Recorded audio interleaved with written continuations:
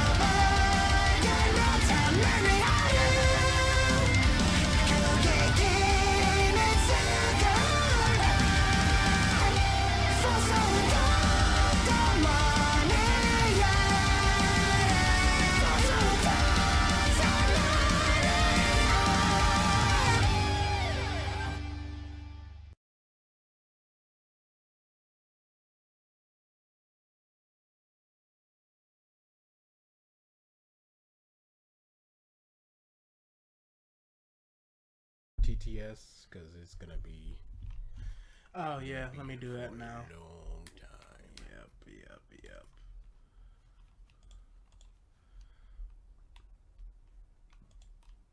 Triton A. Morris says, welcome to an ALX special for Star Wars Day. We take no responsibility for any anger, lost brain cells, or disappointment in humanity throughout the video. Thank you and stop coming to these.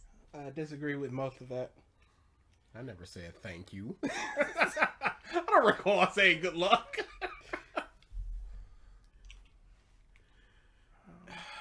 Yo. Configuration updated successfully. Hey, yo.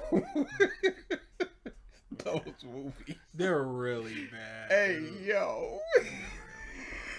They're so bad, yo. Lend me your energy! We're starting this bush already? What happened? What am I missing? Oh, I need to go to actually this. Thank you, Hope, for re-upping to the bombs. Yeah. Hey, yo. I was shocked because at first I was like, hey, this Last Jedi movie is not as bad as I remember. And it was only until like 40 minutes in, and then I went, oh no, this is a terrible movie. We did 2 videos, one on The Last Jedi, one on Rise of the Skywalkers. Mm-hmm. But the running joke with those was, and that's why this one was better. And I don't know which side of the fence I'm on, and I don't care. Rise of the Skywalker is horrible. It is. Number one with a bullet. I do not care where I was last time. 'Cause holy crap.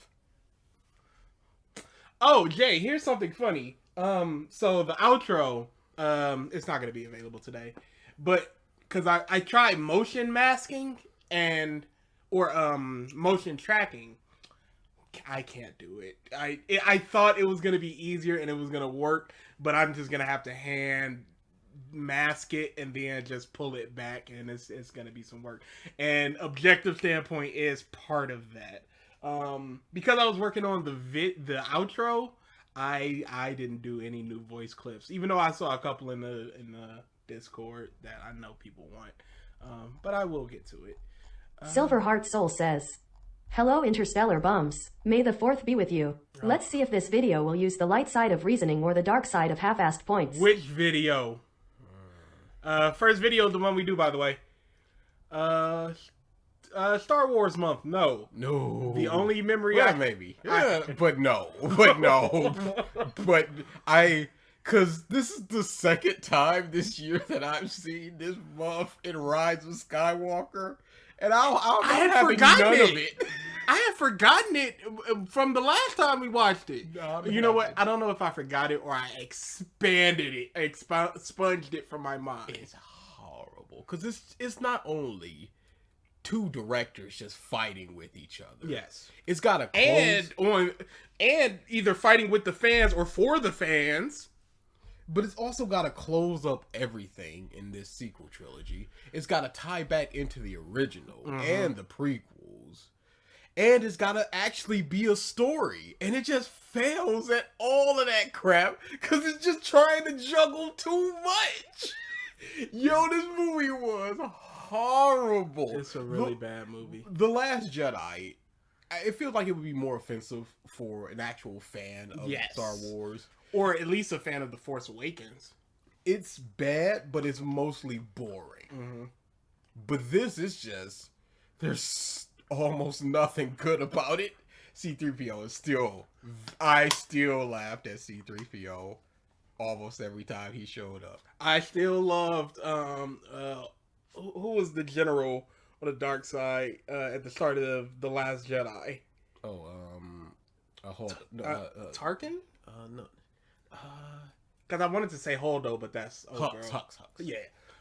Inga love him. Love him. When he goes, Snoke's on the line, he's like, great, yeah, I'll take it in my chamber. It's like, okay, that is a small character moment of he does not want to be embarrassed in front of his troop. Because he knows it's coming. He knows he f***ed up. So he's just like, everything is cool, y'all. I'll take it on. That is a good small character moment there.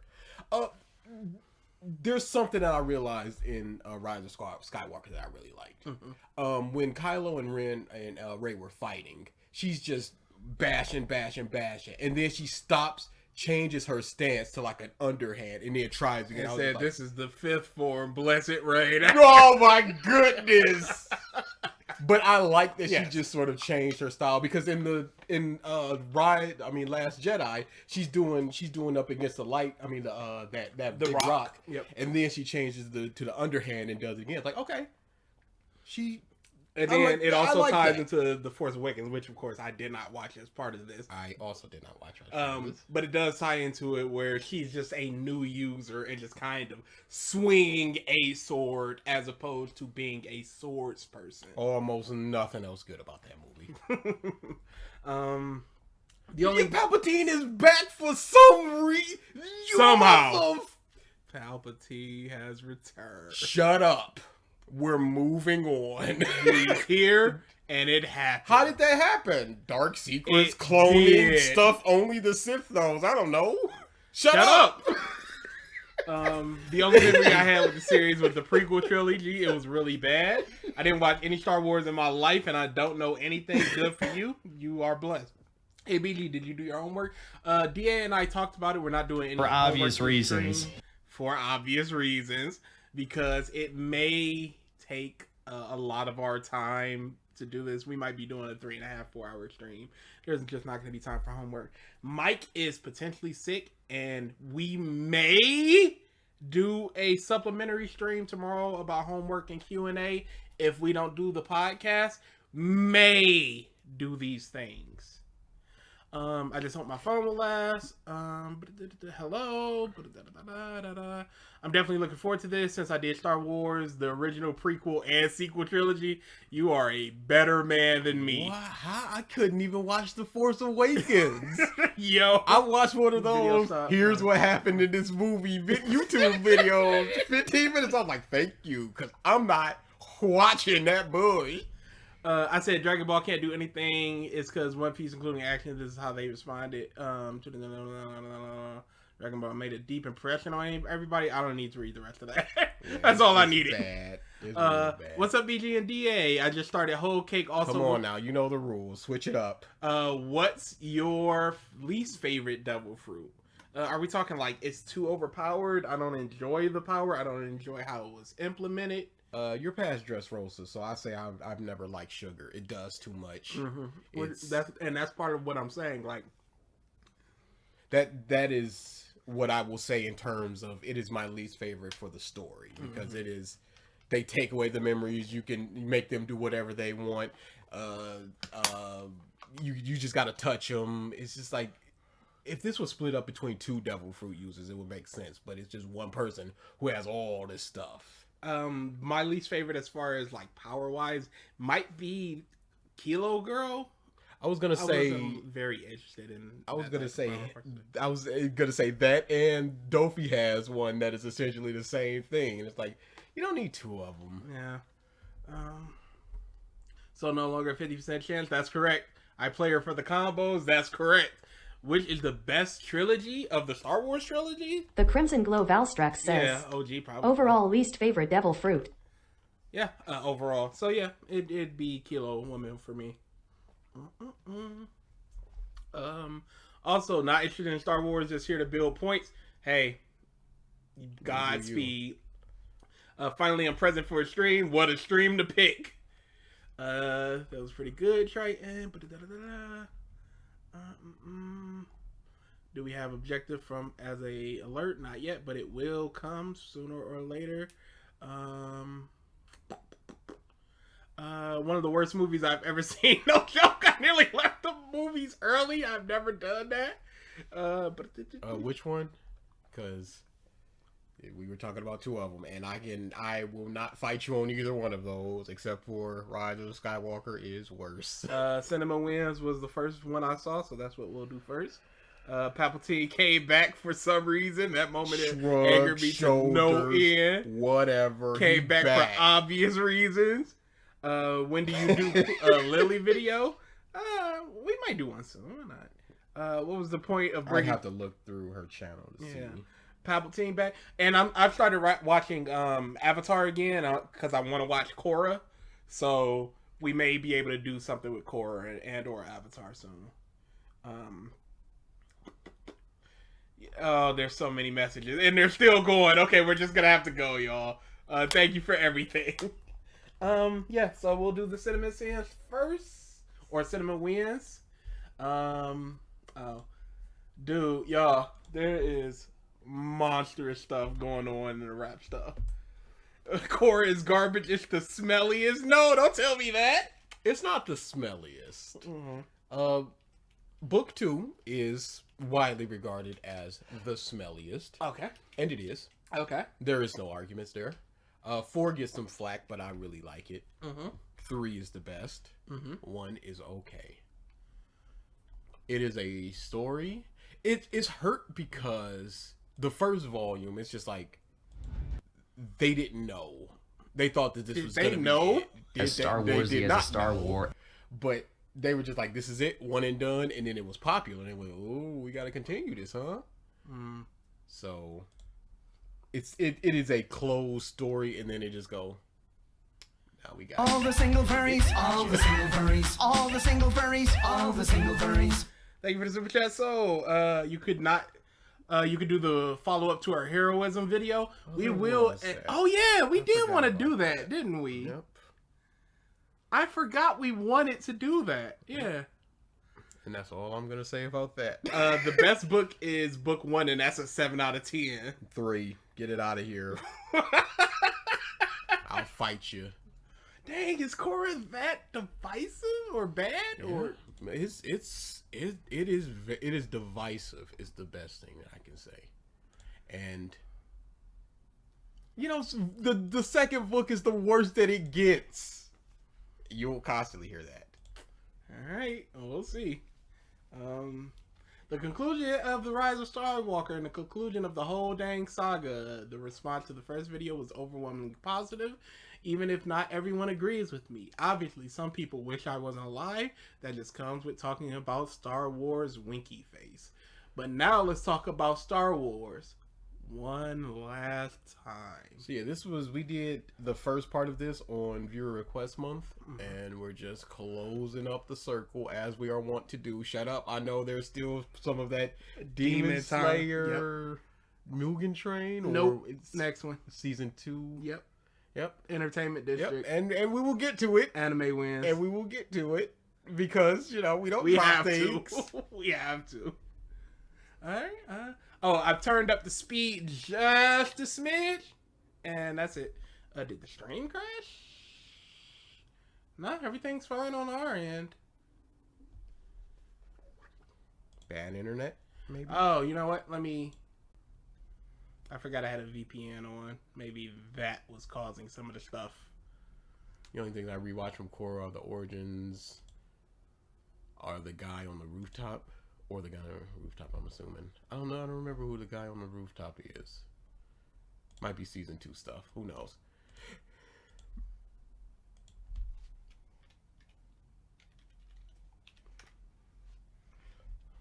All right. Explain yourself, you baby! He's gonna. You baby. Hi, I wrote a whole 500-word intro type thing like I did for part 1 and completely scrapped it because I realized I was just saying the same things again to people who were never going to hear me. So instead, I'm just going to say this again. Every movie is at least one person's favorite, and I want to try to figure out the reasons why. And I'll add something I've said before to answer the question, did I have fun? I would prefer you explain yourself than just shrug it off as everything is somebody's favorite, because that takes away criticism from basically anything. Yes.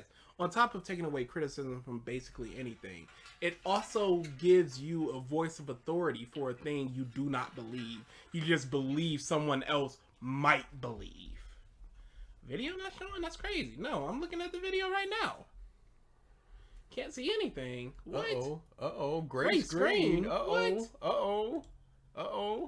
Rip stream. Disaster stream. Can't see Disney come got us. Did they refresh the... Did they refresh the stream like I asked them to?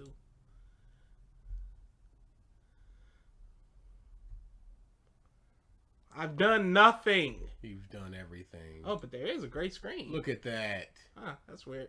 You was blaming the people like these stupid mothers. How dare they? I truly I know what I'm doing. Alright, so here's what's about to happen. It's about to go down for a second, and then just refresh the stream when it's over.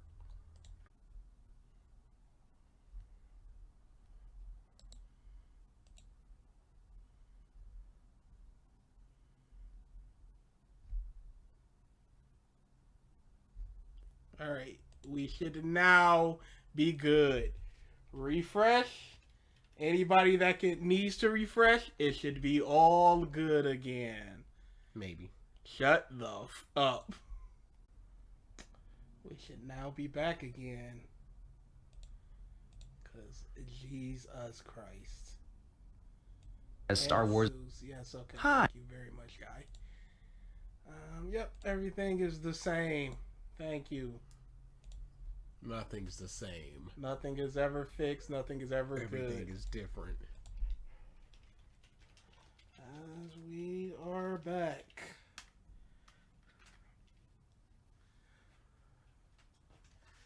Oh my god. Oh my god. Truly don't want us to do this. The universe does not want us to do this. Suck my dick. That's my request to you.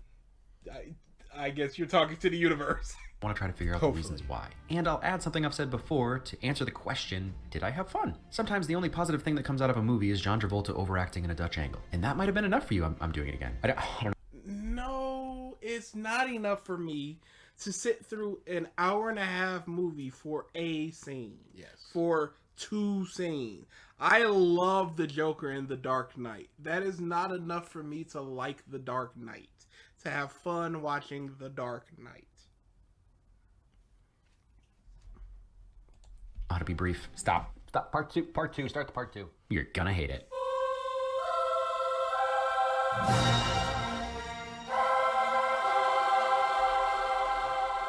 I've been a Star Wars fan for most of my life, and it's very clear to me now that we put these movies on a much higher pedestal than we should. Myself included, I have more runtime invested in this franchise. I don't want to belabor this, but the Force is a deus ex machina. It always has been. It's the definition of plot convenience. It's part of the fun. So, part of the fun.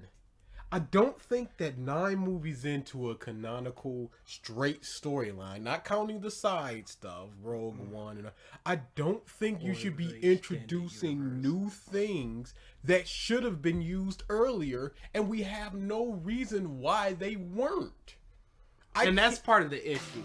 It'd be one thing if it was a power that was so innocuous, so situational. Yes, situational. That's a good way to put it. Where there's never been a reason for a Jedi to need to use this power. It's always been there. There just hasn't been a reason to. I was gonna say something like warming yourself up in ice, but Luke needed to do.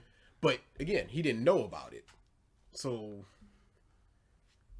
It's Muff just getting stabbed, and now here it's just, well, we can just 3 times it's just like heal. It's like, and never. At the end of Empire, Luke was cooked, so Kasdan and Lucas Force Ex machinated him right on out of there. They hadn't even decided they were related yet. Luke's sister, Yoda's There Is Another, was originally planned as a standalone character for Jedi, but because Lucas had it with Star Wars, what was a prop, George? And didn't want to make the next trilogy, so they just made Leia his sister. The original plan was actually... I don't think that it's good to just excuse a bad thing as it's always been bad. Yes. That is not a positive. That is not the positive you think it is. We are so far beyond in storytelling and expecting of things. Mm-hmm. This is this has been going on since the 70s. Not counting the books and everything. Like I said, 9 movies. You can't just be like, yeah, there's a dyad. Never been seen in generations. What of it? What's the problem? For obvious reasons. For obvious reasons. But there's stuff like Force ghosts that are always there, that should always be there, but they're just never there. The Force is such a big problem in these movies. And to just hand wave it away of, well, it's always been bad. It's part of the fun. No, it's not. I don't just want things to happen and you just go, well, it's the Force. To have the Emperor not show up until 9, so... yeah, we got there after all. Okay, but that's not what happened. It doesn't matter what the original plan was. We can only judge things by what they are right now. You can't just go, oh, the Force was only originally supposed to be these 3 powers, but then they went, no, let's make it 9 powers. So now what's the problem with having 50 powers? No! He Hungers for Host says, Kreia was right. Who's Kreia? Is that somebody from, or did you misspell Leia? I don't, because it might be some comic Star Wars thing of just like, well, this was the super Force person that did. Like, oh, okay, if you say so. Whatever helps. But going back to the Force thing, in The Last Jedi, Leia was knocked out and Luke forced over to her. And then all around her started to bleep and bloop, like her I'm assuming like life force sensing. It's just started to go up and red, and I'm just like, what is going on here? Why is the Force doing this?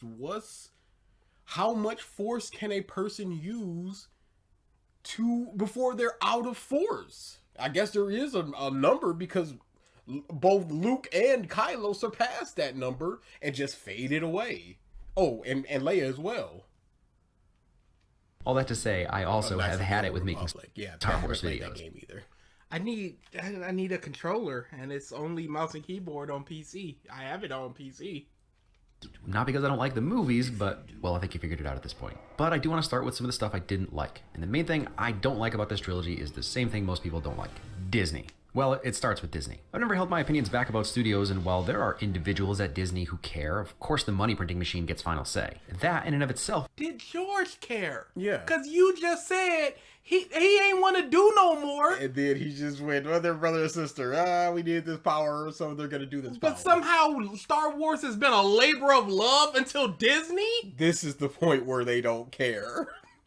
Is enough to turn people off Star Wars, and I don't blame you for that one bit. It's still my opinion that J.J. Abrams cares about Star Wars, and I can't pretend to know what happens when you answer to the mouse. I have a squeaky wheel. What mandates has Disney put onto Star Wars? Who knows? You would need to explain that before you can just go, it is Disney that I don't like about. I don't know what you don't like about Star Wars because of Disney. And that's another part of the problem, because you can always just blame the nebulous corporate entity of Disney for the bad things that are happening on your screen. The good things are clearly about the people that were passionate about it, and they were able to get through those good things, but it's overshadowed by these bad things that were mandated and dictated by the mouse. He cares, but his writing is so terrible. He cares, but his writing is terrible, so who cares? Yeah, that's a very good way to put it. He cared, but that's part of the fun that it was bad. So, but this is there. I don't know what he don't like. It's easy to blame JJ for the amount of fan service, but not sure if you've noticed, that's currently Disney's primary market strategy across the board. We often conflate writing fan service with lazy writing. I'm not saying they're mutually exclusive. Are you saying that there wasn't fan service in the prequel trilogies? Which there was. Yeah, didn't they go to Chewbacca's homeworld? Something like that. In one of the It's been a long time. I think they did in the end of one of those movies. And if I'm wrong, do not correct me. I will time you out. Just that fan service doesn't immediately make something lazy. 3PO's bigger role and little journey in this movie wasn't just fan service, it progressed the story, and honestly having him bumble around as a comic relief was nice. Babu Frick, oh, he's one of my oldest friends. There's also JJ's course correction of Ryan's film. Some things are more... And you see, what was Disney just the fan service stuff? And did they do what they could with the fan service stuff, or is this what they always wanted to do? Did you like any of the fan service stuff? Do you think, like you said, there is stuff that is fan service and the also services the plot? You were right about the Chewbacca thing. Okay, thank goodness. That would have weighed on me heavy. Yeah, I would have been tossing and turning. But how much is there of the fan service stuff that you like versus the stuff that you don't like, and what don't you like about it? Did he like Rogue One, which is fan service the movie? I simply don't know, and I don't think saying fan service is enough. But it's a widely accepted critique of it, so you can just say it, and people will nod their head and just go, "Yes, I agree. Disney is bad." More easily explained than others. This was cheeky, but it's still the continuation. Boba Fett was the basis for the Empire. of Luke's arc in Last Jedi. Also, JJ fixed Kylo's helmet that Ryan smashed, Luke's lightsaber, holdo maneuvers, and obviously Rey's parentage. Ryan was smart to not close the door. Having a manipulative bad guy deliver the news isn't what I'd call empirical evidence. Whether JJ or Kathleen or whoever had the idea for Palpatine to be Rey's grandpa from the beginning is at minimum debatable. I very seriously doubt it. But also, it's not such a complex idea that it's hard to believe that it didn't get floated in a planning meeting for Force Awakens. There's a reason everything is left so vague. If you haven't planned out the trilogy, the internet nerds like me can't predict it. Except, they did anyway. The Emperor is Snoke, actually, was one of the first theories to come out in 2015. Yes, because who else could he possibly be? And it's so uncreative, so what else could it possibly be? It has to be somebody that we've always known, because they have the comics and stuff, and he was never mentioned there. You can't just be like, well, he was just some dude that was always around. We never mentioned him. Palpatine never mentioned him. None of the comics never mentioned him. He was never hinted at, but he was always here, and he's stronger than everybody who ever existed. You can't simply say that and have these people clap for it, even though they did. Yeah, that's where I was going.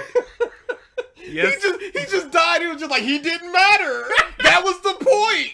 Yay! Yeah, he's dead. Kills the past. The thieves. So yes, we are back, but this is the greatest stop coming to these possible, because Mubs tried to come to it, couldn't, and didn't come back. Yeah, Rey said it herself. Kylo was just like, you know what's the truth is, say it. And she said it. And he was like, yup. And then the next movie was like, well, I wasn't necessarily lying. They were nobody, but they chose to be. I'm talking to you now. We really wish you had planned out this trilogy from the beginning. Before a single actor was cast, And George Lucas did it! George Lucas didn't. And what does that have to do with Disney? Maybe if he had done that, the Disney mandates that you have not proven, maybe they wouldn't have been so bad, because he goes, here is my layout for this story. No, he did his story, introduced all this stuff, and went, you figure it out. And when they couldn't, he got brought back. Or when they, on what he did, it was just like, I'm just going to make my own. Nope. Yeah, Palpatine Priscilla related to says, Rey. Korra season 1 is good, the ending is fine. Season 2 was the worst season. Season 3 is my favorite and the best season, the villains are great. Season 4 is great, good villain, ends really well. Okay. That is Priscilla and me and locked in. That's it. Okay.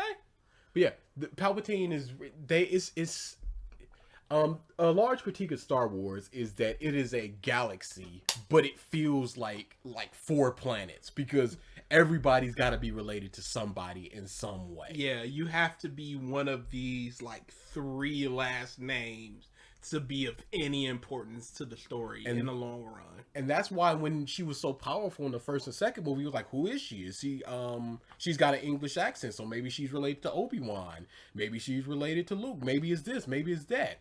Because people know that you can't just be nobody in a story like this, because you've come to expect them to always be somebody. But who were the Skywalkers before they were the Skywalkers? That's who were the the beginning. Palpatines before?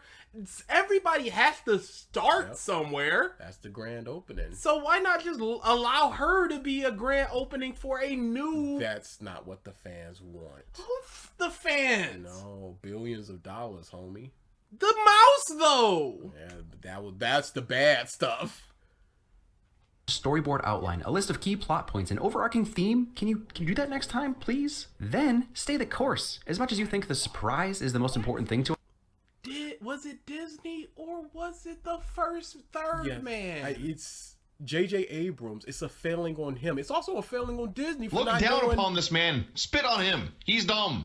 It's also a failing on him for Disney for not going, look at here, we bought this for billions of dollars. This is the beginning of a new trilogy. You're making all these new characters. We got to figure out how they fit into this world, where they're going. If we can make some TV shows, what are we doing here? It's a failing on everybody. This should not have been allowed to happen. It should have been get in a room for a day, 2 days, 3 days, 4 days, whatever you gotta do.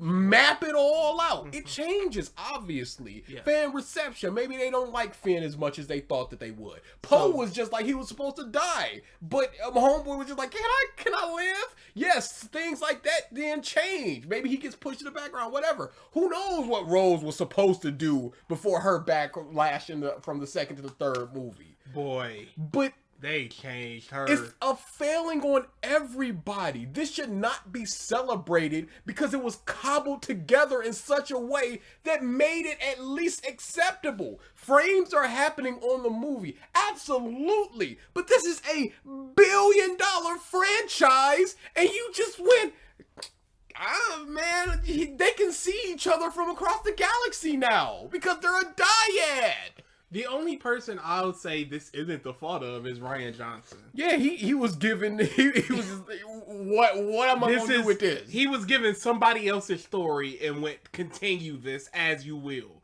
Not continue it in a way that we want. Just continue it as you will. And then Muzz was like, no. Would Rey have been better as just a nobody? It wouldn't have had the big dumb reveal. Mm-hmm.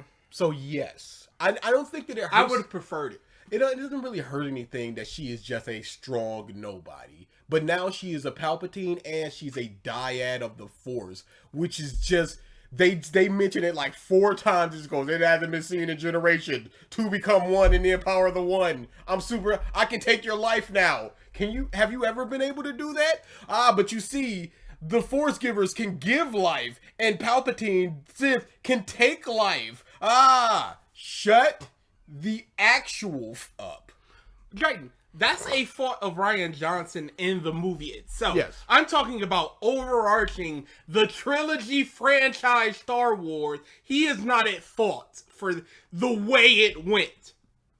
Yes, because if it was written down that Rey is a nobody or Rey is a Palpatine, it wouldn't have been like it wouldn't have been Maz Kanata in the first movie just going, hey, it don't matter. You are who you are. Give up on it. And then the second movie comes in, it just goes, I still want to figure out who I am, but you are who you are. Doesn't really matter. But maybe you are somebody. In the third movie, like, no, you're the most important person. It wouldn't have been that back and forth thing. It would have just been leading somebody somewhere, and we would have seen those hints and drops and stuff like that. It isn't. Empire's twist is great, one of a kind. Do you know how many people have been surprised by that twist in the last 40 years? Not one person who saw Tommy Boy. Luke, I am your father. We still watch it, and the internet machine is going to guess your plots. It usually means your story holds up. I've said it in every video, even assumed like a fool after Force Awakens that you... But if Force Awakens made billions of dollars. Yes. Millions of people saw that. They are Chris the Chilled says, the original trilogy is the best trilogy. Yeah, that's a safe bet. But they're gonna put out millions of different theories. Yep. Somebody's gonna hit it, and then that's gonna take traction. I remember people talking about Snoke was Mace Windu, and that caught fire for a second. And then if it was proven right, the internet thought about this in 2015. So and if it's wrong, it's just another theory that was thrown out. I don't think that the story is good because people theorize and were right about it. When you have essentially less than 100 options that who she could be. And people saying 100 options. And people saying those. Nobody's listening to you, you cuck! Ryan didn't have to take The Last Jedi take place after The Force Awakens or have The Force Awakens of The Last Jedi happen in the span of a day. Mistakes were made again. I'm not saying that Rian Johnson is not at fault for the story he penned. Yes. I'm saying he's not at fault for the direction Star Wars was as a whole. He should have never been put in that situation where he had to make his own story based upon no follow-up from J.J. Abrams. Yes. J.J. Abrams had no plan. He had to come up with his plan. He had to follow through with the plan. But he was only put in that situation because Disney and J.J. Abrams screwed up. Disney and J.J. Abrams are at fault, number 1, and then Rian Johnson is at fault, number 2, for what he did. But he should not have been put in that situation. Those two are at fault for the trilogy. He's at fault for The Last Jedi. Yes. Because it would be and now is a travesty that you didn't. I also know that writing a script for one movie is hard enough as it is. A New Hope is a perfect example of why planning anything out can be nearly impossible. The original screenplay George Lucas wrote for Then why'd you ask Disney to plan out? Yeah. How do you know that it's difficult to write a script and plan things out?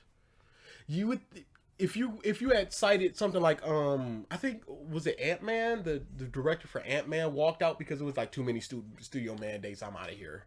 Maybe Doctor Strange. Might have been. It was something like that. It might have been. For obvious reasons. For obvious, yeah. But you know, Marvel they got their fingers in the pie. But you think he would cite something like that instead of just it's hard to be a writer, because if you got the passion, every single movie that's made is written.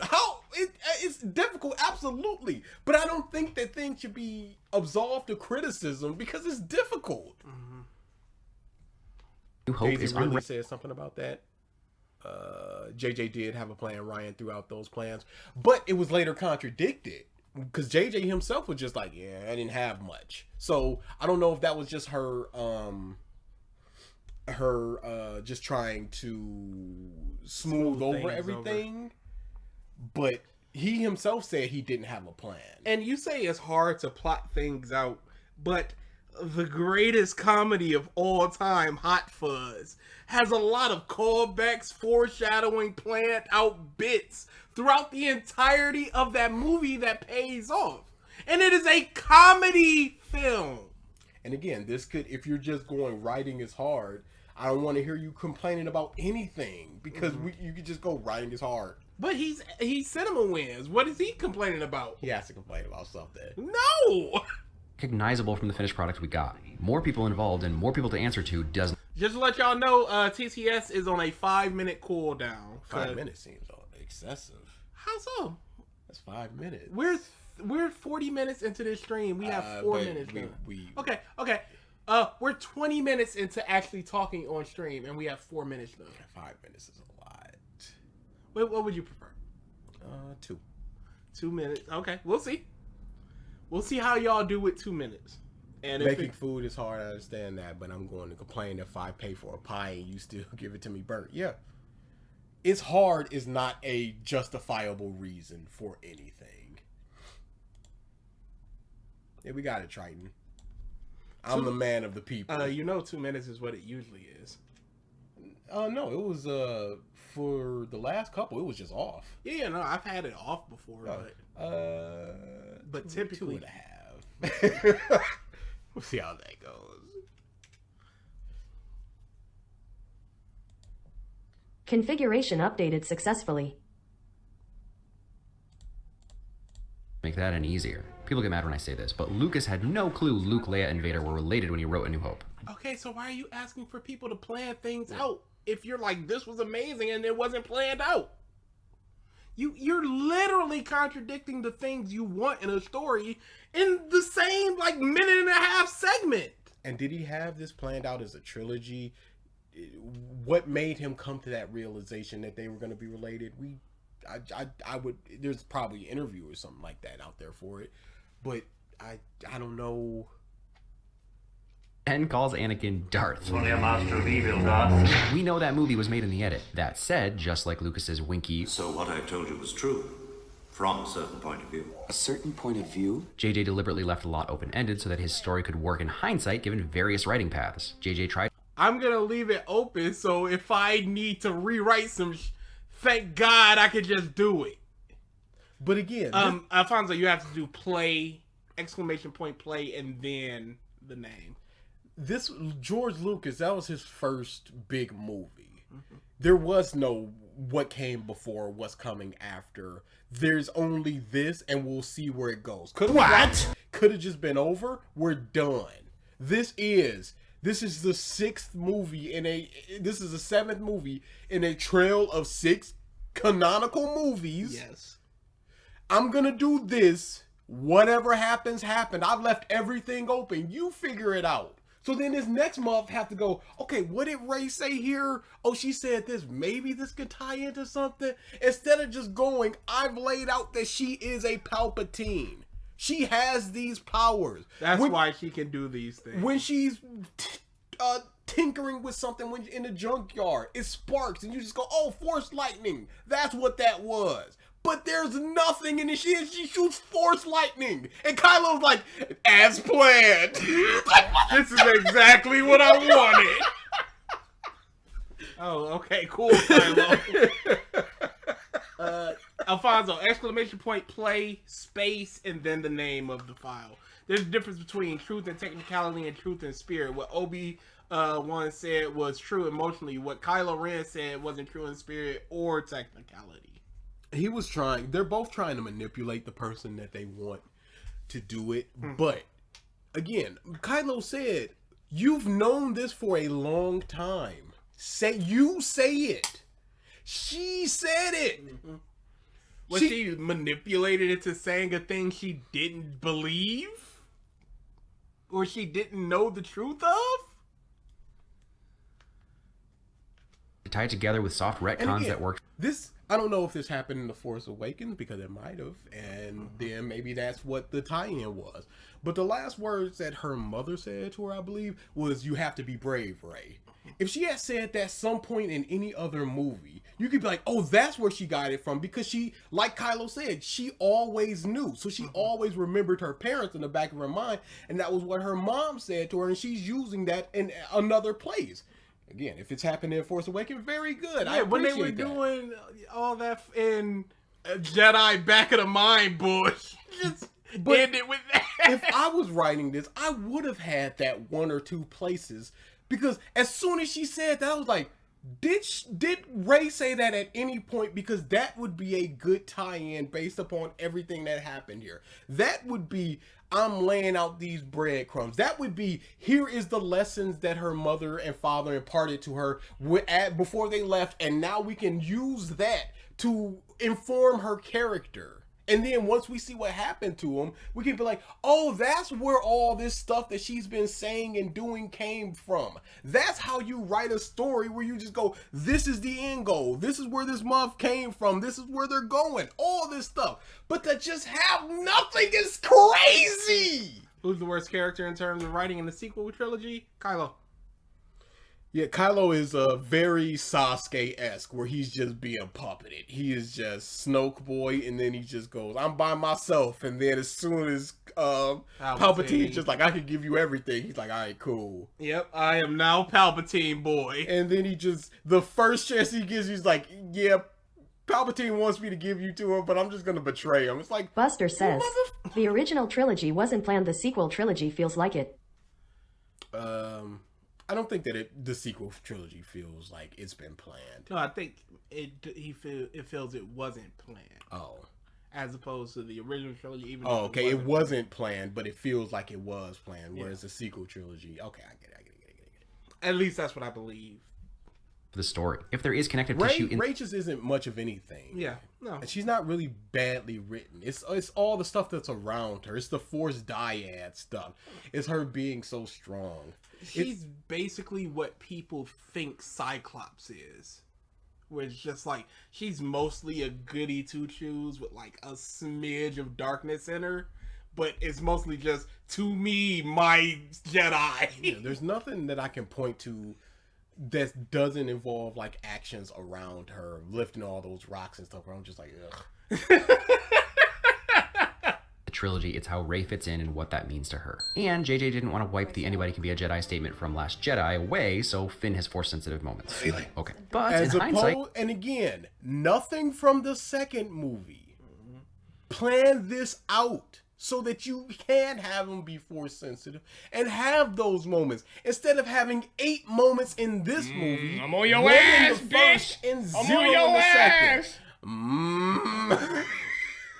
Rey's quick uptake of force ability makes sense for Palpatine's descendant. Part of being a Jedi is that it takes practice and patience and peace. When someone gets to skip the hard work and knowledge acquisition and gets all the benefits of power, that's how you get a Sheev. Throughout her story, Rey is drawn to the dark side because it's easier and because she's so powerful. The same could be said for Anakin. Is it because it's easier and because she's drawn to power? I truly don't know. When she was meditating, at least the easier part, I truly don't know. When she was meditating, it was calling to her, but it wasn't just like, I can do anything down there. She wanted answers, and that had the answers. That's all that was about. It wasn't about power. from what I see. Yeah, maybe the Force Yeah, Awakens. Even she was fighting an evil version of herself, and the evil version was just like, give in, and she was fighting that. More than just the power going to his head, it's that he was being Still told need to train. Yeah. Who's your favorite X-Man? Gambit, and then Cyclops, Beast. and then Armor. he was as powerful as Yoda, but he wasn't whatever enough to be a Jedi Master. Submit, you most powerful Force user we've ever come across! Rey was probably lucky that her Force power only showed up as an answer to the guy with evil tattooed on his face. Rey's first usage of Force ability was after she instinctively resisted Kylo for the first time. Okay, He where's the unlocked her evidence? Present evidence of what you're saying. power by trying to probe her mind. Which, think about it like this. If no one had ever pushed you down before, the first time someone pushes you, you're gonna fall over. Then they push again, but this time you know what happens and you know how to stop yourself from falling. Eventually you learn that if you push back, you can even knock them over. For the dyad, two super force powerful No, people, and then you cannot just like for the dyad. Yep. You've accepted this bullshit, Yep. and We've you're all using it, accepted it. Move on. and you're using it as the evidence for this. He unlocked it, and therefore now the dyad's like, nah, he unlocked it. When has this ever happened before? That's part of the fun What of does it matter if it happened before? It's happening now, and we all accept it. Didn't you accept the things happening in the original trilogy? Then accept this, move on. And then she immediately forced mind trick somebody, something that Luke didn't do until the third movie, from my memory. Don't try to correct me, otherwise you're gonna get timed out. But she immediately does that, and you just go, yes, you are fucking lying! That too. But you immediately accept the Force dyad stuff because it answers your questions. It can't just be, yo, this is bad, because she just pops out and she's in Luke level from nothing and nobody. Nah, she's a Palpatine, so she has that inlaid ability. Nah, she's also a dyad, so she also has that inlaid ability. It was unlocked, and there we go. Force I'm abilities sick present. of these Star Wars will drink anything. Yes. I'm Slurp it up. crazy. Just, hey, dyads, yeah, for the dyads. What was the problem with the prequel trilogy back then where they didn't accept it? Because now people are coming around to it. Mm-hmm. What is it about these movies? They were nowhere near as whimsical. Political stuff. Yeah, it was a lot of just like dour political going-ons. And there was no like singular character or two where people were just like, I really like this character. Who would it be in the prequel trilogy, at least in the first movie? I'm lying. DA, you're right. DA, you're lying. Pretty much like that for them. This concept in and of itself probably upsets a lot of people because Yoda, Luke, and Anakin were all supposed to be the peak of Force ability, so I understand why it may not help anything. I'm just telling you how I read it. Another example is the Han Leia Kylo scene. I'm not at all saying that JJ wrote this scene with this scene in mind. Not even close. For all we know, Harrison Ford improvised Pregany this Morris touch. says, it looked bad CGI. People want pretty. If it's not pretty, then it bad. That could also CGI play into was it. part of it. Yeah, that could also play into And there was no character that was hated like Jar Jar was in that original. Plus, there was no real twist to it with the "I'm your father." What's gonna happen prequels, next? we know where it's leading, as opposed to a sequel. It could go anywhere. That doesn't mean it's unreasonable to read it as a loving touch. And now with this new scene, we have a new framing for it from Ben's perspective. Han touching his face now makes that one deliberate. It's a deliberate signal that the moment and gesture was important. I even realized after watching my video back a few days later that even I underplayed the importance. With our new framing, Han is instrumental in turning Kylo... He's not there. This is him forgiving himself. Illegitimately. This is him reinterpreting. Han is not some Jedi with the Force where he can just be in you and teach you from beyond the grave. For all we know, Han could have been trying to gouge his mom's eyes out, and then he just went, oh, it was a loving touch of forgiveness. He could have just lost his strength, like, you motherfucker. Oh my God, well, have touched him and said, it's not about me forgiving you. It's about you forgiving yourself, son. And you might as well have just spoke that. He could have been doing. He could have been going to grab his face to try. I'm taking taking you with me. But he just didn't have the strength. Hold on, let's see it. Let's see it. That one deliberate. It's a deliberate signal that the moment. I can't get to the mines. I tried my best. My depth perception is just a face. Your nose is blocking your way to the eyes. Don't look at me. I will never forgive you for this. You did this to me.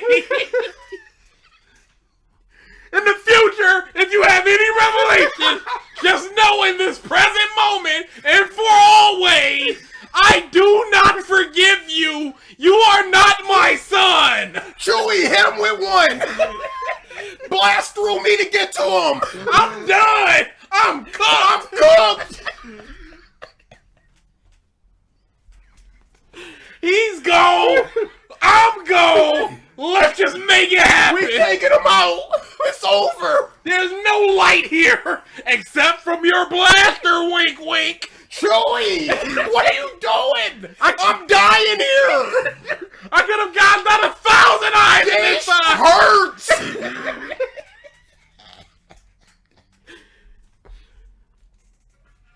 Buster says, I killed that guy, but I think he would have forgiven me. Maybe. I didn't really know the guy, but he would have forgiven me for murdering me, I think. Muff in court just like crying family like, nah, he came to me in a dream and he forgave me. Like, no, he didn't. Shut up! Important. I even realized after watching my video back a few days later that even I underplayed the importance. With our new framing, What do you mean, even I? Like you're some grand authority on Star it. Wars! Even me, of all people, did this. is instrumental in turning Kylo to the light. That act of love, that moment where Kylo thinks he's won, he's sealed his dark fate, was actually the complete opposite once he remembered it from Ben's perspective. Han said, no, there's nothing you can do that will make me stop loving you. After Rey showed him love, he couldn't. That was not the face of love. How could you do this? It truly was. Han said, no. No way you did this to me. Look at this. Where's the love here? If my dad looked at me like this and went, I love you, I would be like, hold up, what I do? What a bum. No decency, no respect, no common sense, no fucking maturity. But you say that he thought this was his moment of triumph, finally accepting the dark side. In the very next movie, one of the first lines that Snoke says to him is, "You are broken." Yeah, your soul has been ripped asunder for this. You didn't want it. You're not cool with what you did. So this was not his crowning moment. After Rey showed him love he couldn't deny and did not understand, the entire encounter was reframed in his mind. This isn't anything new. And then he forgave himself. Or did she just go, yo, you gotta stop the bush? I would have taken Ben's hand, and now I'm running away forever. Writers and novelists alike will very often hit points in the future of their stories that change the context of the past, even to the point where they'll go back and rewrite stuff. Sometimes the story writes itself. The death of the author is also nothing new and is debated constantly. It's another reason that objectivity can be difficult when discussing art. How much there is no objectivity when you are assessing art. His face tells you, what the fuck are you doing, Kylo? Unless you're using an objective tool, which is just like, hey, this tool tells you the color of the paint used, and you touch that paint, and it tells you the color, that, okay, one of the colors used was this. That is objective assessment of what's going on. does intent matter? For me, none of it's mutually exclusive. This makes me feel stuff with zero context. This objectively makes sense because it's been established Ivana they can Neri pass matter. says, Obsidian with KOTOR, and the EU made Star Wars interesting, and the fanbase only screams, no, make it shit again. Star Wars should never be good and interesting. I hear fantastic things about KOTOR. Fans want what they want. Yes. I've heard that Andor was very, very good, but it didn't have Star Wars stuff in it. So it was not watched. Are you serious? Whereas I hear Obi-Wan- nothing but good about Andor. But it didn't have lightsabers and Star Wars in it. But it's expanding the universe, which is what you should want in a universe. To each other through space. If you want to make an objective judgment on the efficacy of passing matter through space in Star Wars as it pertains to the Force, good luck. In Empire, Vader senses Luke from miles away, but when he's on the Death Star in A New Hope, he's got no clue. Objective writing failure? Well... Yes. Yeah. It is. Well, you can say your thing starts with well, which is not really assured. You're going, well, maybe. So you don't know. So you can cover it up with basically anything. Rey doesn't sense Chewie when she blows the thing up. She doesn't sense that he's on there. She doesn't sense that she's somewhere else. There's plenty of times where I'm just like, why sense. Okay. Even if you don't say this is an objective writing failure, it's a bad moment, and you're trying to excuse it with things that we do not know what happened. The movie does not tell us happened. Maybe he was distracted by this thing. The movie does not tell us this. So it is a bad moment, period. It's boring. I wrote down those things that you said, Priscilla. I will check them out. Maybe he was distracted by Obi-Wan's presence, but he tortured his daughter and had no clue she was his daughter. Writers can retcon reasons in so that it all makes sense, but establishing this force power later... Yeah, that's what retcons are. ...messes up the past. Does that mean A New Hope is now bad? No, it doesn't mean that it's bad, but that means that that moment is bad. And if you have enough of those moments, you can just go, yeah, the quality goes down. Legitimately. If you add new stuff that should have been in there before, based upon future stuff, you go, okay, now this doesn't make a whole lot of sense. It hurts the past stuff. Jedi bad, because it broke A New Hope. I've already answered that. The lack of planning is and was a problem. I'm just not convinced it's as easy to fix as we'd all like it to be. After that, I think no, it's not easy to fix, but it shouldn't be broken in the first place. And it is fixable. Don't put yourself in a position that it needs to be fixed. And we won't need to complain about how hard it is to fix it. That hurts this movie is pacing. Also, I have less animosity to Holdor for not telling people about that. Because it was clear them mothers was not hitting. Poe was not hitting. Or, not Holdor. Who's the commander? Hold on. Yeah. Nah, not hitting. Nah, she should have told somebody. Who? The people that were steering the ship. Somebody. Anybody. Why? Because they're just like... It is your mission as a person to accept the leadership of your commanding officers, but that doesn't mean that you can't question it. No, I understand the questioning. Who questioned it besides Poe?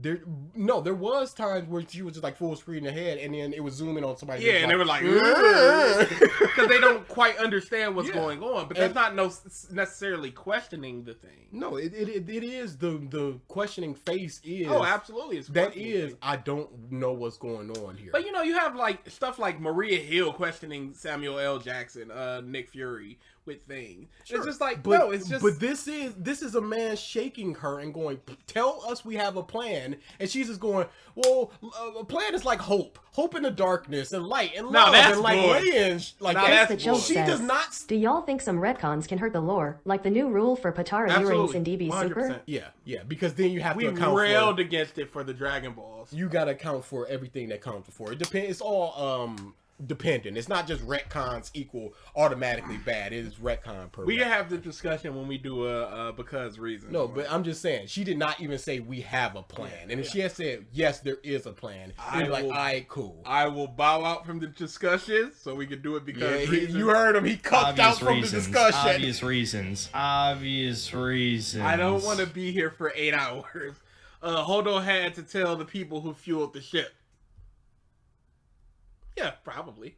Thank you for the super chat, Dutch. Yeah, Velma season 2. Haven't seen it. I haven't even seen it. Most of season 1. It's on there. I know that some people would argue that it's writing, and the writing has some problems for sure, but it's the breakneck pacing that makes the actual plotting seem even worse. That can ruin a theater experience. Like I just said, I love the entire scene starting with Rey and Kylo's fight through to Ben throwing Kylo's saber into the ocean. But it all happens in 8 minutes, and that's with other quick scenes being intercut. It took me 3 minutes to explore what was happening in the scene. Obviously, I didn't have all my thoughts fleshed out about that scene before. What is an appropriate length of time? What could have been added to that scene that made it more fleshed out? What do you think that scene was missing? How would making it longer have improved it? next scene started. Like I just said earlier, it was still coming into focus more for me after I published part 1. So rushing through so much plot, so much, and then this happens makes it hard to process. It's easy for me to brush it off. It's not hard to process. It's pretty easy to process. They go here because they need the Wayfinder. They get the Wayfinder, then they have to go to someplace else. It's a pretty straightforward narrative once you parse out exactly where they need to go. And how are you not capable of getting your thoughts together when you're no longer in the theater experience? You have the DVD here, or the digital copy or whatever, however you did it. This is not the first time you're watching this movie. No, you have as many times as needed to watch it to understand and dissect these things. Wait, why did they need to go to this broken Death Star thing? Go back 5 minutes and then they'll say it. And are you not taking notes?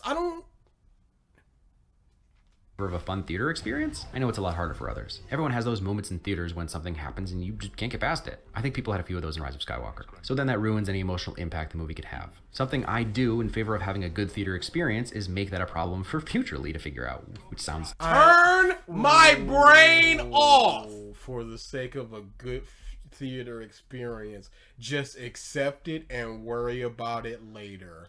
Leia's flying in from space. Whatever this means. That's cool. This show is happening.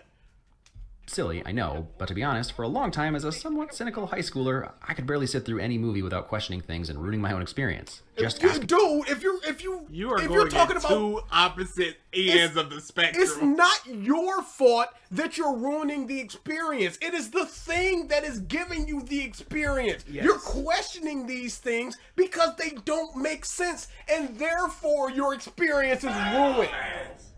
If the thing wasn't bad, you wouldn't need to question it and ruin the experience. If you didn't have these questions, you could have a good time. I'm not gonna think about these questions and have a good time. I see the re-ups now work. Thank you for re-upping Isaiah. Thank you for re-upping Carlo. Oh my God, why are y'all over a year? Is that how long we've had these? It's been a chunky one. What are we doing? Simple question. Saber Spark this season 2 is actually the second half of season 1. Really a Velma. So they just split it up like that. I could see something like that because they did something similar to Harley Quinn, if I remember correctly. Because the first 2 seasons came out very quick in succession. So it felt like one long season. And then season 3 took a long time to come out. So maybe something like that did happen. Yeah, pure turn off your brain. It's crazy that this person with a YouTube channel talking about abdicating for the good is going, don't think about it. And you'll get the good. And don't ruin your experience by thinking about things. Crazy! That's nuts. What the what?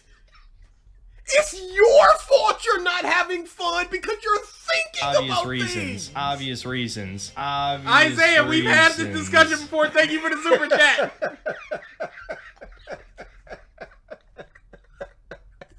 We never left. Maybe he turned off his brain making this video. That usually had answers, but because I missed something or didn't know, I let it get under my skin. Yo, Agent Smith, push him in. So if you miss something, that's your fault. Yes, that is your fault if you miss something. Not turn your brain off, accept everything Morris that's says, happening. Unironically though, why not turn your brain off? Just entertaining the idea. What's so bad about it? Because you're allowing yourself to not think about a thing just to enjoy it. Yes. Now, it's different from I'm enjoying this thing and there's some problems. You are removing all barriers of problems there's no to enjoy a thing. It is purely I am watching this, I am experiencing this. You're going into it going, this is to be enjoyed. I will enjoy it and I will not think about these issues. So that I can enjoy it. It's trying to get to your goal with no obstacles. Even though you see all these even though these obstacles are there, you are just moving everything to the side for when you run back the course just to get to the goal. Why have they never used Felix Felice's the luck potion? No concern of mine. Not right now. Oh, you could just refill wine.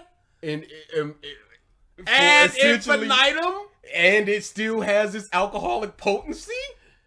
Yeah. That may have been useful some other places, but I'm not going to think about that. Not For right now. obvious reasons. For obvious Time reasons. travel, whatever. Well, time travel. I hope they save Sirius. That's your only thought. Cosmo says Star Wars should be simpler, and his mindset explains these people a lot in the sequel trilogy. Yeah, I wanted to go into his because he reviewed every Star Wars movie. That might be something that we do if we ever do a potential Star Wars or movie month. But that does seem like something that he would say because he is a brainlet. A fictional world is going to have its own rules and logic for the story's sake. It's up to you, the viewer, to pay attention. Absolutely. If you question something that was explained, it's always things get missed. You might be going to the bathroom. You might be paying attention to something else. You might be thinking about a previous scene. But it should be, if you're just going, why did Batman go to save? Batman said he was going to go save Rachel. Why is he there with Harvey? What's going on there? Why did he change his mind? No think. And you just missed the part where it was just like, no, he just switched them. Why would Cobra Kai cut it? Well, I guess I understand why they would cut it out like that. I think Comey did something like that as well. Yeah. Explain yourself, you baby! He is incapable of explaining himself because he's already put on the table. It's fine. Explain yourself, you baby! It's fine to turn off your brain and just enjoy things. The reason Velma got a season 3 is because even though the internet hates Velma, people watch trash. People, you see the TV shows that get popular and all this other people like trash. I mean, that's end of day. People want to go, oh, the hate watchers. But people aren't hate watching Velma season 2 like that. It's Plus, just I the heard people that like season it. 2 was already it was already a greenlit before season 1 even premiered. So maybe it was already just planned. Who knows? Who cares? No, it's getting a season 3 though. That's the part I'm talking about. Point, I made a concerted effort to stop doing that, and now my brain immediately goes, oh, but maybe there's more at stake and the risk of all-out war with the humans wasn't worth it to Elrond. Or maybe we just needed to have a movie. And then I... So, he legitimately could... Oh, no. No, he didn't say that. Oh, no. No, he didn't say that. Oh, no. My whole original argument is gone. Yep. Don't matter. We just needed a movie. Why does this thing not make sense? Well, we just needed a movie.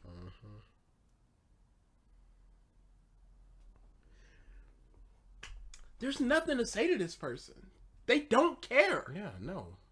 And they're telling you not to care. A long-running YouTube channel pointing out all the good things, but just don't care about things. You only care in the moment about things. And not care about what makes sense and what doesn't make sense. Only that things are happening on the screen. Baby! Watch it again later to find out that my theory was at least marginally supported or entirely proven, or I was wrong and it's a genuine problem. In Rise of Skywalker, I was hyper aware as the credits rolled that we never came back to what Finn wanted to tell Rey. And after thinking about it and rewatching it, it made sense to me that it was about her bloodline. No, it could have been about a bloodline. It could have been about the fact that he's force sensitive. He could have been like, girl, I love you. There were so Let's many make an options. Oreo. There were 1,000 options of what it could have been, and we got none of them. Because he is force sensitive. Yes, he does know about her bloodline, but that doesn't necessarily mean that you're about to die. You're related to the most evil man in the galaxy who's back and who's going to kill everybody that you know and love. And it's clear that he at least has some form of feelings for her, even if it's platonic. Because when he saw them kissing, he was just like, So, his whole thing was, Rey's gonna come here to this doomed ship. I gotta go with this tracker. Doesn't excuse setting that up, coming back to it multiple times, and then dropping it. It's either bad writing, which I doubt for this specific instance. JJ is usually pretty competent when it comes to paying something simple like this off. Hey, it can't be bad writing because he never does bad writing. Oh, please say it's Disney. Easy way to make it seem like your story is all connected, even if it isn't. For this, I have to assume it was cut because it didn't have the impact they wanted, or it just didn't matter anymore at the end. And something then cut the scene where he says that, yo, I got something to tell you. Don't set something up and then leave it to the audience to have that interpretation of a payoff. So you set it up like 4 times in the movie and then go cut and the cut answer because it's not important. Come on. They are literally about to get shot and killed. And he goes, what the fuck are you about to say to Rey? He goes, not the time. When is the time? This is their last interaction in his mind. And he's so curious about it. He's like, now or never, homie. He is about to die. Finn is falling in quicksand. About to die and about to say something. What was it? What was it? What was it? Who knows? Ask the question 3 times, never answer it. Nah, that's not JJ's thing. It was cut. It can't be that JJ just didn't pay it off. A lot when making movies is that your setups get intertwined with the vital parts of the plot or story, so you're left with a choice. Cut the setup that has a lackluster payoff and potentially break your entire story by losing something vital to everything making sense, or leave the setup in, your story intact, and just try to Jedi mind trick. Hey, when they're falling in the sand, and he goes, hey, I gotta tell you something, cut that setup! Cut it. Because all they're doing is falling in the sand! How does that break the story? Obvious reasons. To do that there. It might, at first no one was really watching season 2, but someone made a fake clip and the heat wave came into full force and inflated the numbers, so season 3 might. Yeah, I remember that fake clip. Thank you for the super chat, so. I don't see how it couldn't, because hate it or love it, people are watching. So that's all those companies really care about. Yeah, no. They don't care about the positive. We don't know how much Mindy has sway within Netflix and the company and all that. They have those assets. We don't know how expensive it is to produce. They don't really have like A or B list actors in it, so they're not making. Who knows? It might just be keep the gravy train rolling. I've got nothing to do with that bush. The audience into forgetting about the How setup. did the sand not fall into the cave? The Force. Yeah, why are you thinking? That's future you problems. Just watch the Revisited. Facing fast talking and fast cameras. But speaking of my theater experience, full disclosure, I went into this movie thinking there was a very good possibility the final twist of the saga, which would have been bold to say the least, was that Ben would be redeemed and Rey would fall to the dark side. I had 2 theories. First, just was a straight up switcheroo. I don't care about your fan fiction. What does this have to... I knew that was an unlikely way to end the saga, so theory 2 was that Rey would deliberately embrace the Emperor knowing that Ben could kill her, him, all the Sith, and restore balance. So like a sacrificial turn to the dark side. For obvious reasons. All of this was informed by the insane amount of negativity that I'd heard in the days leading up to seeing it in theaters. That's right, I knew people were pissed, so I assumed Rey had to die and or turn bad. Or I was prepared. Those were the only 2 options. It's not that it's just a very bad movie. The movie is the stinky poo where they retcon the other movie. Yeah, and Leia's essentially pumping it around, and they're talking around her. And Palpatine somehow returns. And they don't explain that. They're like, no, they're all mad about the Rey, and this has to be the reason. It's one of these 2 reasons. It was neither of those reasons, number 1. And so it had to be muffed. The movie was just real bad, y'all. For that. So in the end, the more straightforward fake clip? There was a fake clip of just like all these nerds online is complaining about a movie that was shelved. And they were talking about the Acme movie, and that got people mad. Yeah, the Looney Tune boy. Yeah. It was a relief for me. I already said I didn't love bringing the Emperor back, but I pretty quickly shrugged and moved on. It's in the trilogy. Come on, I don't love this, but it is what it is. We're moving on. No, this hurts the entirety of the movie because the muff was exploded twice. And then he just survives and he just goes, yeah, you kill me and then I become a 20-year-old girl, which has been my plan all along. Question mark? And then he just goes, chant my people, ooga chugga, ooga ooga. And it's just a stand of in spirits. And then he starts going, the ritual will now commence. The ritual? What the this is... But what was your experience watching it? Pain. Clearly, you didn't turn off your brain enough. Man, you thought you had it on 2%, and that was enough to go. This hurts. I will kill you. I have died before. I made Snoke. I'll give you everything. Force pulls 1,000,000 ships. Shrug, move on. Everything is fundamentally changed. Anybody that is dead can just be alive because somehow Palpatine returned. Somehow Luke returned. What's the difference? These absolute infants are slurping this up and loving it. Straight-faced. The straightest of face. I can't believe it. Yes, you can. Can't just sit there and just go. Yes, you can. This muff is this gold trim muff is the strongest muff in the room. And he's going, I see all his mind. He's gonna do this. He's gonna do this. After Rey said, I touched your hand and saw your entire future. He can't be like, Rey, I'm seeing your future. Wait, you're not dead in 5 minutes? Hey, yo, Rey, what's going on? Kylo, what's going on? You fixing to kill somebody. Is it that guy in the red? Do you not like him? Oh, it's me? Oh, no, that's not gonna happen. So you're just dead. Yeah. And plan B then. Because I don't need either one of y'all. Force rips you in half. We move on. But why no, does he has need one of them. A dyad. Shrug, move on. Because it's not like the Jedi are winning. So you need some super powerful force to turn the tide for your side. You are in the lead. So why wouldn't Snoke just start wiping these mobs out and just be like, that's the plan? Why wouldn't Palpatine just go, I'm just gonna kill Kylo, I'm gonna kill Rey, anybody with power, and that's the move? Because Snoke really had no competition. Because he goes, when he's talking to Rey, he goes, force the light rises in the dark to match it. And he goes, I thought that that's why he's the GOAT!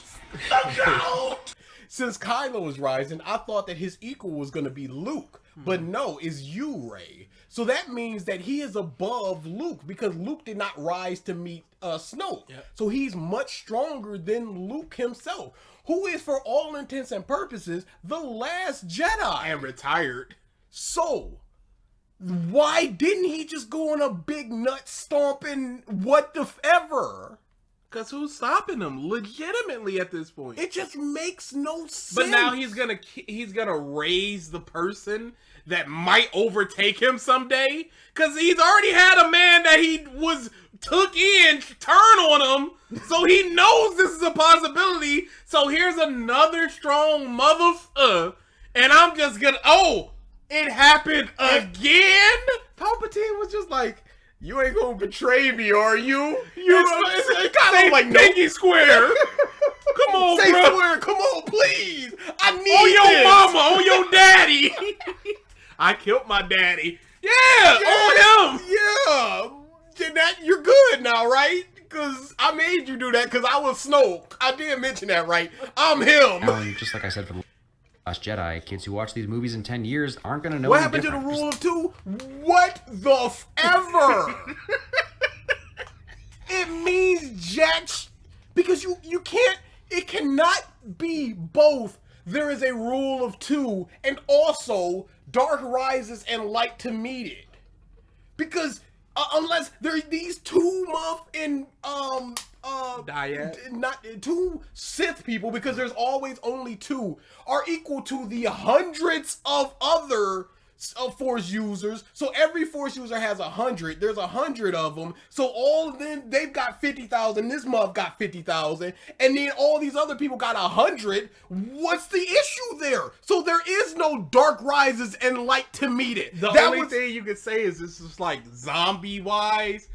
A singular zombie you could take out. But if you got a trillion zombies, there's not much you as a human could do. That's the only thing I can see as far as Sith. I'm a 50,000 mother against a bunch of 100. But then Palpy was just equal with Yoda. One person. Yeah. So that's not true. It's in the trilogy now, and just like I said for The Last Jedi, kids who watch these movies in 10 years aren't going to know The any Almighty different. Jew Hansen says, I kinda want to see Star Wars tackle Rule of 1 in the future, since the movies only covered Rule of 2 because the movies don't ever go over that part. Hey, the movies don't go over they can do whatever they want, but the Sith are functionally dead. I don't know where, because there's gonna be another Rey thing coming. Yeah. She signed up for it. Yes, mini series or whatever. John Boyega was just like, no. Don't ever ask me for no Star Wars. I think Oscar Isaac was like, no. And you're getting millions of, how bad was the experience if you're just like millions of dollars to stand in front of a green screen and speak gobbledygook and swing a stick? In 7 hours a day for like a month and a half? Nope. I want no parts. Just like when kids found out that Luke and Leia were brother and sister when they'd been secretly rooting for them to get together all along. Throughout the next decade, they're going to find new ways to justify the decision. It's what we do. Yeah, people justify things that are bad so they can enjoy it. Doesn't mean that it's good, doesn't mean that it's bad. Doesn't mean it wasn't bad. In fact, it's worse now with the Leia Luke thing, because now we know, They was kissing. We look for patterns. And with my own hindsight, I don't hate that he's the big bad again. Okay, so I made some mistakes in part 1 that I wanted to correct. They didn't land on Kijimi with the Falcon, they left that on Pavaro, Palomina, Pasana, there it is. It was Ochi shit. Also, this is apparently a TIE Whisper, not a TIE Silencer. And this is Poe's X-Wing with the blue and orange. Who could possibly care?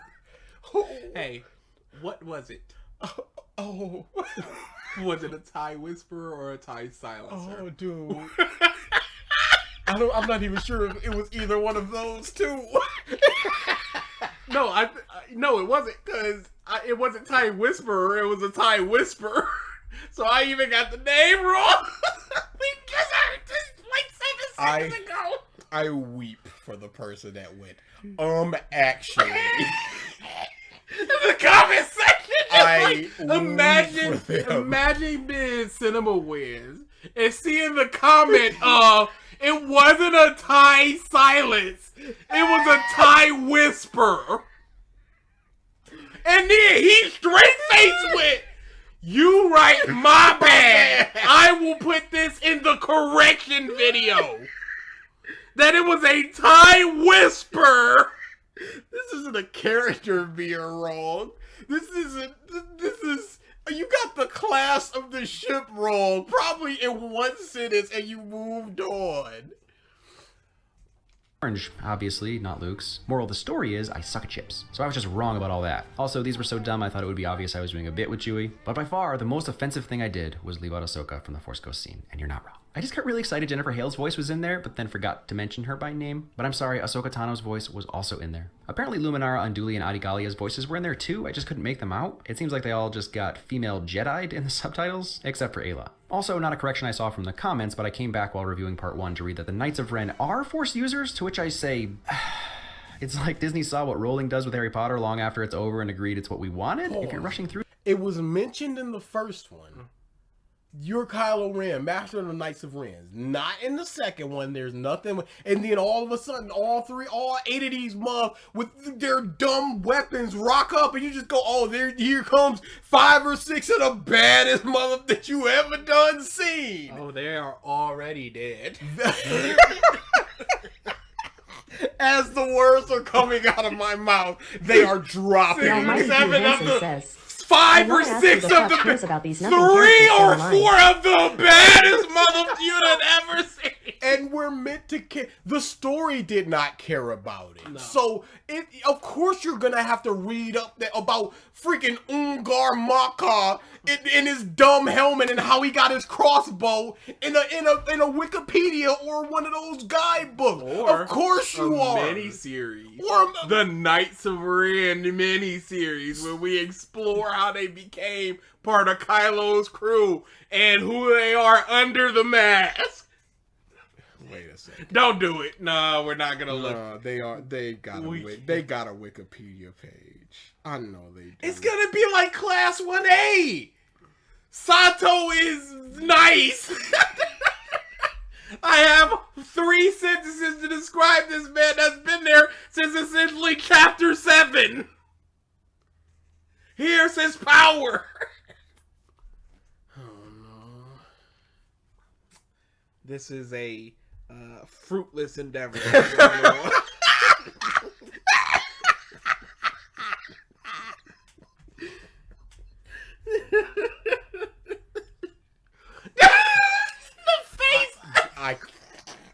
I told you. Dude, I told you not to do it. It's captured. Go there here now. Where Go to the Wikipedia page for the Knights of Ren. There is, I swear before all that is holy. How many paragraphs do you think that the helmets get? 2. No, paragraphs. There are 7 paragraphs about their helmets. I legit thought you meant sentences. Paragraphs. Are we doing the Wikipedia? Yeah, of course we are. What else would we be doing? You're right. Why did I ever? Look at how small that scroll bar is. Whoa! Look at all of this stuff. Go back up to that. Look at all of this stuff. Up to the table content. Look at all of this stuff that totally happened, y'all. We swear it. All of this happened. Non-canon appearances. What are we doing? This is crazy. Behind the scenes. You know it. Concept art. What are we? Come on now. Where are the go back up to the very, very top. We need these mobs' names over there on the right. Go down. Come on. We need name. Membership. Explain the Marauding Knights probably.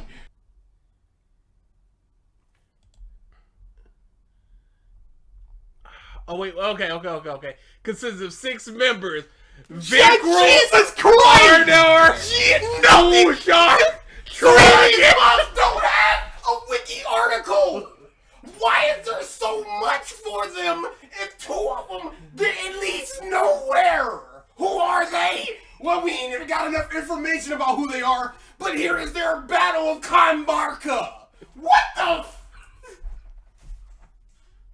This is what these people long for. Desire. Come on. Yo. Ushar was most likely of the Knights of forced prisoners to beg for mercy. He enjoyed testing the mettle of his victims. Shut the f up. My goodness. Cotton Candy Hope says, remember when MatPat thought that the Rouge One crew was going to be turned into the Knights of Ren? There was. There was Muff talking about that. Gone. Forever. Helmets? Yo.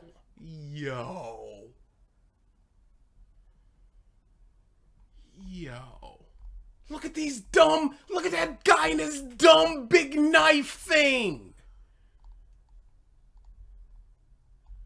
Look at all of this stuff that totally happened, y'all. We swear it. I promise you this stuff happened. It is still going, yo. Unbelievable. Yo. And then once we get to the movies, it is 3 paragraphs of they rocked up and then they rocked out. This is bad. And that was the Knights of Ren. Thank you Star for Wars, he has a Star indulging War, me. every kid Stars War. So, Palpatine was a clone, which is very...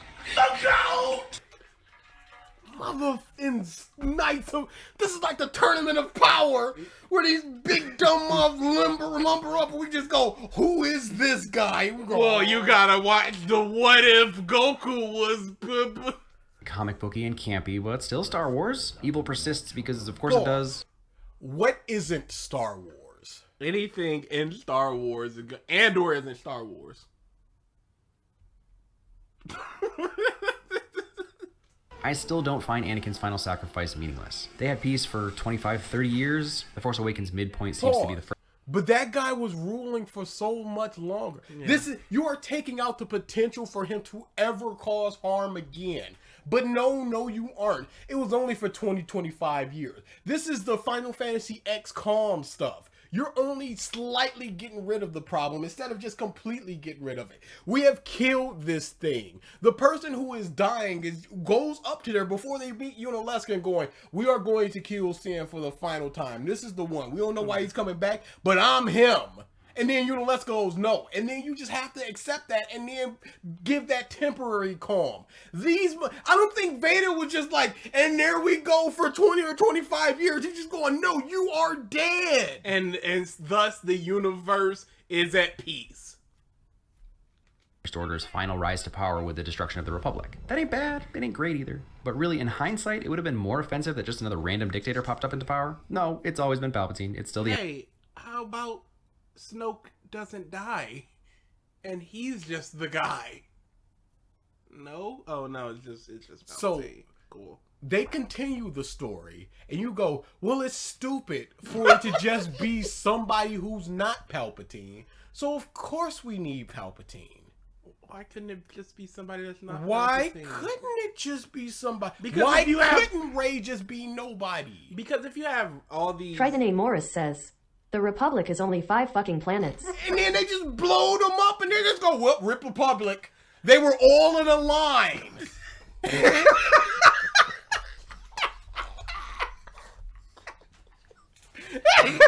Well, it doesn't even matter what I was going to say anymore. You got to think of something because I got to pee. What did he just say? What was I going to say? Oh, so you have... people like Kylo coming into fruition. You got people like Rey coming into fruition. These powerful people. Why couldn't some powerful person, some powerful new person, just have been gathering energy, gathering power, or just born 20, 25 years ago and is now at the peak of their power and now trying to overtake the galaxy and be the new emperor and blah, blah, blah. Why did it have to be Palpatine? There are options available, and they chose the one where it was they're the Sith! They're choosing the easy option! Instead of creating new characters, new fascinating backstory. No, you're a Palpatine. You're not a nobody. Palpatine's back, so it's time for that confrontation. Then so on and so forth. Luke actually does care. And Anakin's sacrifice still mattered if you realize... Oh no. If you realize... that it was more important that Anakin saved what he loved than killed what he hated. No, come on now. You are doing what they want you to do. This is exactly the purpose of them saying that. Is for you to parrot it back in response to criticisms. There's a big rap beef going on right now between Kendrick Lamar and Drake. And one of Drake's points was, you're taking too long to respond. The first day he came out with a diss, the next day like, what, we gotta wait a week? We gotta blah. And everybody was like, Kendrick, where you at? Let's go, it's a week. And fair? Yeah, no. And that's what it is. They parroted it back. And now you have to respond quickly or else it doesn't count. Except he did. And it totally counted. And now Drake is hurt. Oh god, I love this beef, y'all. Luke was still pivotal to this story, so Anakin saving Luke, even if he didn't fully kill Empey, was crucial. JJ must have known it from the beginning. That's a joke. Let's talk about the Force. I'm sure there's lore and books written about the Force and how it works, but the guy I trust in the matter is Yoda. He made it crystal clear what the Force is and isn't. Based on the movies, what do we think the actual steps to a Jedi mind trick are? A hand wave? It's not cross your fingers and toes, it's feel it out, man. Luke didn't get formal training on that. I have no proof of this, but I'd bet movie Yoda, you heard me. I know he technically did it in canon when he was younger, but old man movie Yoda would never use the Force to trick anyone because it was beneath him. Why am I saying something against the Clone Wars again? He Hungers for Host says, this is making me realize I never cared about the Star Wars movies. I only ever cared about the video games and the supplementary material. I never liked the movies themselves. Probably easier to flesh things out outside of the actual stuff because you're not beholden to the loot. Like, you could just go, hey, here's the secret apprentice that Darth had. Hooray. I have no proof of this, but I bet it's what happened. Yeah, he wouldn't do this. And so I'm wondering where he's going with this Force stuff. We see do the first mind trick? Ben, who was taught by who? That's right, the Grey Jedi himself, Qui-Gon. He taught Obi-Wan, Obi-Wan taught Anakin. I just have a hard time picturing Yoda teaching a bunch of younglings how to manipulate a dum-dum into doing what they want with the Force. This is an extremely useful thing that can get you out of a lot of different situations. Yep. You are going to use it. Or no. Or just no, because the Yoda in your mind has better principles than that. Come on now. Please don't take any of that too seriously. But it's 100% true. Oh, no. Maybe. Probably. We're getting the Tournament of Power Goku. I mean, the Tournament of Goku Season 4, so...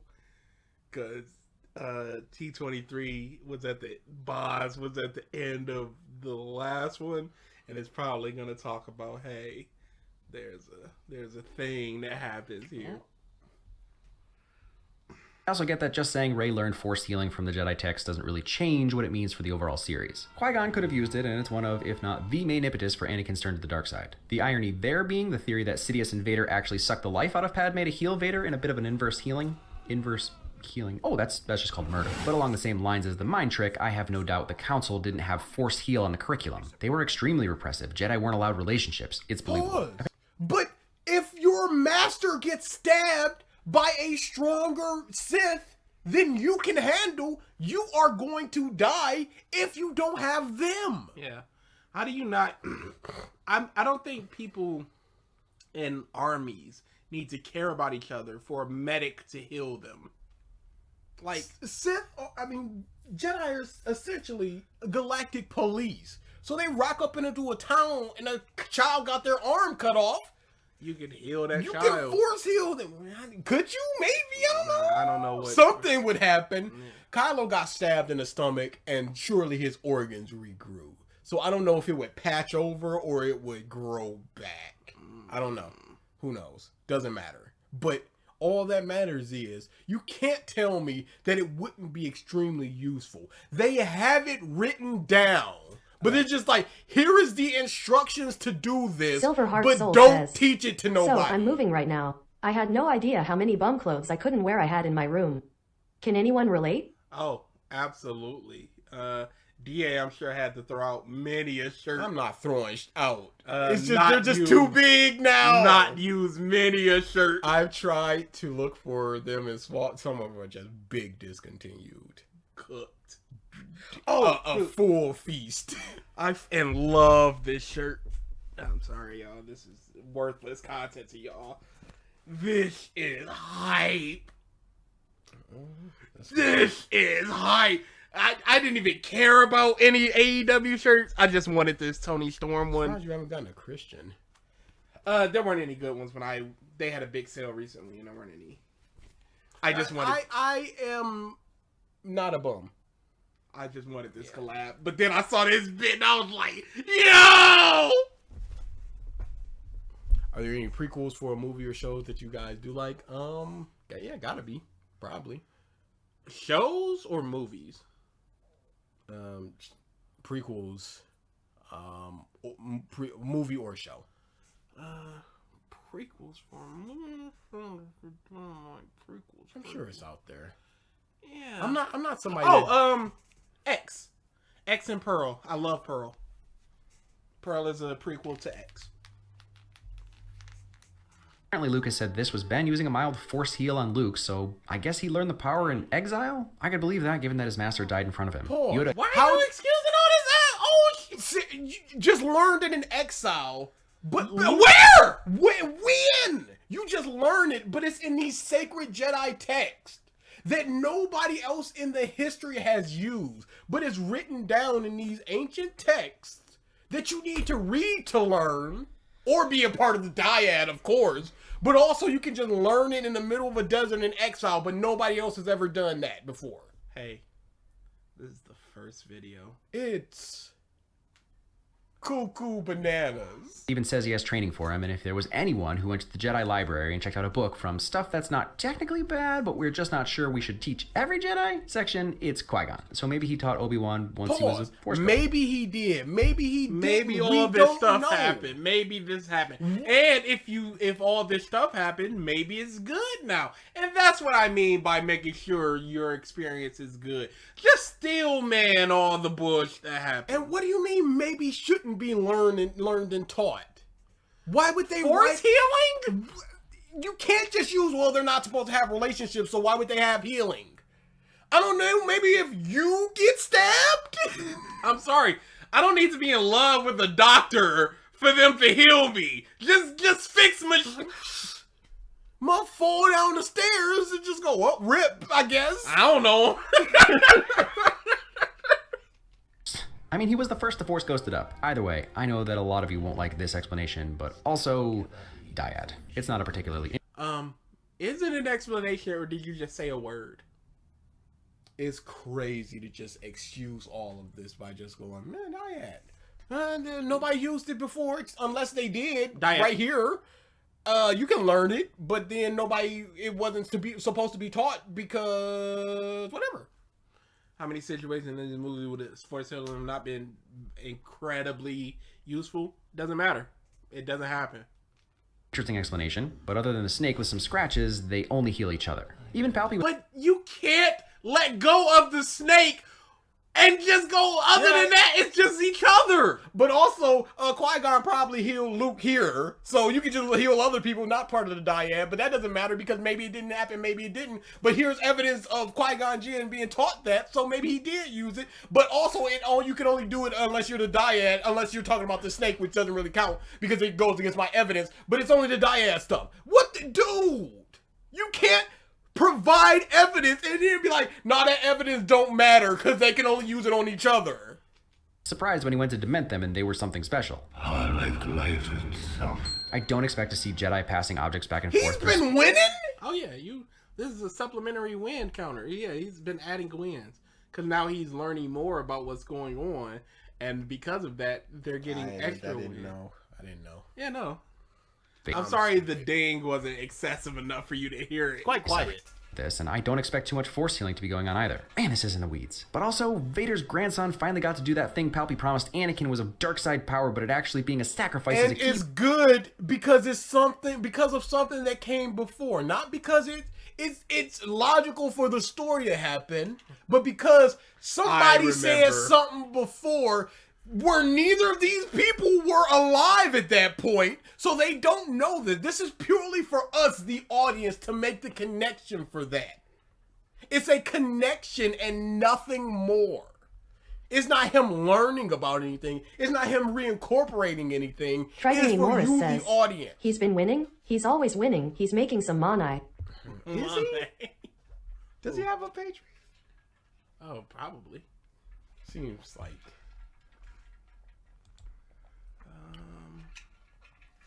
I do not see a Patreon. Oh, there it is. Yep. What do we think? I'm thinking $400. You are way too low, sir. A month? Yes. I'm thinking $1,300 a month. If not, I'll think 400.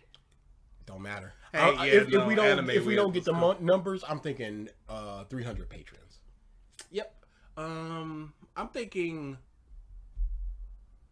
You know what? Even my numbers though. I'm gonna say $3,000, and I'm gonna say 1,100 patrons. 300 is mad low. That's I'm gonna very go low. 1,200. Then how's it $400? 1,200 patrons and 800 patrons or 800 patrons.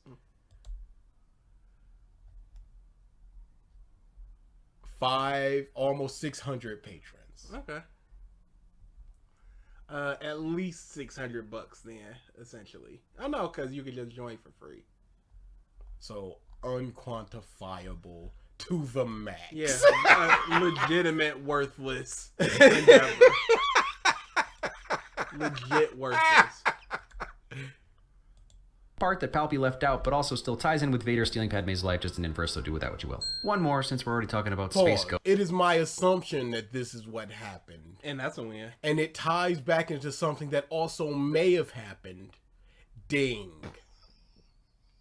Space Force, Space Dad Ghost, Force Ghosts! But I'm gonna go out on a limb here and say that everyone is taking this a little too implications on the universe literally and missing the point. Yoda also lifted an X-Wing. I know, he wasn't dead yet, but then he let Luke go fight Vader instead of saying, "See what I can do, did you? Fight Vader, I will." That is the worst Yoda, you cannot leave that in. Not to mention, he just changes his mind in Jedi and says that the final test is actually fighting Vader. But my point is that Yoda was alive, had this power, and didn't help anyone with anything except a little training. So Luke, dead, isn't about to show up on Exegol. These are our mentors, our supernatural aides, our wise sages. No, that was a bad thing for Yoda, Yes. and now it's a bad thing here. Yes, it is a problem that he did not go out and help.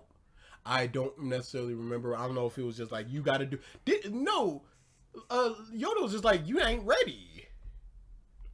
I think you're right. I remember him saying you ain't ready, but then I don't know why he would pull out the X-Wing in that case. It was like, you ain't ready, but go on get. But try. They're not the ones who are supposed to complete the hero's journey. It's that stupid... Hey, that's a movie thing, Yes. bro. We're not... Come on. Yeah, this is meta stuff outside of the story. They could be incredibly helpful because they can shoot lightning provably and definitively, but they choose not to for the sake of this character's growth and learning and understanding and or whatever. Kylo is dead. Kylo could not be dead if Luke was there, if Yoda was there. Oh, he got whooped by Vader. He got whooped by Vader. Who? Yoda probably, he means, and that's why he didn't go help with Vader, because he got destroyed. He got pieced up by Palpatine or something. I forgot why he went into. It's been a while. Yeah, It's been a while. Simple. These movies are meant to be that stupid simple. I talked about it a bit in part 1, but the lack of stakes were a problem for a lot of people. You're not wrong, tension has just never really been that important to me in fantasy movies. One character dies in all of Lord of the Rings. Sorry, spoilers, but everyone else gets fake out deaths, multiple fake out deaths, a few other secondary good guys die, some come back, some are only introduced to die. I've never experienced tension about any main characters dying throughout any Star Wars movie, not even Admiral Ozzel or Captain... Hey, you can derive tension from many a thing, not just death. Finn gets sliced in the spine at the end of the first movie. That is tension because we don't know what the medical procedure is for that. We don't know if he's going to be walking around with robot legs. We don't know if in the beginning of the next movie he's just going to be 100% fine without any adverse effects. We don't know. Basically happened. Oh, it is exactly what happened. They're really mad in the chat about what's going on here. I understand. But it would have been something if he was running. He was just like, I can't run like I used to. Hey, slow it down, Rose. I'm still healing. Yeah. Something. But he had to get up and walk every now and then in the cockpit or sitting down somewhere. Or he had to go back into the pod. Something other than... He was sliced in the spine by a lightsaber. Cut in the pod. He's good. That's crazy. Maybe Rogue One, but what was happening there became clear really quickly. And besides, Obi-Wan wasn't really dead, Yoda wasn't really dead. By the end of the prequels, Qui-Gon invented not being dead. And sure, Order 66, but that was just... You say they're not really dead, but then you just go, well, there's a reason why they didn't help, because it's not their fight to do. But they're not really dead. They can do something, right? Yes. If it's not even directly... if it's to clear the path... The rank and file mothers. You walk in and Snoke is surrounded by these 6 or 7 of the baddest moth that you done ever seen, and they just get whooped. What? I hate them. The Praetorian Guards or whatever they are. They just I'm the whip guy. Shut the up, whip guy. They getting pieced up. It feels very much like they wanted another traitor dude, and it just was not gonna happen. Why don't we just move along? But the important ones were fine, and Mace Windu's death was just a nail in the Anakin becoming Vader coffin. Lost your hand, Luke? Have a robotic one. Lost your Death Star, Palpy? Build another one, fully operational even. Maybe the purists were right. Maybe Star Wars should have ended in 1977. At this point, you might be saying, just because it was bad on the OT or the PT doesn't mean it isn't bad now. I agree. Convenient writing and plotting have been a staple of the series from day one. Things happen because the Force says so. And anytime something seems silly, you can just go, oh, but the Force didn't want Vader to know Leia was his daughter. Well, you see, the Force needed 3PO and R2, who belonged to Luke's twin sister, to land on Luke's home planet, which was also Vader's planet and also Ben's planet, which is precisely where Leia would need them to end up, even though she had no control over it. And I'm still happy that we have these goofy space movies that never wanted to commit to being sci-fi because Lucas didn't even know what a parsec was, so good luck with technobabble, so instead it's fantasy but in space. I love it. I love them all. They're all dumb, schlocky nonsense with a Deus Ex Machina built into the narrative. And that works for me. It makes it fun. I would be embarrassed to call something that I love, something that he has admitted to spending so many hours watching and experiencing, dumb, schlocky nonsense with Deus Ex Machina built into the narrative. And that works for me. It makes it fun, blah, blah, blah. Sure, if you want to have fun, don't call it good. Yeah. Don't defend it. Don't defend it. There's nothing you should defend because you shouldn't care. It's you just shouldn't be thinking about this with Deus Ex Machina. At any point in time, you could just the Force did it. And how is that not an answer that you should literally be going, I don't care, it's fun. That's the answer to everything. Yeah, the Force did it. Yeah, it's fun. Yeah, it happened in the other movies. That's always been Star Wars. This should not be a video. You should not be doing anything with it. I like the movie. Fun. Whatever. But don't try to use logic and also say, yeah, they're all dumb. Hey, this stuff don't make sense. Well, it's dumb. Hey, this stuff don't make sense. Well, it does have an answer. So the things that have an answer, you will explain away. But the things that don't have an answer, it's always been dumb. It's always been sloppy. Who cares? Dude, don't admit to spending so much time on this thing and then just say it's meaningless. If it's meaningless and all it is fun, is that enough? He did say it was enough in the beginning. Yeah, but again, okay, here we go. Don't challenge the writing. I'm not even saying you should have enjoyed this movie like I did. JJ's style alone is enough to annoy some people. I get that. I'm just telling you why these movies worked for some of us. They were never intended to be anything more than escapist fun. This escapist bullshit. What are you escaping? Mm-hmm. And no. They were never intended to be anything but escapist fun. How do you know that? Yeah. Did George Lucas come out and say, there's no reason I'm making Star Wars except to be escapist fun? Don't think about the narrative. Don't think about what I'm doing. Hey, Obi-Wan, in this scene, he's a 5'6" white man. In this scene, he's a 3'7" black woman. What's going on? He's like, well, it's just escapist fun. There has to be some cohesion. You can't. It's like poetry, it rhymes. Oh, you mean he didn't actually care? He just wanted to escape his fun when he was like, yo, my writing is vush. Just pretend it's what you wanted and see how you feel.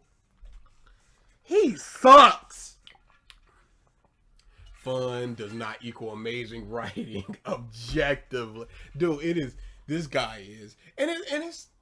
Again, it's very hard when these people are such big fans of things for them to talk about them logically. Because it always have to be, I like this thing. I have to put up the defense force for it.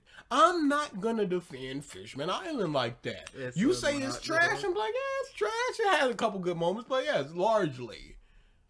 I don't like Jinbei. I don't like law like that. There are bad things in One Piece, but when Trigger rocks up and just goes, "It's been too long. We need to learn about devil fruits," I'm like, no, that's not a bad thing. That has not been too. There are things that are just like, yes, this is bad, and I'll put my hands up. But then stupid people say stupid things, and I'll just go, no, that's wrong. But this motherfucker is going, everything is whatever. The story's always been broken, so why do you care that it's broken? It don't matter, and nothing matters, and now that's all that matters. Analyzing stuff doesn't make it less escapist fun for me. I think that because I don't always talk about certain Escape it problems, from people life. think I that I'm want either to ignoring after them to make the movie look better or don't have a great defense, which is possible. I've made a lot of videos. I don't remember my reasoning for every win over the last 5 years. But more often than not, if I don't deduct a win, it's a problem and I just don't really care. This goes back to what I was talking about in the Joker video. How important emotion and your overall feeling about a movie or a franchise is in deciding what constitutes a failure of the movie or just, meh, who cares? Fake out deaths constantly? Trope for sure. Meh. Weird kiss in the end that seemed to come out of nowhere? Still a meh, but also weird. Teleporting matter is a universe breaker for sure, but there's no reason to believe anyone outside of the dyad could do it. You know the easiest way to completely But there's break no reason to believe that the dyad could do it. What is logical that you would be like, no, the dyad can't do that? I moved the planet out of the way of the Death Star. Dyad, yeah, that's a dyad thing. Yeah, we wholesale switch places in the middle of our universes. Yep, that's dyad. I went to another universe. Mm-hmm. Yep, dyad. I'm giving you 10 years of my life. I am now a 10-year-old and you are now a 30-year-old. Dyad, yes. What would you be like, nah, homie? He wouldn't. He wouldn't. Because it's escapist fun and turn your brain off and questions and all this other bullshit. Movie and even your How is this still the first video? Are we getting to that pageant video? What happened? Are we really? And we're not even done with the video. Yeah, we still got another 7 Triton, minutes. why did you say this one first?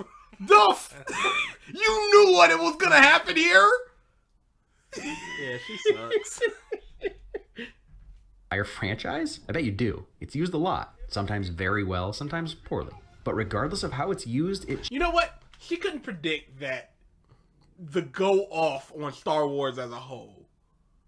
Because there are a lot of times we're just letting this muff cook. It is not this is logical within the story, whatever. It is I'm justifying my reasoning for these things. So it's not even really talking about Star Wars, it's talking about things around his opinion about Star Wars. So how could you possibly But Triton also watched this video and knew. It's the universe forever. And if you think that it doesn't, you might be lying to yourself. Time travel. Doesn't matter how strict your rules are, death no longer has to matter. If you think that any Avengers are truly gone forever, you underestimate how much Disney likes billions of dollars. Do I care? Absolutely not. And to be frank, pretending like time travel didn't exist would almost be a slap in the face to Marvel Comics. And comics are proof that you can still tell great stories even when we all know the stakes are at best temporary. But didn't you just say it breaks your movie? Yes, it does, and it doesn't matter to me. Endgame was still awesome. Maybe Primer gets a pass, but I don't care that it's broken. It doesn't matter. I had so much fun. And that's why I want to know, what is this person's line? What is their I will not accept this? What would they think is a bad movie? And for what reasons? What would it take? I'm not sure. No, Primer gets a pass. Because of all the fast-paced planet hopping, there was less character development in the previous movies. The way they never really trust each other, but Poe and Finn are more... Why do you need character development on the third movie? These characters are these characters. Character exploration? Do we need to Triton A. learn? Morris says, I knew what was going to happen, but just like the disclaimer at the beginning, I am not liable, so get fucked, y'all. You're the only person that's liable. Because you submitted this for viewer request month. And was the person that went this first. You are, this is like the J.J. Abrams, Ryan Johnson thing. Number one is anime or whatever wins this is. And number two is you. Yeah, you are the Ryan Johnson of this issue. You ain't throwing up your hands and escape this fun. Now you got to answer for your crimes.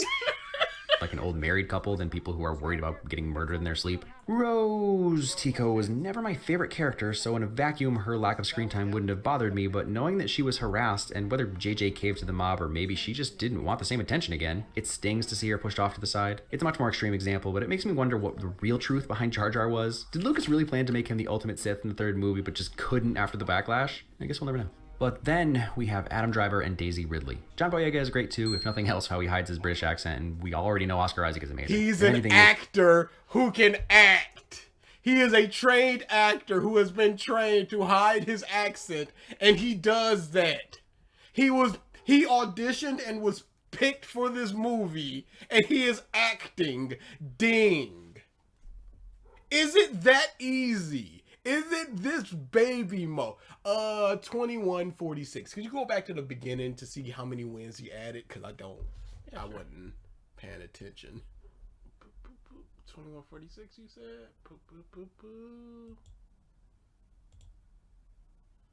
Yeah. I've been a Star Wars fan for... How? When? Where? What? 16 extra ones.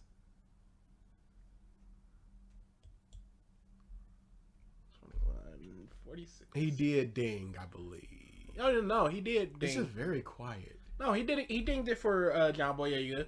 Yeah, it's just very quiet. John Boyega's awesome too. Ding. Let me know. But then we have Adam Driver and Daisy Ridley. John Boyega is great too, if nothing else. Boom. Yeah, he's great too. He's great too, ding. But this is like the third time I've heard it. I don't know where those other 13 months came from. That's how he hides his British accent, and we already know Oscar Isaac is amazing. If anything, making him the Han Solo type of this trilogy was sort of holding him back. He's a funny, likable guy. He's also capable of a lot of depth. But both Daisy and... Wasn't Han Solo funny and likable? Yeah, and capable of a lot of depth. Adam have amazing arcs over this trilogy and both played their part as sincerely as is possible. Daisy starts out bubbly, wide-eyed. I can never point to somebody and go, they did not play their part as sincerely as possible. Yeah, because I don't know what that means. Actor. I just go, they were a bad actor. They did not want to be there. He's playing Hitler. Ooh, I'm Hitler, and it's a serious drama. They're watching the Olympics and they're like, oh no, a black guy. It's like, well, this is an insincere portrayal of Hitler. I don't know how I feel about this.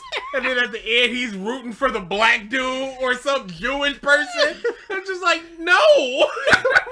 So what the actual does that mean?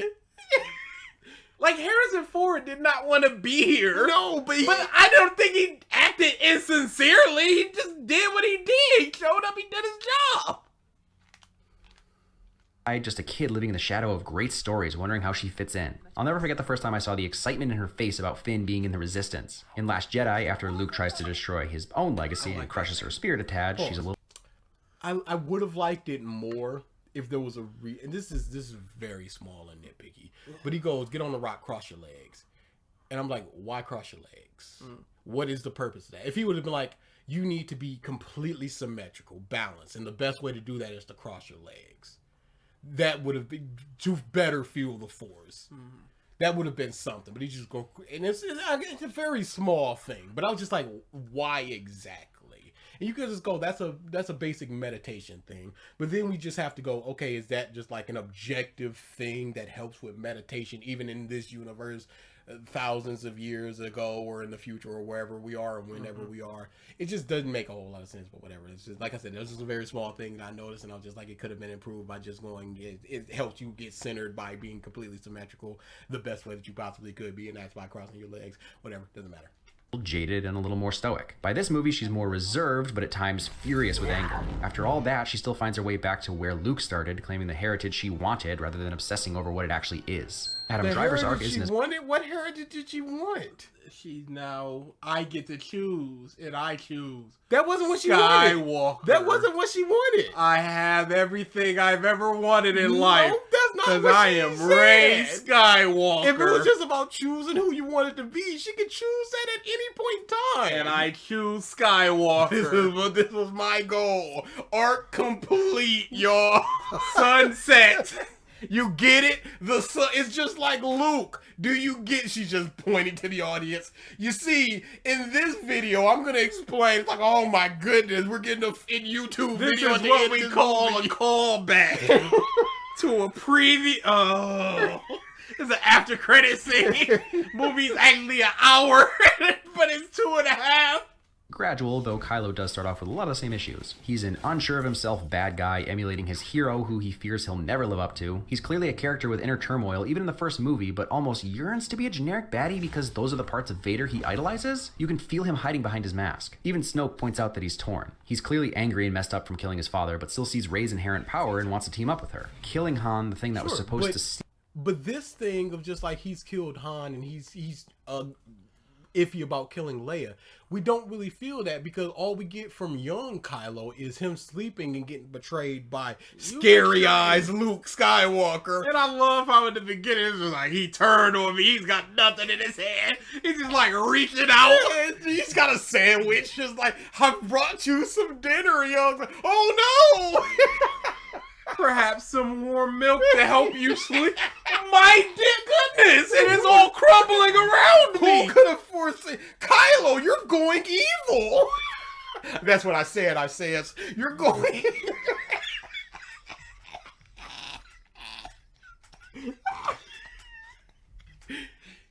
Feel his fate made his confusion and self-hatred worse than Last Jedi, and ironically, Snoke/Palpatine's plan to connect him with Rey ultimately. Like I said, we don't really see him outside of that one little scene. So him fretting over killing his mom doesn't really mean anything because we don't know what their relationship was before this moment.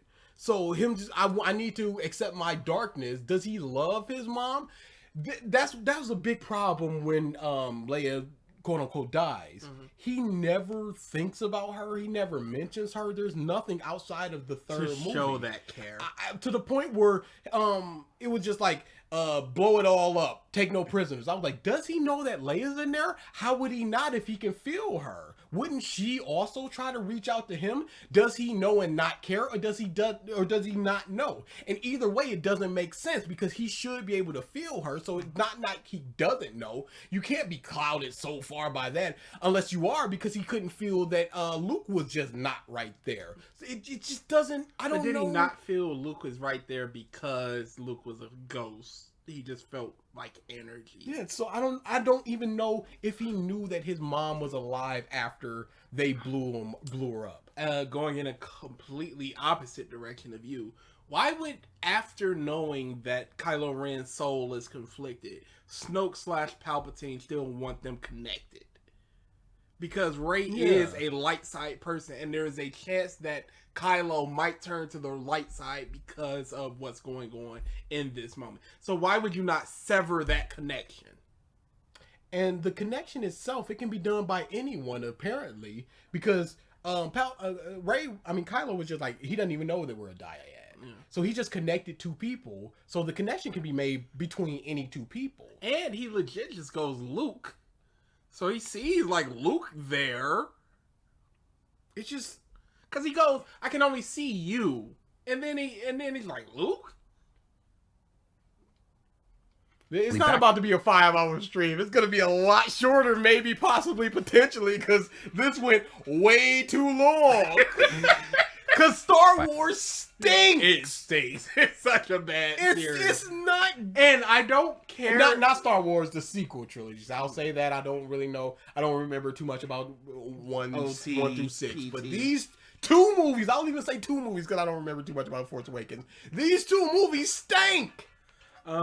So, and I wouldn't even care if it was just like, hey, I love the thing and end of story. But you're out here trying to defend this stuff and trying to pick apart arguments. No, at that point, now there's an issue. Tired of stupid anti-tubers, now it's time for stupid Star Wars nerds. I think they're even more infuriating. Because this is... I have never heard of just see how you feel. 8 and 9 are really bad. They're really bad. And Mike, bless him, he's been our friend for 15 years. Some odd 15 years. Almost 20. And he just goes, wasn't it cool when Leia flew up? Like, no!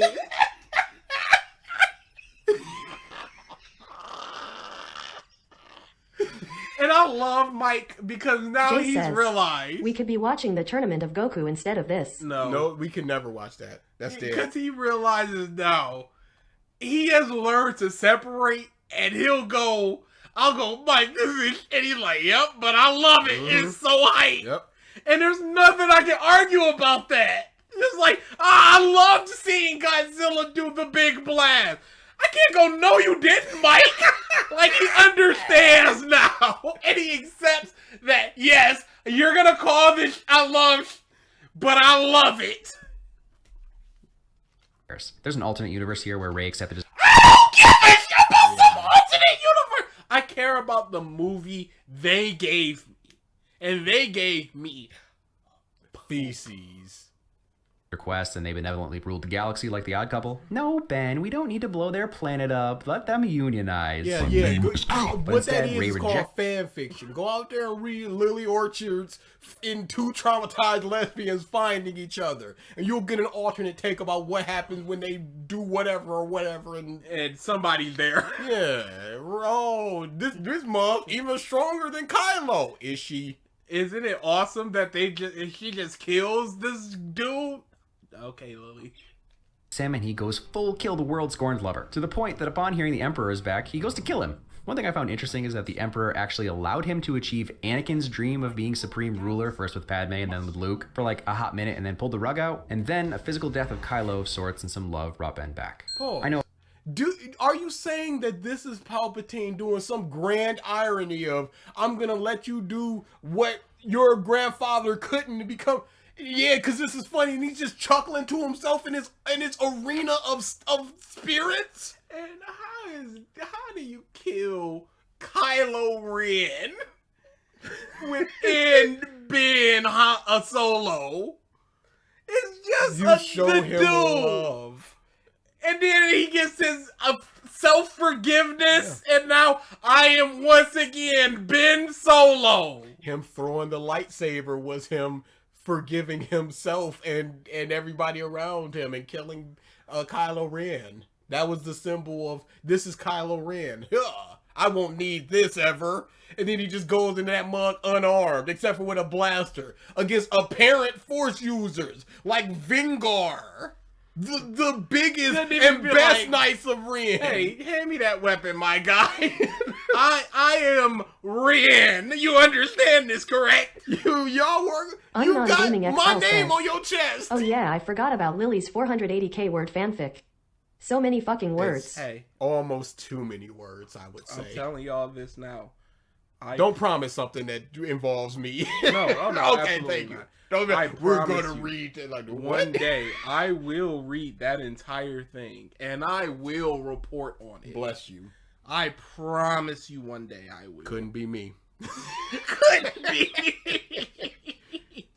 From some of the comments that Ray's new bloodline was a gut punch to some of you, and that my line about this story always being about bloodlines added insult to injury. Maybe this distinction won't matter, but I didn't mean the Star Wars story, I meant the Skywalker versus Palpatine story. I know it still makes this universe... This didn't need to be a Star Wars versus Palpatine story.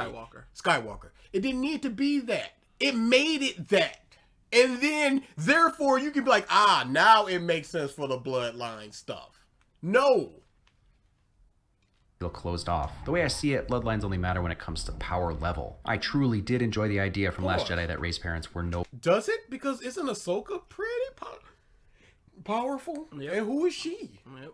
Just some chick. And from what I understand, the Clone Wars are canon. So... And she's literally exists because she's in our mind. Mm-hmm. So... Oh, yeah. Who is she?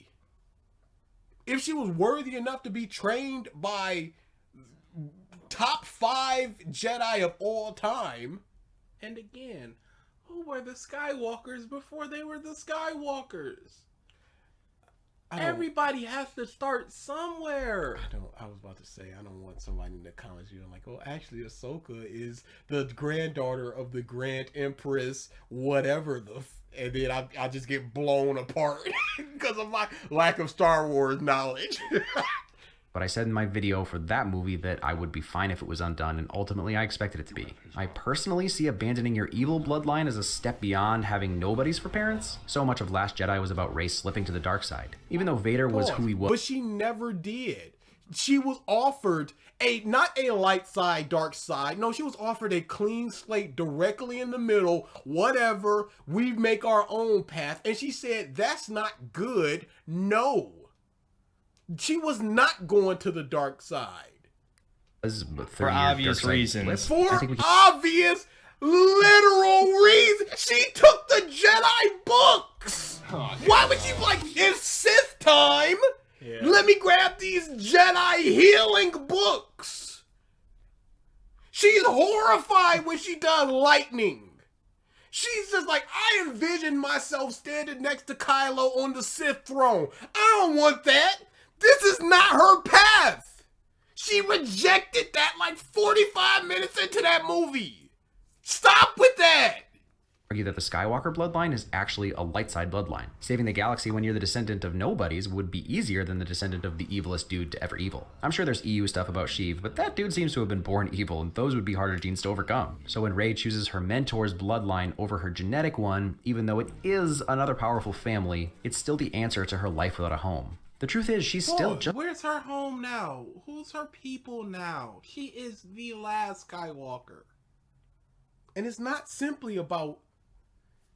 Oh, because essentially that's what happened with Darth Vader. He rejected his genetics and went over to another side. He came back, absolutely. But it's not like this is a wholly unique thing that's happened in a Rey and only Rey. Yeah, they born light and he became dark. No, he went, oh, my mentor is telling me to go to the other side. Let me do that. Even though I am genetically... They were just like, oh, this mother got more midichlorians. Then Yoda. Never forget. Goodness. Never Man, they forget. really did that. Yeah. That was also probably a thing that hurt the prequels. But at the same time, how are people turning around on them? Because midichlorians is still... Because it don't matter. Yeah. Maybe they were just like, oh, this is gonna be the midichlorian show. And you know what? When the next trilogy comes out, they're gonna turn on the sequel trilogy. I wonder when the last time they mentioned midichlorians was. Have they mentioned it in like Ahsoka or... For obvious reasons. It's obvious reasons why they wouldn't Fett. mention them. Yeah. I don't know. It's Rey or Rey from nowhere because there aren't Fundamentally, any... Star Wars narrative is cheeks. The first two films were good. The Clone Wars was also great. And Jesus, after the second film, the series story just became abysmal. It is what it is. It honestly. is what it is. It's unfortunate, but various degrees of quality will always happen in any form of long-running media. But yeah, it is what it is. The sequel things are the things I have a problem with because, like I said, I don't remember too much about the sequels. I mean, the prequels or the originals, but I can say that these two movies are. Force Ghost Skywalker's left. The message is still choose your place. You mustn't allow yourself to be chained to fate, to be ruled by your genes. All 9 movies will be movies I can go back to and enjoy, and I know that'll be true for lots of people. The good guys win, and even some of the bad guys turn good. Honestly, the 5 minutes of Ben Solo in this movie, given his characterization and the rest of the trilogy, is one of my favorite moments in Star Wars. Redemption is a story I'll always love, and these movies are made... Why would the Knights of Ren think they had any shot against him? They are following him. Here's a question. Is redemption alone enough for this guy? Because he says he likes stories of redemption.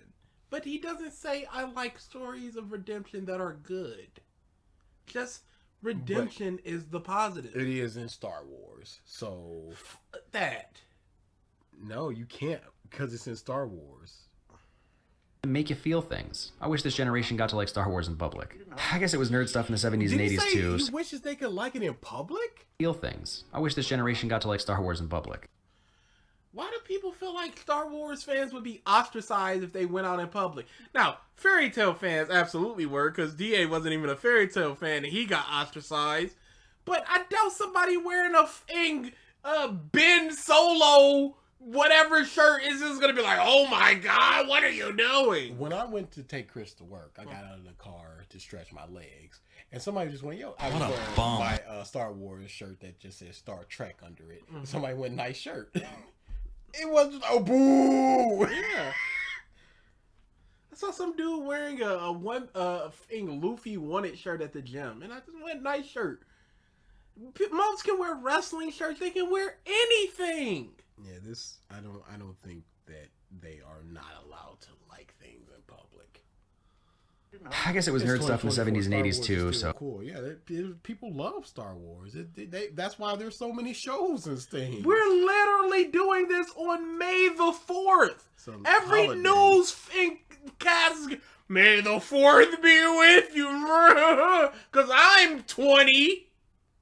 Oh, just full circle. Oh well. You'll have your secret Star Wars love subreddits. They'll have Saltier Than Crate. Although Saltier Than Crate is pretty funny, so it's still worth going there too. Be thankful that you never take any movie so seriously that it even ruins the past for you. And if this movie did ruin the past for you, I'm not saying I'll never do a Star Trek Nemesis video, but I'll admit now that it's filled with completely different characters from TNG, a completely different tone, and pretends like most of TNG didn't happen. But it didn't ruin Star Trek. It's just a fun, dumb movie with more Picard chest hair. Is Star Trek the best place to end a Star Wars video? Yeah, I think so. Well, thanks for sticking around for that madness. It was cathartic to get it all out. I hope it's clear that my intention was... Get out of that. It's fine. Shut up. Don't think about it. I like it regardless of the problems. Wasn't to prove the original trilogy was bad, it was to make it easier for you to laugh when someone starts to try to list off all the concrete reasons for why you shouldn't like the sequel trilogy. Just... Yeah, and you can go, but this happened in the original trilogy, and they should go, yes, and it sucked there too. And if they don't, then yes, they're hypocrites. To watch the OT again and be sure they get why they like Star Wars. And if you still hate the sequel trilogy, also just go watch the OT because it's still there. Or The Mandalorian. Or... No, I want my series to be good! Yeah. This is, when you're talking about Star Wars, this is inevitably going to come up. What's the next video we're doing? So, my goodness. If you say the Patrick one, it might not be that one. Who knows? Clone Wars, I hear that's good. Seriously, Clone Wars is amazing. Don't blame me, I'm sorry. By the way, I totally lied about next week's video being 10 years old. It's 5 years old. What's time anyway, am I right? Take care. Be nice to each other in the comments. So, this is going to be my next journey. I am so obsessed with the Knights of Ren. Oh, no! I'm so obsessed with these motherfuckers. I might start reading the comics with them. Because Ushar's War Club has a Wikipedia article for it. No, it doesn't. It has been in 2, 4, 6, 8, 10 pieces of media. No. Ushar's War Club. No. That's not what happened. It is exactly what happened. I am so curious about these people.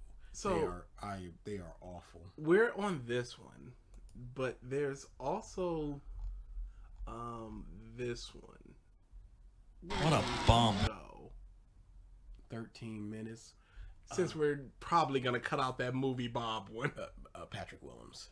Buster says, what if General Grievous became the Emperor? Ooh, he's got a lot of arms.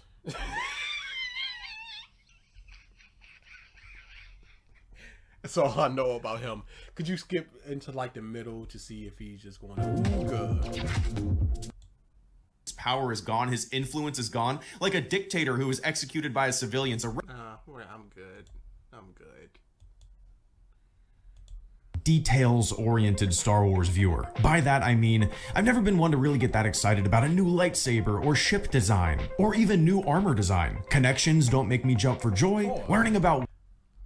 I understand he's going to explain what makes him Auga, but why don't these things... Yeah, well, why are you a fan of Star Wars? Because this is Star Wars. A new lightsaber, that is a thing to be excited about. I would not go somebody... Because I am a big, smelly Darth Maul fan, and when he pops that other side of that lightsaber, I'm clapping.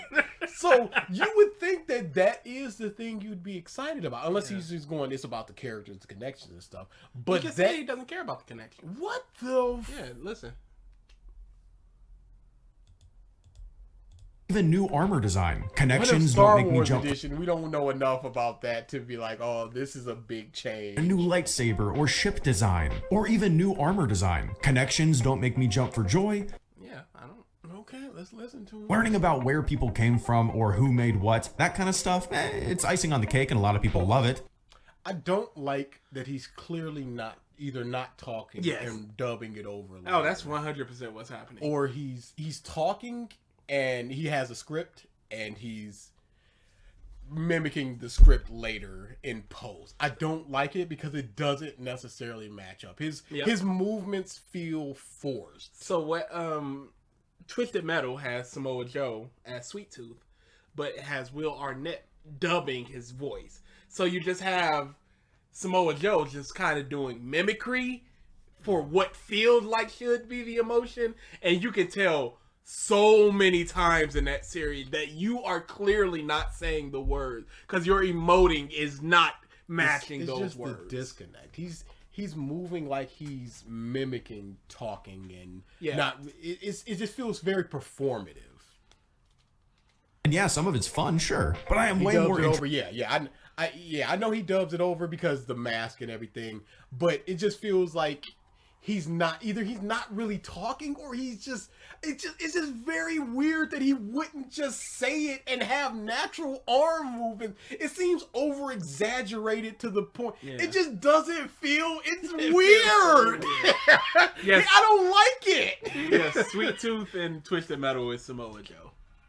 Interested in story than the minutia that you'd find on. I'm sorry. And look at his arms when he goes story and emotions. It doesn't match up with the two things. If it's fun, sure, but I am way more interested in story than the minutia that you'd find on a Wookiee. It sounds like he had something else. I'm way more interested in story and blank. Yeah, because the come down on the minutia does not match up with it. Yeah, and when you do hand motions you can like even that, hear the audio cut. Sorry, you match your hands to the movement that you're doing. Like, try to count out 3 things and put them out of sync. Just going, I like pizza, I like burgers, and I like French fries. It just feels weird to do it out of sync like that. You just go, I like pizza, and that's one of the good things, and just still try to like lift off while hand movement. It's not a good way to do these things.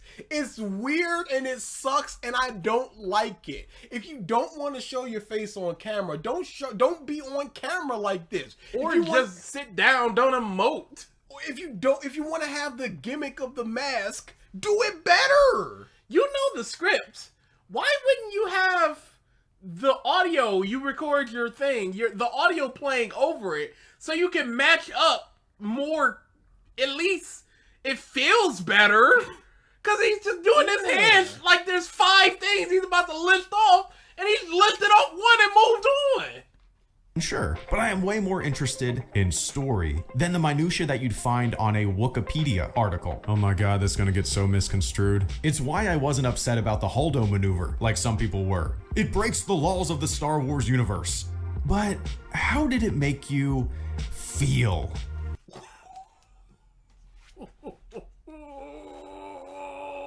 Next video. Next video. I don't give a fuck about how I feel. Hey, it made me angry. Shut. These Star Wars people, they are melting me in a pot of oil. I can't logic. Who gives 2 shits about why and how? Check this out. Check this out. My heart, my hype. It is he is literally check this out guy. Nice philosophy. Now check this Wikipedia article. Now check this out. How did it make you feel? It don't matter how it made you feel, cause Superman could rock up. Yeah. And you'd be like, whoa, Superman! And then you'd go, wait, the logic of this. You know what? Not at CinemaWins. And not this guy, apparently. He'd be sitting there just going, nope, I'll question that later. I don't care about connections, but how did the story make you feel? How do you feel? Dude, he put so much stank on that too. How did it make you feel? How do you feel anything about this if you don't care about ships, armors, connections? What do you feel? Hype. Dude, there's no way there's 5 minutes of this. Star Wars universe. But how did it make you feel? What pulls me into a Star Wars movie is the same thing that pulls me into any other movie. A good story, surprises, and characters you feel compelled to root for or hiss at. That's it?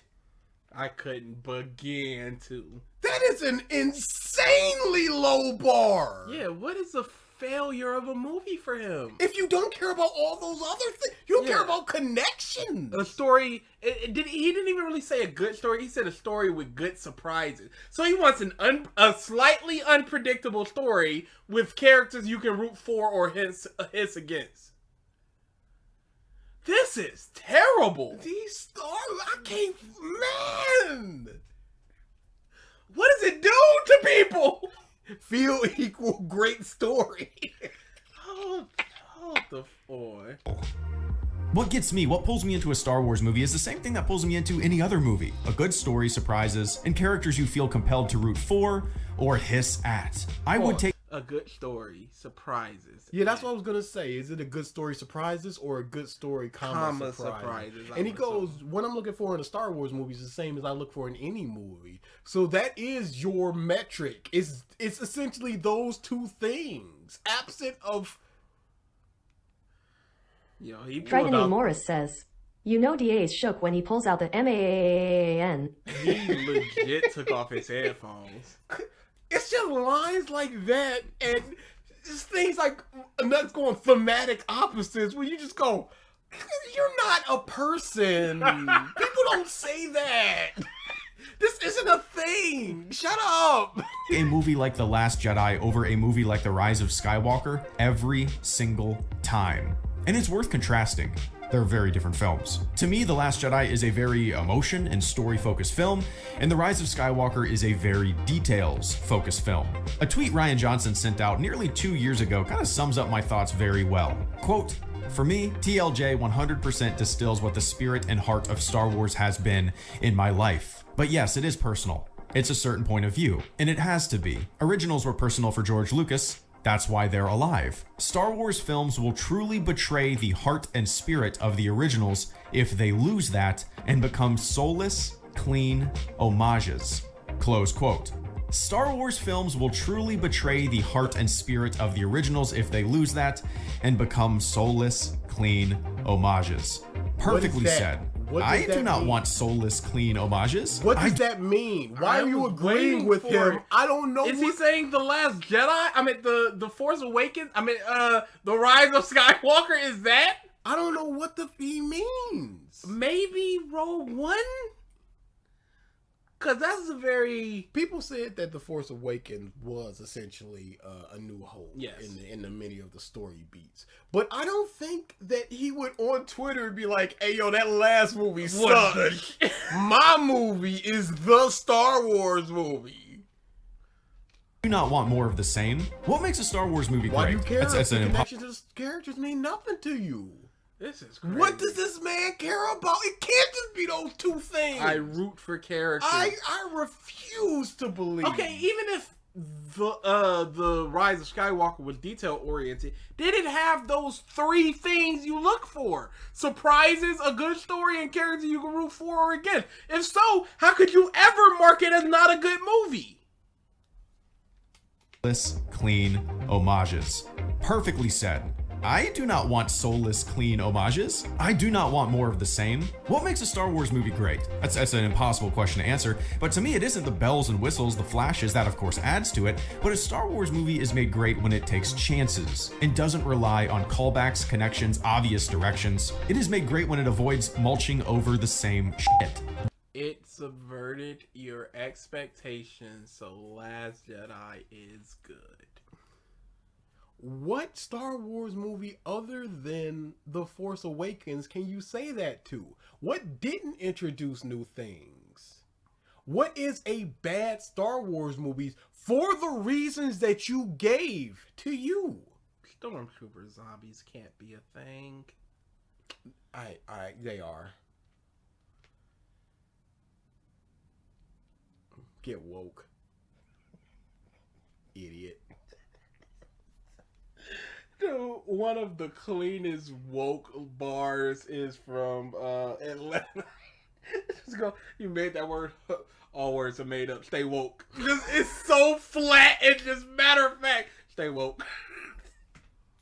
The spirit and heart of Star Wars? The spirit of heart in Star Wars isn't in Luke, it's not in lightsabers, it's not in the things, it's... What is it in? What is it in?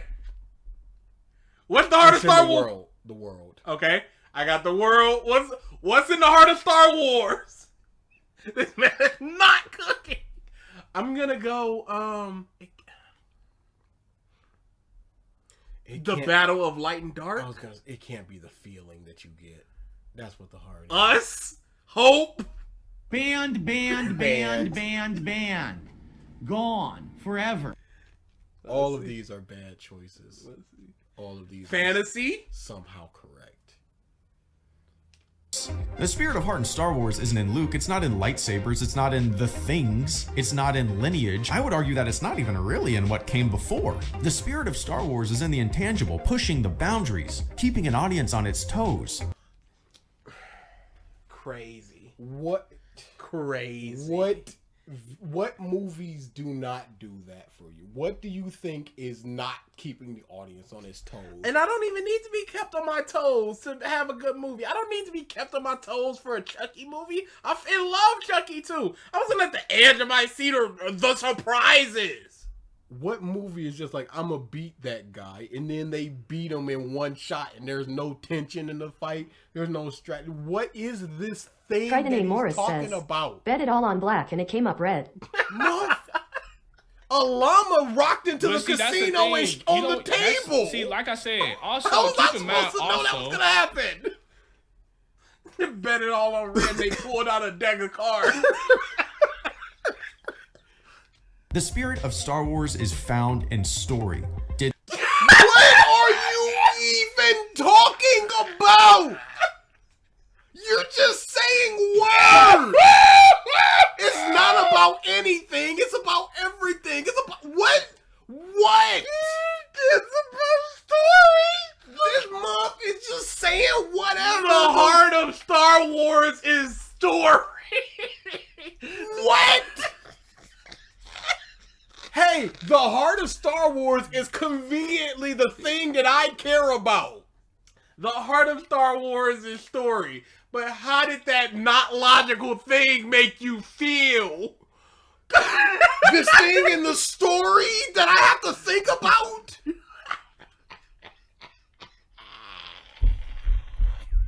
I can't believe this guy is just talking. This man, this is one of the most just talking months I've ever done see. This month is just talking. He's yapping up a he storm. Got nothing. Holy, we are halfway through this. I don't know what he likes.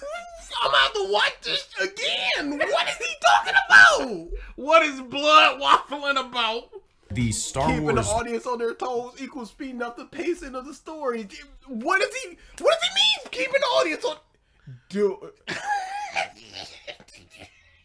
This man, presumably, because what I think he does is he can see his script and he's reading it out and he's doing the motions and then he dubs over that later. I believe that's what he's doing here. Okay. So he would have to, presumably, in my canon, have to read this twice and go, I'm not just yapping, I'm cooking.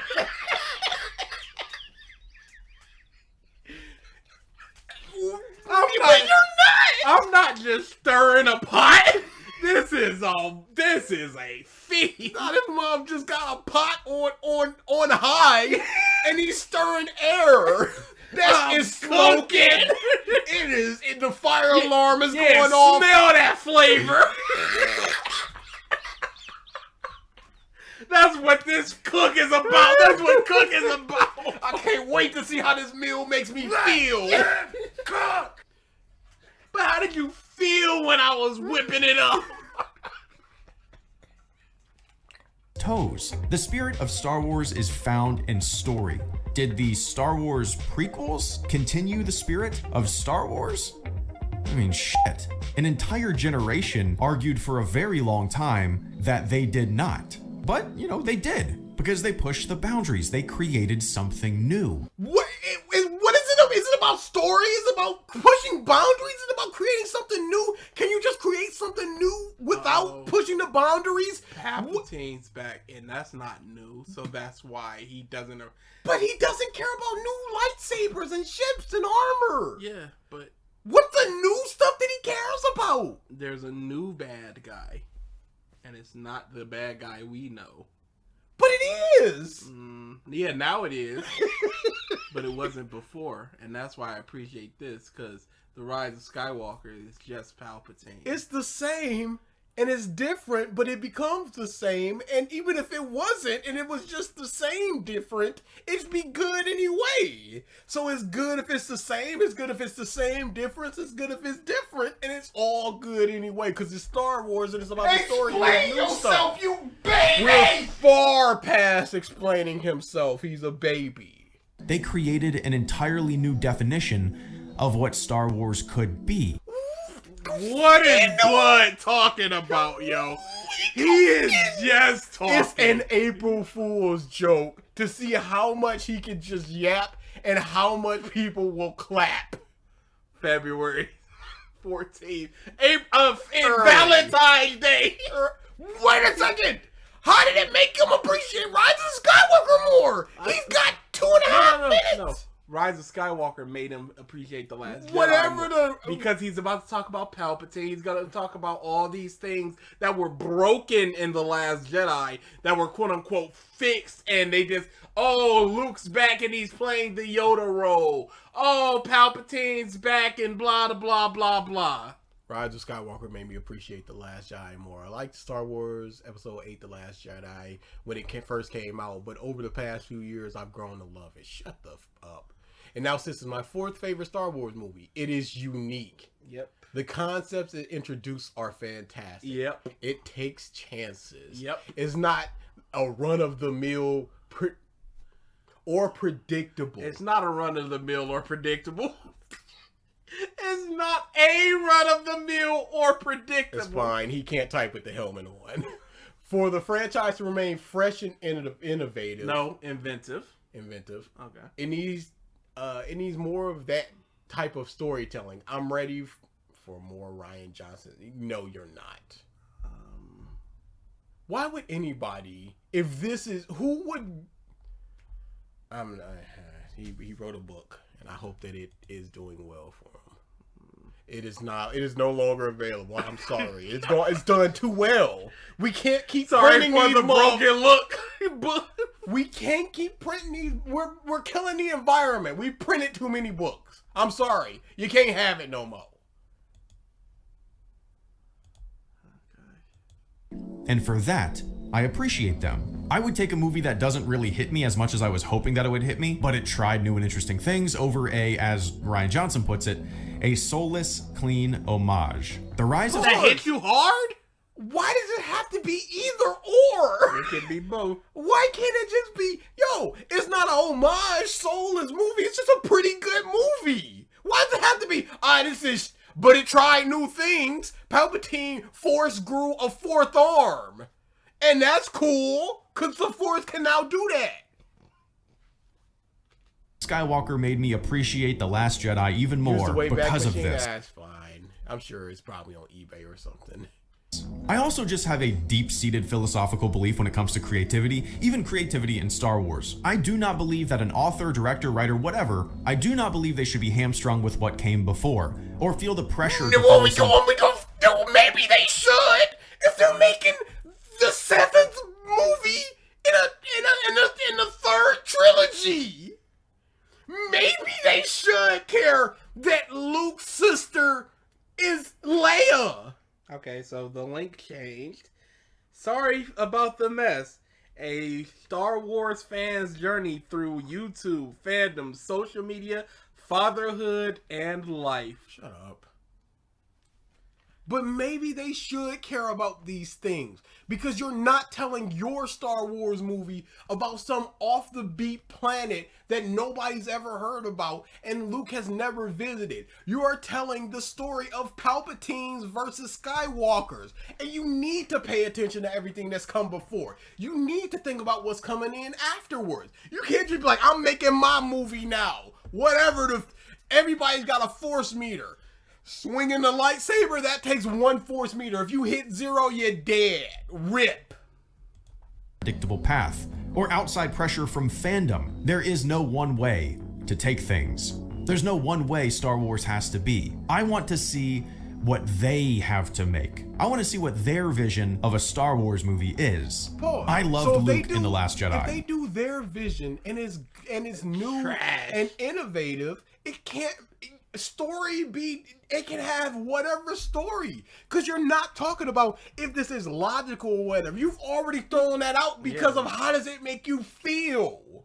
So his metric is broken. There's no other word for it but broken. A man whose entire worldview came crashing down. A man who, older and wiser, realized the failings of an organization that he once tried to revive. Cynical, broken. Not to mention, goddamn, Mark Hamill acted his fucking ass off. When I saw how Luke was in the movie, I had zero feelings of, he wouldn't do that. I just don't have that impulse. I do not feel that level of ownership. I don't care about character consistency and the way a character would act. I care that they did things that I didn't expect. If Luke all of a sudden went off to that island to become a reggaeton superstar, hey, I guess he likes reggae. And I can't say that because I'm not a character guy. I accept that this is what he is now. What is your line?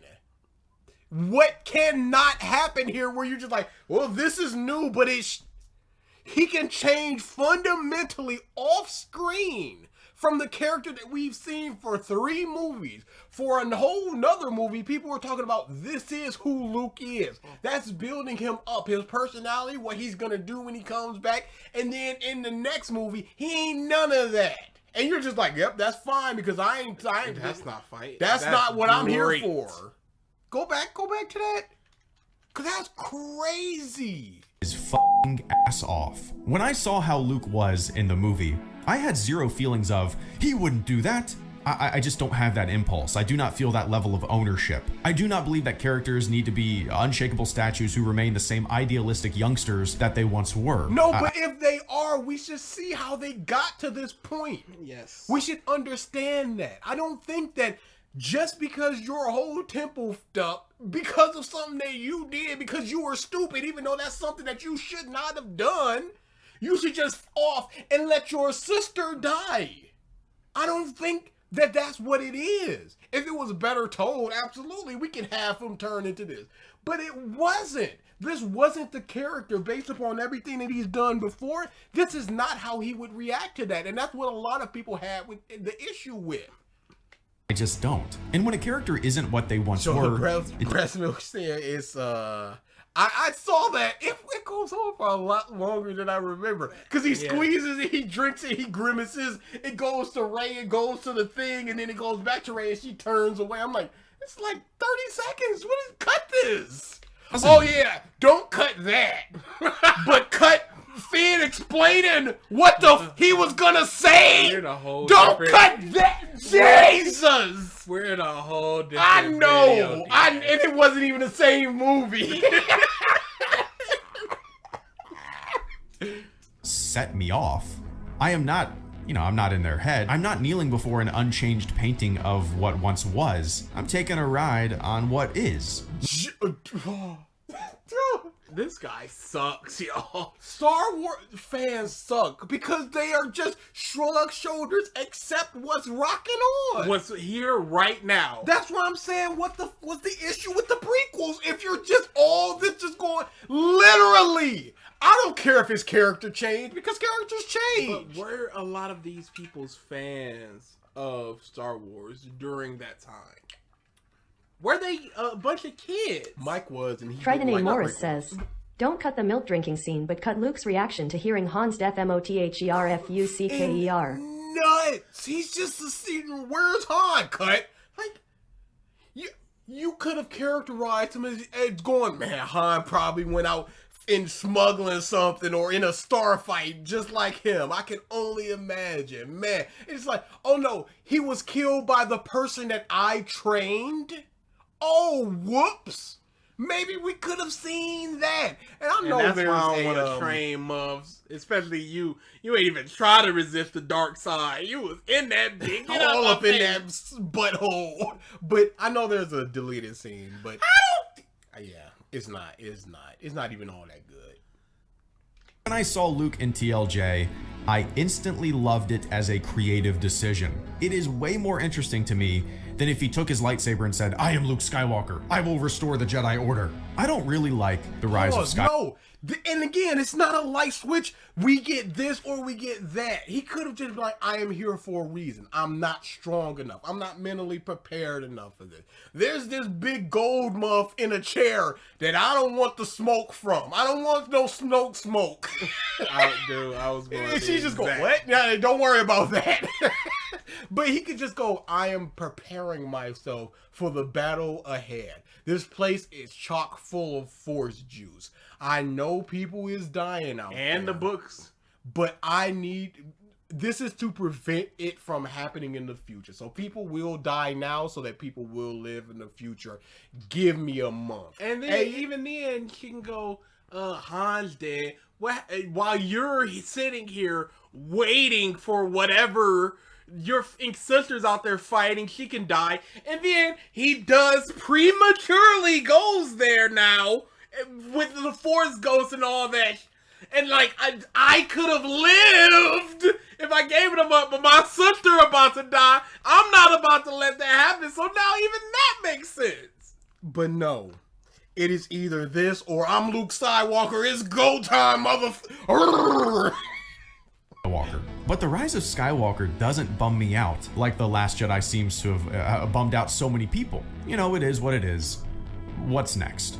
To me, most of the creative decisions in The Rise of Skywalker are so insanely unimaginative and uninteresting. Once again, The Rise of Skywalker made me appreciate The Last Jedi even more. Once again, as a movie, The Last Jedi breathes new and inventive life. If this bastard says the word new one more time, I'm sick of it. I'm sick of this baby level thought process of it's new, hooray! But I don't care about new lightsabers. Explain yourself, you baby! We're past that. Find out what the next video was. Into what could have easily been a stagnant and predictable sequel. I want more of this and less of that.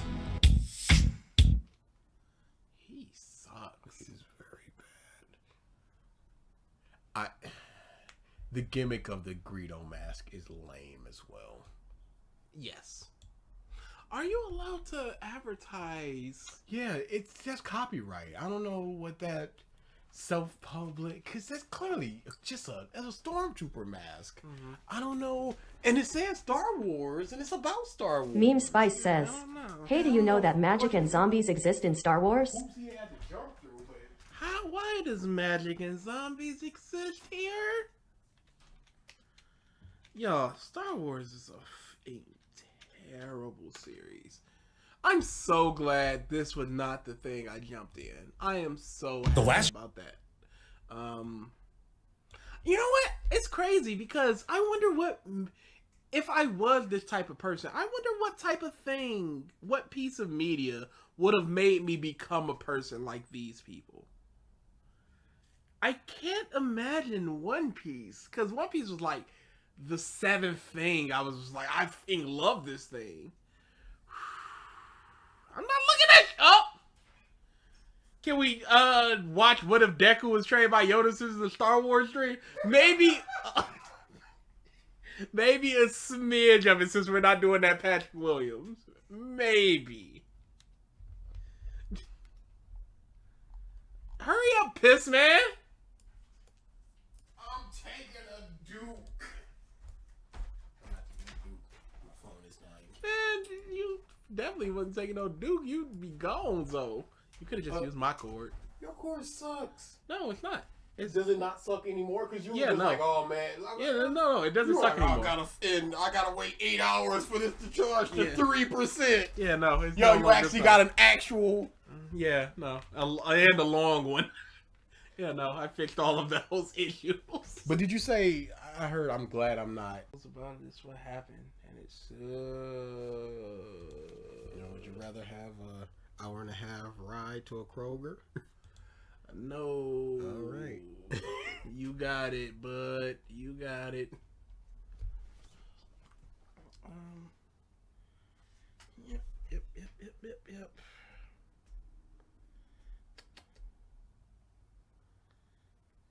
I don't need all that fancy Monday? Wednesday? Whatever.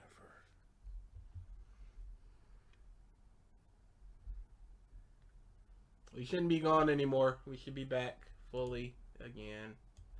And blah, blah, blah. And yak, and get it done. The Last Jedi really depicted Luke perfectly. There's been a lot of frustration over Luke's portrayal in The Last Jedi. You know what I really just realized? We haven't been talking about what video we're doing, the creator, the description. We haven't been rating them. Nope. This is a different type of day. It's Star Wars. Who cares? Because these last 2 months, who cares? That was their points. It really was their points. That's crazy. Hey. Shut up. Who cares? Didn't have to watch either movie so far. That's crazy. Hey. Whoops. But I think a lot of that misses that a huge element of Luke's character in this film is based on the fallout of a moment of incredible tragedy. And given the fact that Kylo turned... And again, this is an incredible tragedy, absolutely. We don't know how many people that were there. We don't know how long they were there. We don't know how Luke feels about them other than simply that he is sad. We don't know if he's had any connections with any of these. This is just, this old man feels sad about his students dying. I feel no connection to this other than the fact that Luke is sad. Students? I don't give a shit. It's meaningless to me. It is an explanation about how he got here. There is no emotional attachment to anything other than I feel sad because the character that I like is feeling sad. It should not simply be that. This is the Demon Slayer thing of Tondro is sad for his family dying, but that's all that you get. How does the computer crashing make you feel? And destroyed Luke's temple and slaughtered Luke's students. I can't imagine a better way to depict Luke Skywalker in that aftermath. Yeah, I have to assume it's a lot of fans felt betrayed and mocked and disrespected when Luke merely tosses away the lightsaber like it was garbage, especially after Okay, so he is both traumatized by all of these things. He's out here to die. He doesn't want to join this fight again. He has no idea who this person is, and she is presenting him with a lightsaber that holds a lot of tragedy. This will be the weirdest watchback ever. I think YouTube will snap back. Yeah. I think they'll snap when the actual feed starts, so it'll look a little wonky, but it should be good. But yeah, it's all of these things, and it's a comedic beat of throwing the lightsaber over. You can't have him be so traumatized that he comes here in spite of all of the people that he's met, the entirety of the galaxy, because he knows there's a super strong evil person out there, and a couple of other Knights of Ren who we all know and love. Ugarn, Vashir, who's my favorite, and his club. But he knows that all of these things are out there. He knows all of these things are out there. He knows that there is nobody out there who is a Jedi. He knows that somebody got to Kylo. So there's some strong Sith person out there. He's traumatized enough for all of that to come here to die, and it's a comedic beat. That's not good. So much buildup, but this is just about the most amazing thing that I can imagine for this moment. Because what was the last thing we ever saw Luke do with a lightsaber? Oh! It's... Okay. It's like the thing before. He's gonna throw it away now. And then Okay, but this is not the first time that we're seeing him since then. This is not the first thing that he's doing. It's simply the first thing that he's doing with a lightsaber. But it's not just a little bit of visual poetry. This is important. It's not even the same No, thing. it's not. He's doing that in defiance as opposed to a comedic beat. If he had thrown it down with reverence, if he had handed it back, if he had taken it and it dropped with his shaky hand, anything other than a comedic beat for this traumatized old man, where you bring him, I am unfindable. Somebody rocks up and goes, it's go time, homie. And you just go, nah, waka Because the waka. last time we saw Luke with a lightsaber wasn't the last time he ever used one, and I'll get to that in a second. But consider this, Luke really hasn't accomplished much good with a lightsaber. Overconfident and reckless. It's not about the lightsaber itself, it's about what it represents. And what it represents is his failings. It shouldn't be a comedic beat that he does that. It should be mirroring his tragedy, because that is a big thing. He used a lightsaber and that got him into this situation. Had he not popped that lightsaber, Kylo wouldn't have brought down the house and killed all the people and burned down all that stuff. And thus, he throws it over his shoulder. That's not the reaction that he should have had. I don't care about what he did before with that thing. This is the symbol of that. The last time we see him with a lightsaber that we know of canonically, he popped it to kill his student. He regretted it. He caused everything that happened since then. If he would have just sadly shook his head and handed it back, it would have been a much different feel for that. Man. Is off to save his friends. He's beaten and he endangers the very ones he intended to rescue. Confronted with the opportunity to strike down Palpatine, he takes it and later nearly kills his own father in a fit of rage. This isn't the Jedi. Hey, that's like what Rey did. Man, that is just a puppet arm. That is just a glove on a stick. Hey, this isn't heroism. This is a character flirting with evil. Turns out that Luke only really But if the lightsaber represents his trudge almost to evilness, to almost killing two people that he loves, it's okay to be confused. It shouldn't have been treated like that. I'm sorry, I don't care. This argument works if he didn't throw it over his shoulder. This wouldn't be a video if he had not done that. I do not and cannot accept. I have no reverence for this mother. I don't love him. I'm not like this is my child or something. I'm going purely from a logical character story standpoint. From what you know. There is no reason why he would have done that. If he's the same jokey, ha-ha, fun-loving person, he would not be here to die. That was for the purpose of comedy. This is not the character that he was put out to be. Through throwing down his weapon and refusing to fight, Luke has learned the value of not using this weapon. And the next time... chronologically, he takes out his lightsaber, he's again tempted to strike down his own flesh and blood, and it all came crashing down around him. Luke wasn't only sensing it's not his flesh and blood, technically. Ben Solo's darkness, he was sensing his own, and Luke has now proven to himself that... Oh, dude, you can't be talking about this bush. Mom, it's one of those I'm looking in. This don't make no sense. So here I come. I almost say hear me come.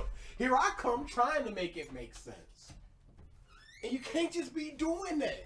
It's so crazy that he sensed his own darkness and then Kylo Ren just went to darkness. So there was darkness there. Snoke had already gotten into his mind. So it was there. What was he doing with his hand out like that? Go back. Is he force choking him? What is that? Own flesh and blood, and it all came crashing down around him. Luke wasn't only sensing Ben Solo's darkness, he was sensing his... I guess he's sensing him. There has never been a sensing that has been done with your hand out like that. In either of the two movies. But how does it make you feel? That's a good question. That's all that matters when you think about it. And Luke has now proven to himself that he can't be trusted with this responsibility. Every time he tries to take action, it backfires.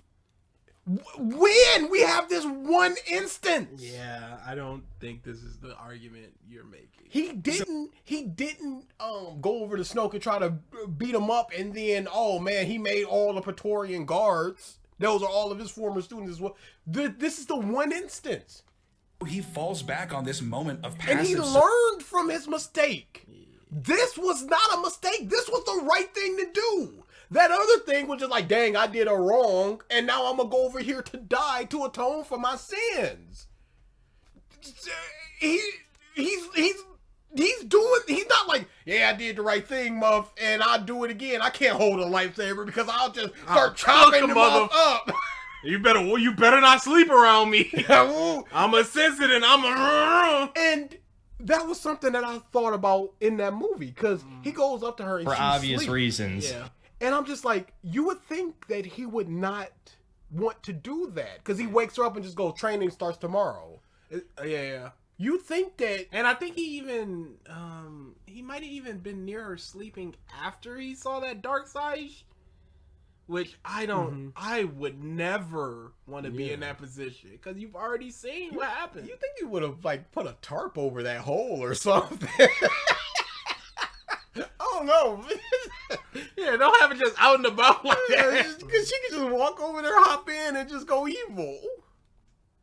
Render, but takes it a step further and completely removes himself and his influence from the galaxy. He returns to a backwater provincial life, back to a time where Luke was a harmless farm boy, back to a time where he knew he's... One dude didn't care about connections and the other dude is trying to connect everything. He's drinking milk, you see, like he did before. Milk is the thing that connects us all. It's his connection to a more simpler life. And thus, to return there, he must drink milk. And I must show you, I must make you realize the connection of him drinking milk. Thing of the Force or of the galaxy, and could afford to be naive and ineffectual. And he's fallen back on that same old snarky defeatist attitude No.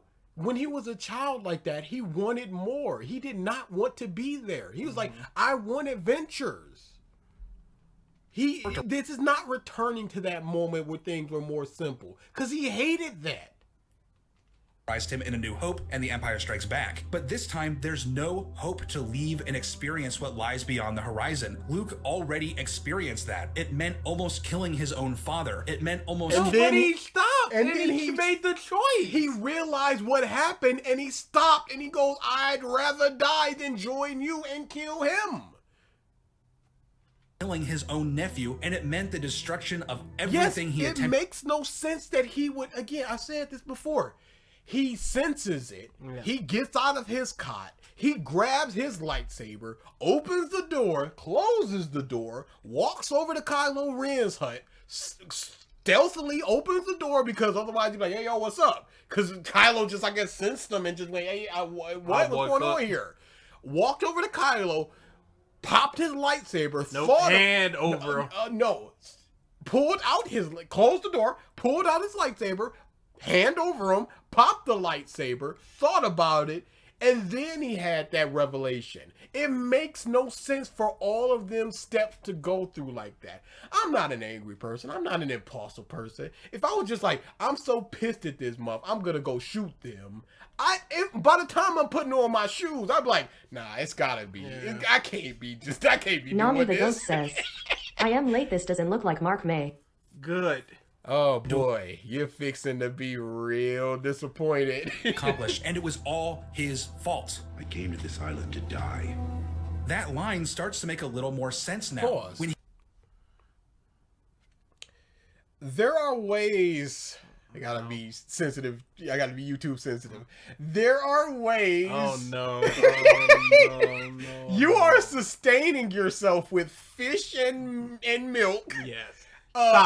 If there were things that you wanted to accomplish, there are ways to accomplish in Minecraft. There are ways to accomplish them other than simply waiting until you die of old age. Until things happen of old age. Natural causes. Obvious reasons. So it doesn't make too much sense that he goes, I'm an old useless man, so I'm just gonna be old and useless waiting to Minecraft. Into Minecraft. He's handed a light. The ocean well, is right Triton, there. I mean, come on now. We gotta dance around these things. Yeah, nice cool down. Thanks, bot. saber again for the first time in who knows how long, he wants nothing to do with it. What sort of Pause. And who knows how long? Maybe we should know how long. Yeah. Maybe we should know how long Kylo was out there rampaging, taking over planets and killing people. How long he's been here. How he's cut himself off from the Force. What that means. And how reconnecting to it? What does it mean to cut yourself off from the Force? Whatever it means is for this movie. Consequences will befall him this time. But Luke doesn't need to take up a weapon to accomplish anything, and he proves that in his turnaround at the end of the film. I think a lot of fans... But he Force ghosted himself into carrying a weapon. And then Minecrafted. If you wanted to Minecraft, you just did it. You had options to do it. Why wouldn't you just Force Ghost until you Minecraft? Yes. Go visit the whole universe with your Force Ghost, and then you instantly in Minecraft. There are this mother. Wanted to see some sort of Force Unleashed nonsense from Luke, but that would have been inconsistent with his character. And after all, a Jedi uses the Force. Okay, but what happened when he rocks up against Darth Vader and Palpatine? He fights for a second, goes, "This is not the way," and then he goes, "There has to be another way. My hands are clean. My dad's gonna help me and prove me right, or I'm gonna die." Why didn't Luke commit lightsaber face? You know what I'm saying? Why didn't he hop into the fire in Minecraft of his burning temple? In Minecraft. In Minecraft burning temple. He has ways of achieving his old man goal. And it makes no sense that he's like, whatever. Oh, I'm hearing the screams of millions as 5 planets are instantly destroyed. Let me just turn that down. I'm just gonna cut myself off from the Force. I sure am thirsty. Volume down. Boy, this milk sure does remind me of the time that I hated being a farmer. Never attack. So honestly, this final moment of sheer heroism from Luke is amazing. He's centered, he's calm, he has peace, and he has purpose. And what would be changed if he was there and he gave mercy on Kylo? It was purely, you cannot hurt me. I'm baby moding you. Like Kylo was baby moding Rey in the 3rd movie. At certain points, he just got his lightsaber on his side and he's just dodging. He don't give a...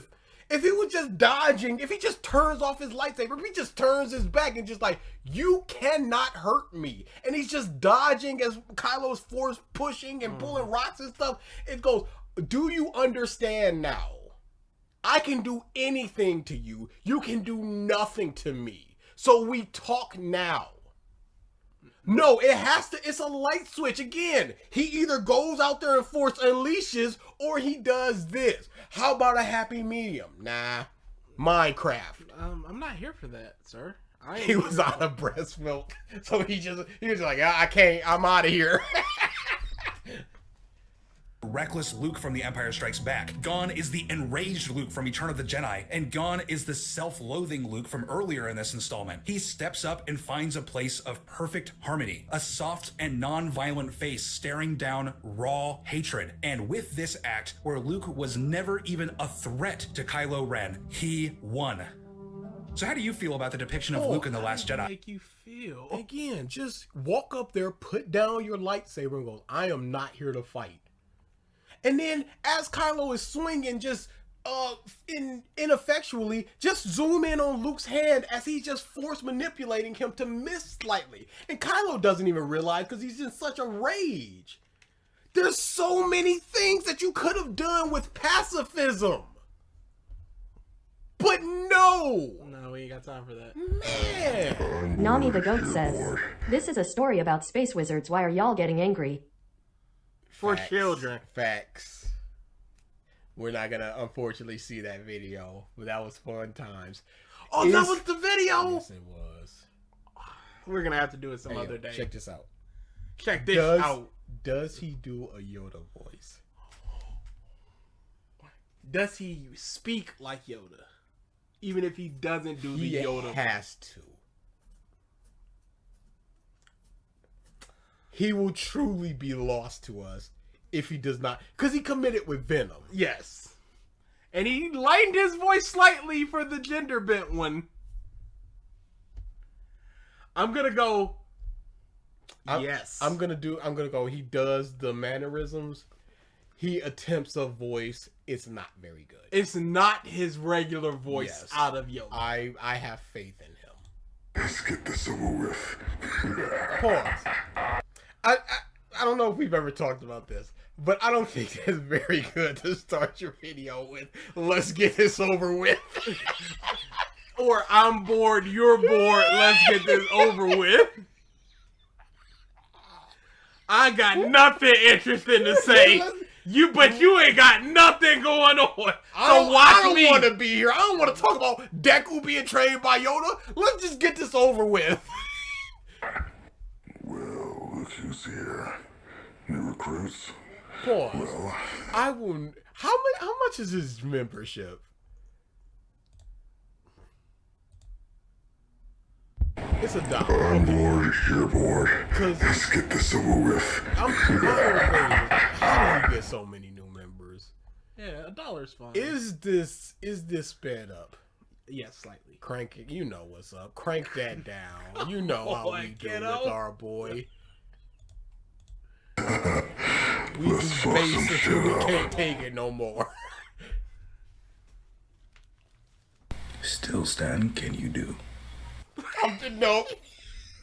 I can't. I can't. Nope. This is a mistake. Dutch says, or Son Goku 23 Angel Demon Goku, what if since the finale is out? Oh, that's not even the right word. Still stand, can you do? That's not. Still stand, can you do? He tried both. He tried the voice and the mannerisms. Let him cook. What happened? Passed out, you did. Pause. And I keep saying this. For God's sakes, this man always starts 3/4 into his story. We don't know how we got here. How we don't Deku know got here. It's always in the middle of a training, or it's like, what if Deku married a vampire lady? He's just like, hello, my wife, vampire lady. It's like, come on, enough. And you think that after all this time, because this has been let me turn years, the TP off. Yeah, go ahead. You think he would have a distinctive Deku voice? Yes. Because T23 has a Goku voice. Say whatever you want. He has his Goku voice. And it is distinct. But he Configuration is, updated he is just successfully. Deku from My Hero Academia. Took a beating. No backstory, no music, no nothing. I was hoping this. Unknown Yo, Gaming that XL was says, crazy. I want to join Luke in Minecraft now.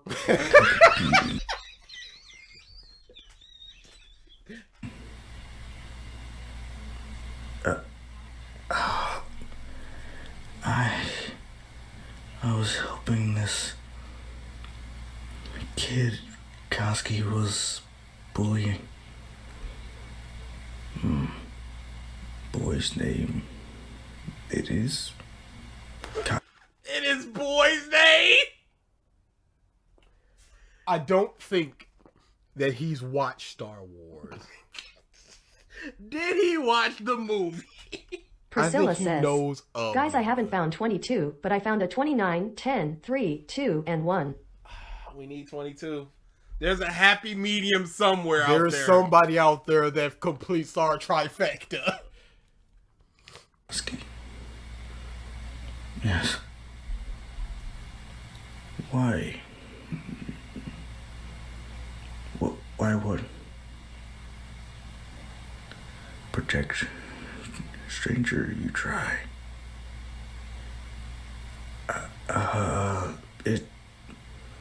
I just thought it was the right thing to do. How does anybody watch this? It's always baffling to me. It's impossible to be an unironic fan of this guy. I truly believe. Hit me with the comments. Of course there's 21 comments. I like this, I do. You don't understand you take away the eye. The first eye. Someone's getting excited about a potential Anakin. So these people love this. I feel like this will be a good one. Can't wait for more. You didn't even watch the video yet, it sounds like. Part 2.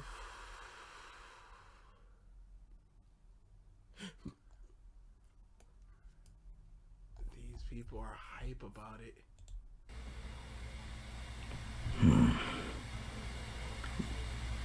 Though beat up, you became... yeah. Okay. Let's see.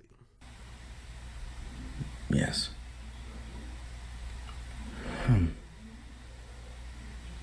But, I don't mind Master Yoda, but at the end of the day, it should be Izuku's choice. Who's speaking? Who's talking right now? He just said it should be Izuku's. I don't know. Who's Axel speaking? Gray says, comment. Wait, so if I learn how to use this, could I become a hero?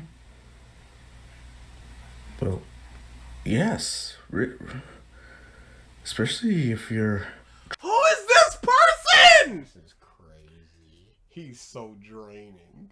trained properly by someone such as him. Yoda, are you sure you want to train me? Sure, I am.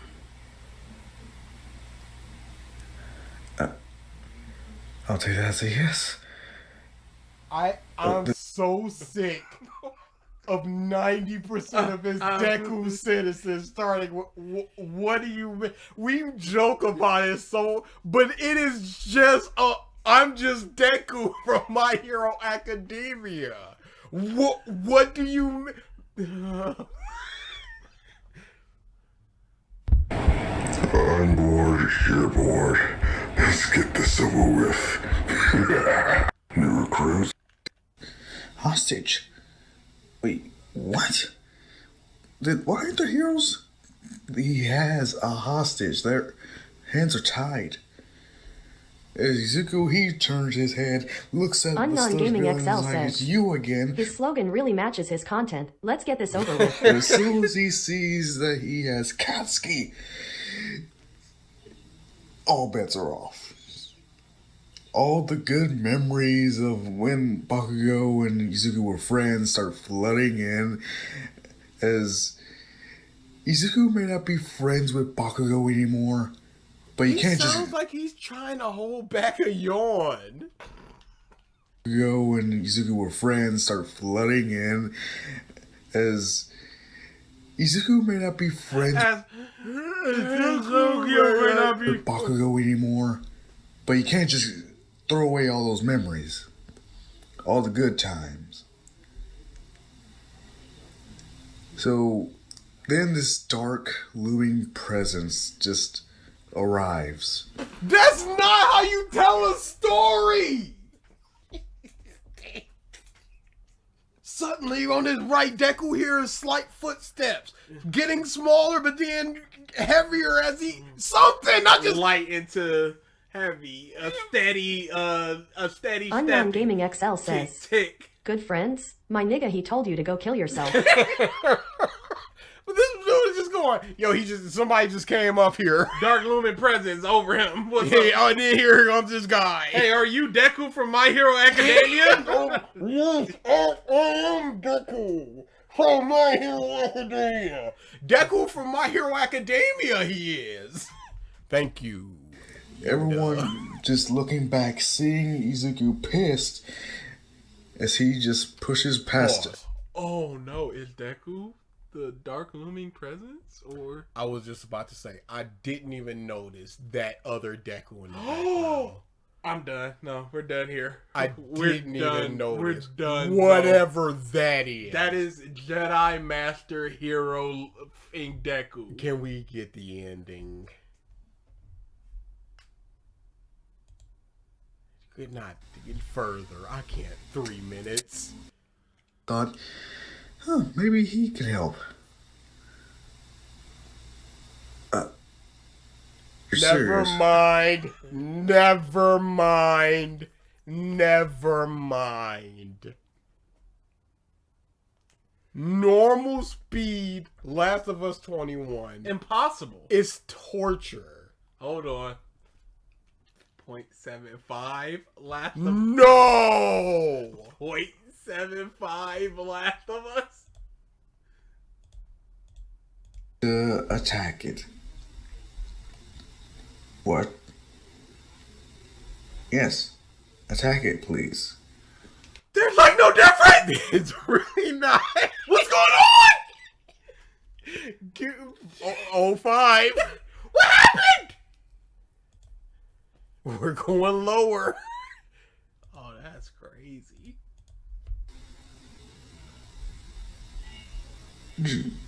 Do I have to? Nah, that's too unnatural. Yeah.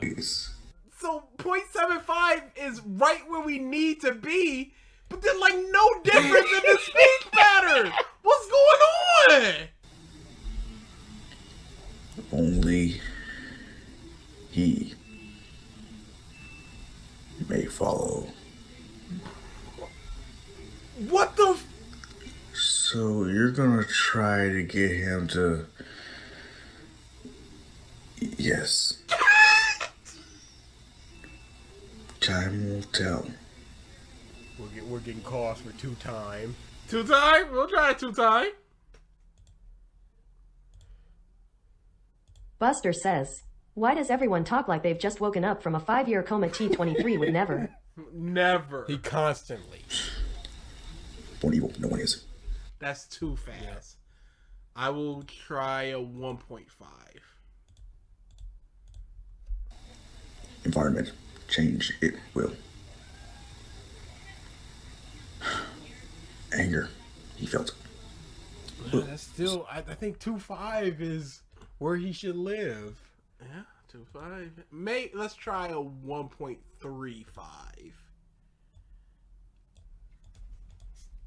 Yeah, everyone gets angry. Force. 2 sides as light, dark. Maybe tapped into dark. 1.3.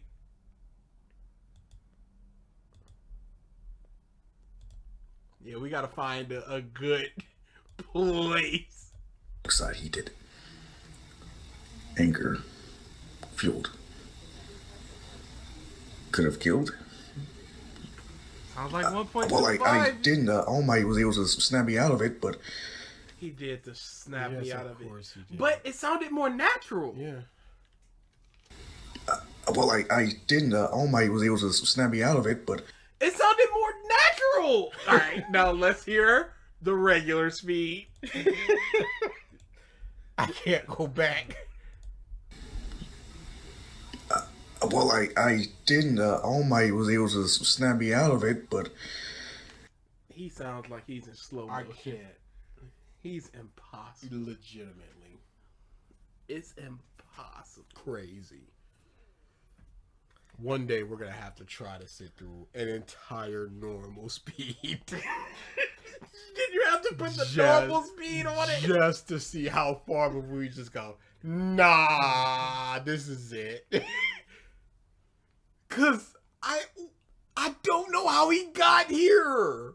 Or if Yoda is Axel Gray says, Yoda would have just let it end. We should do that as a tap stream. We should get 3 taps and we're actually out.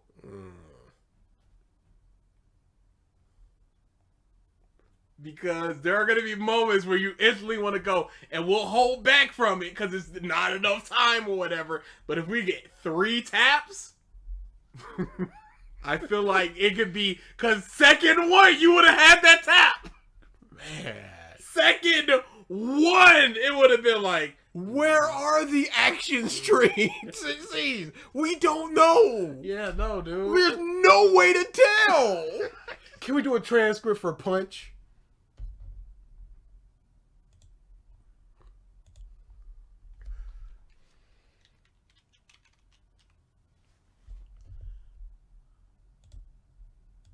As soon as Izuku begins, or at least tries to punch it, it blasts him. But then as soon as he does hit it, it blows up in his face. So, this is what you wanted? This is what we're cooking with? It blew up in his face. Okay. All right. Huh. Interesting. Thank you. Her picking up the scraps and walking away. Izuku's like, wait a minute. Your what was all that about? You saying what a character said shouldn't be Izuku was like. Wait. If you're doing it, there is no Vader. Your friend would be like, hey, whoa. There is no Palpatine. Who's he punching? Who is the she? I don't think this is the end of the story. I think there should have been more parts and they just never came out. Oh no. Part 3, please. Oh no. What? Yeah, I don't think this ever came out. It got views. Or did it? Compared to what was going around this time. Was there not a part 3? Maybe you just missed it. Let's see if the playlist. Oh, the little search bar. Yeah. Good man.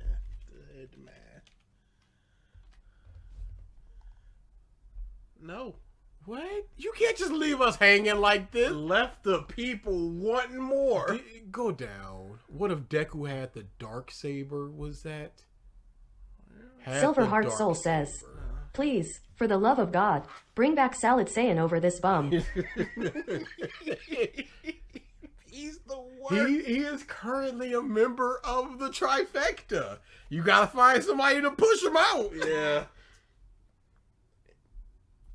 He's one of the pillars of what ifs. I don't make the rules. Yeah. But who else would you say other than him, Silent in 23? Because they're all doing different things. And that's the problem. If you find somebody else, they're just gonna be a worse, and by worse I mean better, Goku T23 or Last of Us 21 or whoever. Or you find some AI boy. Vegeta T23 is worthless. Gohan T23 had a little sauce, and then we went right to the king, and we went, oh no, there's only one ever. Only 2 months came out of the What If stream. And we did like 10, 15 videos. Who were the other ones? It don't matter. What were the other ones? It don't matter. What were even the series? It don't matter. Meme Spice says, what is his most viewed video? That is a good question. What is his most viewed video, y'all? What would the franchise be? Attack on Titan or some lady style. I'm gonna go superhero. I'm gonna go Avengers. I'm gonna go either Attack on Titans or he's married to somebody or he's married is a good one. There's got to be some sort of lady style. Minecraft? No. Moscow was just there. Yeah, you gotta have that sauce of a what if. Like if Mark did more what ifs, I feel like Mark might overtake one of them. Oh my good, I forgot about that. Because that was some sauce. Kill la Kill, My Hero. Oh, okay. What if Deku was in My Hero? Yeah, what if? Lady style. You got it. Yeah, boy. Yeah, you got it. One Piece what ifs are theory people. They're just the people that do theories because they got stuff to do. Let's see it. Let's see what? Type it in.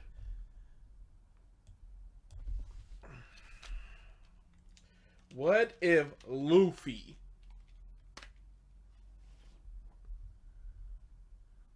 That's a theory. That is a theory. No. Well, that's kind. No, that's a what if. This seems more like. Did you ever wonder what would happen if I doubt he watches his own video or he would fall right asleep. Look up What If Luffy's story.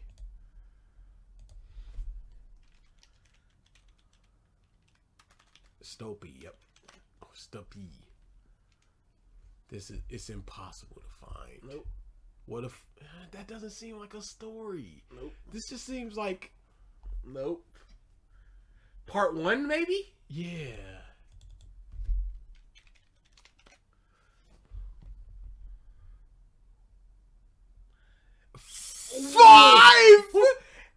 Part 1.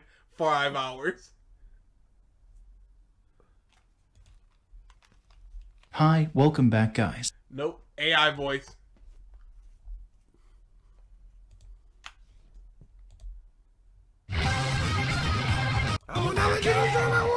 What's going on, guys? Super Savage 789 here, bringing you guys a video telling what if Luffy became a Marine. And this timeline, Garp seeing this is a what if, man. Luffy being stayed in the direct. Alright, let's see what his most popular video is. But I don't think that I don't know if he does voice acting or he just goes, Luffy would be changed in this way, and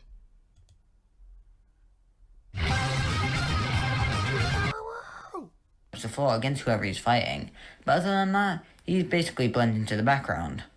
In class, when practicing molding chakra, Goku just doesn't seem to get it. The new voices. Guys, it's impossible. If y'all don't want Last of Us 21, y'all gotta give us somebody. Is that the same guy? What was the name? The 5-hour guy. Luffy fanfics. No? Okay. Yeah, soldiers, it's your boy, the Anime Sage, coming at you with another video, and this is what if Luffy ate the Suna fruit. This. Even say it. Yeah, soldiers.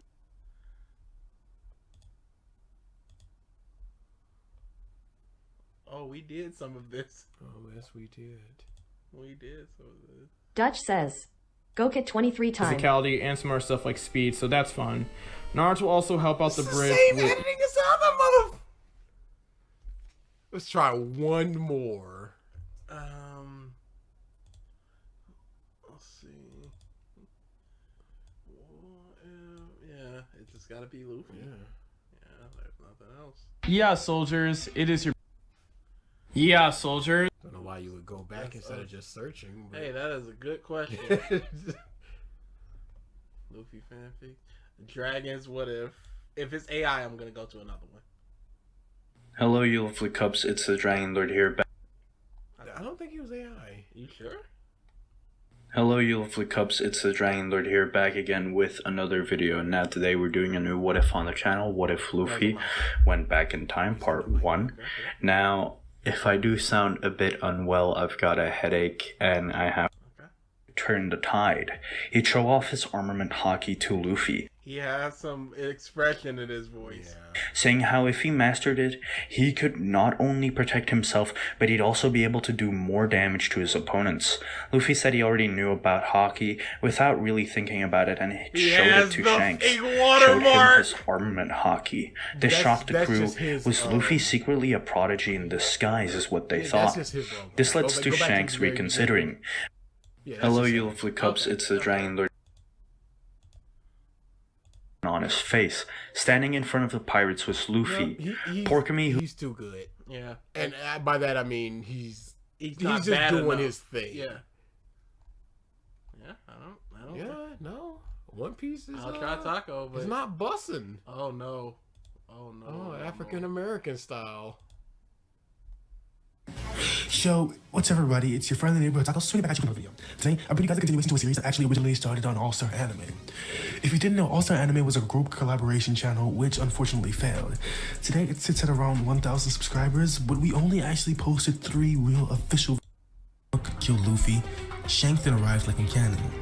Lucky Roo, one of the men of Shanks' crew, shot one of the bandits in the head. Then Ben Beckman, another one of Shanks' crew, defeated the rest of Higgins. No. They were tougher now, There ready for no... any challenge.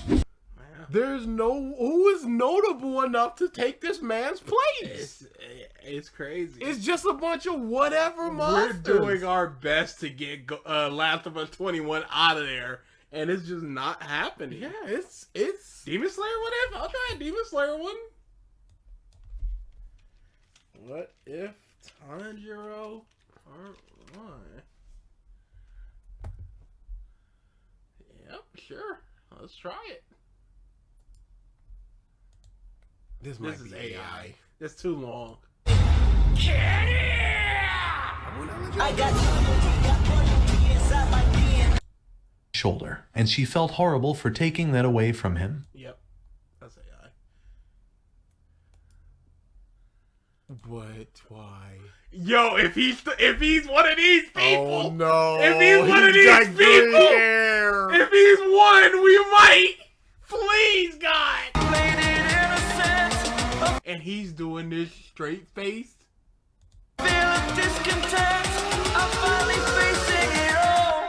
Yo, what is good, everybody? It's your boy Golden Falls, Golden What If, whatever you want to call me. Now, Tanjiro tries to basically get him to explain more, but the first user tells him that there isn't much time right now, but he will be back soon, and many others will want to speak with him as well. Tanjiro wakes up in shock, and his body is covered in green lightning, and he's sweating like crazy. I feel like it's AI. Are you okay, kid? It's not AI. Yeah, I think so. No, I'm talking about this one. Or Kodaki explains to him the situation and that he will be training him to become a demon slayer. He does do voices, but Tanjiro agrees. Yeah, no, he seems fine, and that's not. What if Tanjiro became a demon? I can't comment on this because of obvious reasons. I'm not allowed to. I'm not trying to get clipped. Y'all. In episode 1, how would the story change? Would he still become a demon slayer, or would he join Muzan and become an extremely powerful upper moon? Well, after spending days thinking this over, there are only 3 logical ways the story could continue, and for theory 1, Tanjiro would die really quickly. Theories, I don't care about that part.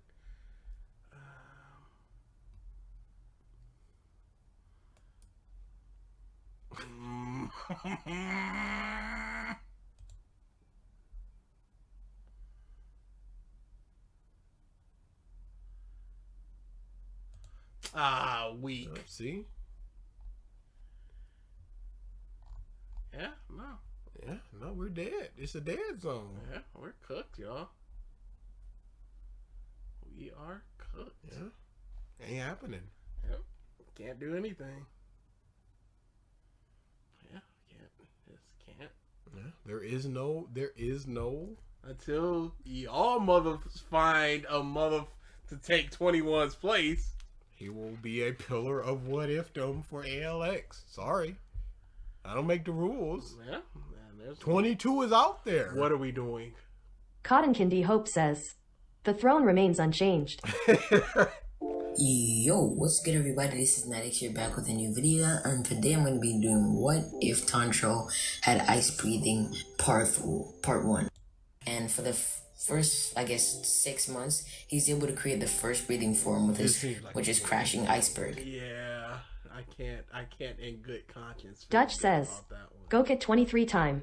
We're not doing it. What's he up to? Why? He just put out the last part of his newest. Exactly. We can't go to the end of it to see what the tease is for the tournament. Oh!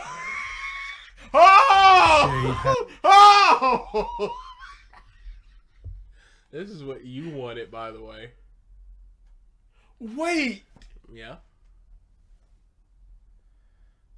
Who are they? Black and Goku? Revealed himself, and he also used his angel. Shade had revealed himself. Shade? Yes, that's sweet.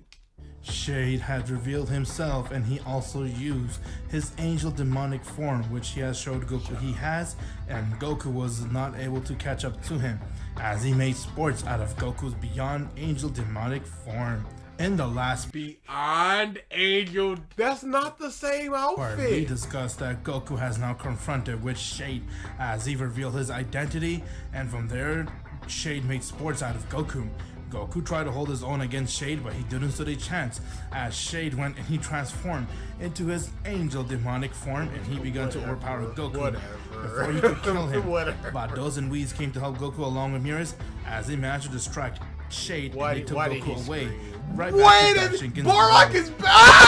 Found out that Shade was Goku's mother's lover, and that he is the mortal that she fell in love with, and now he wants nothing but revenge. Oh, that's this one! Where you? Yeah, I forgot. Yeah, we started that. We did the whole thing. Yeah, I didn't know it was this one. To him like a father died right before. Come on! He just got a clump of orange, just sitting there winking at you. He is untoppable. Who else? There's never gonna be. I hate how we're done with Star Wars, and now a bunch of people are filing in for these what if mothers. They know what's up.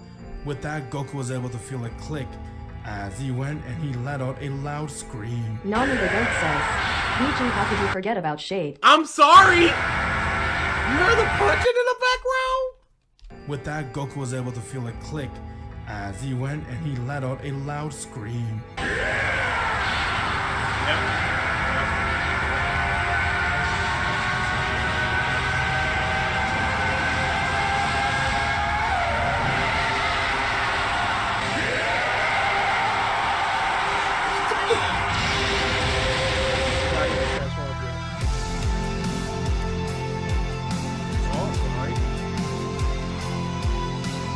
Now, it looks like he got art for this. Yes, this looks custom made. It looks bad. Yes, it looks very bad. The halo around his neck is sending me. But you need to represent that he's an angel and a demon. Goku has now gone and managed to pull out a power which no one has ever seen before. What is the name of this?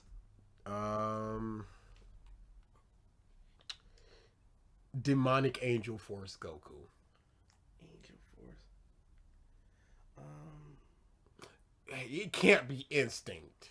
It can't be Instinct. I refuse to believe. He did say he felt a click though. He likes Force.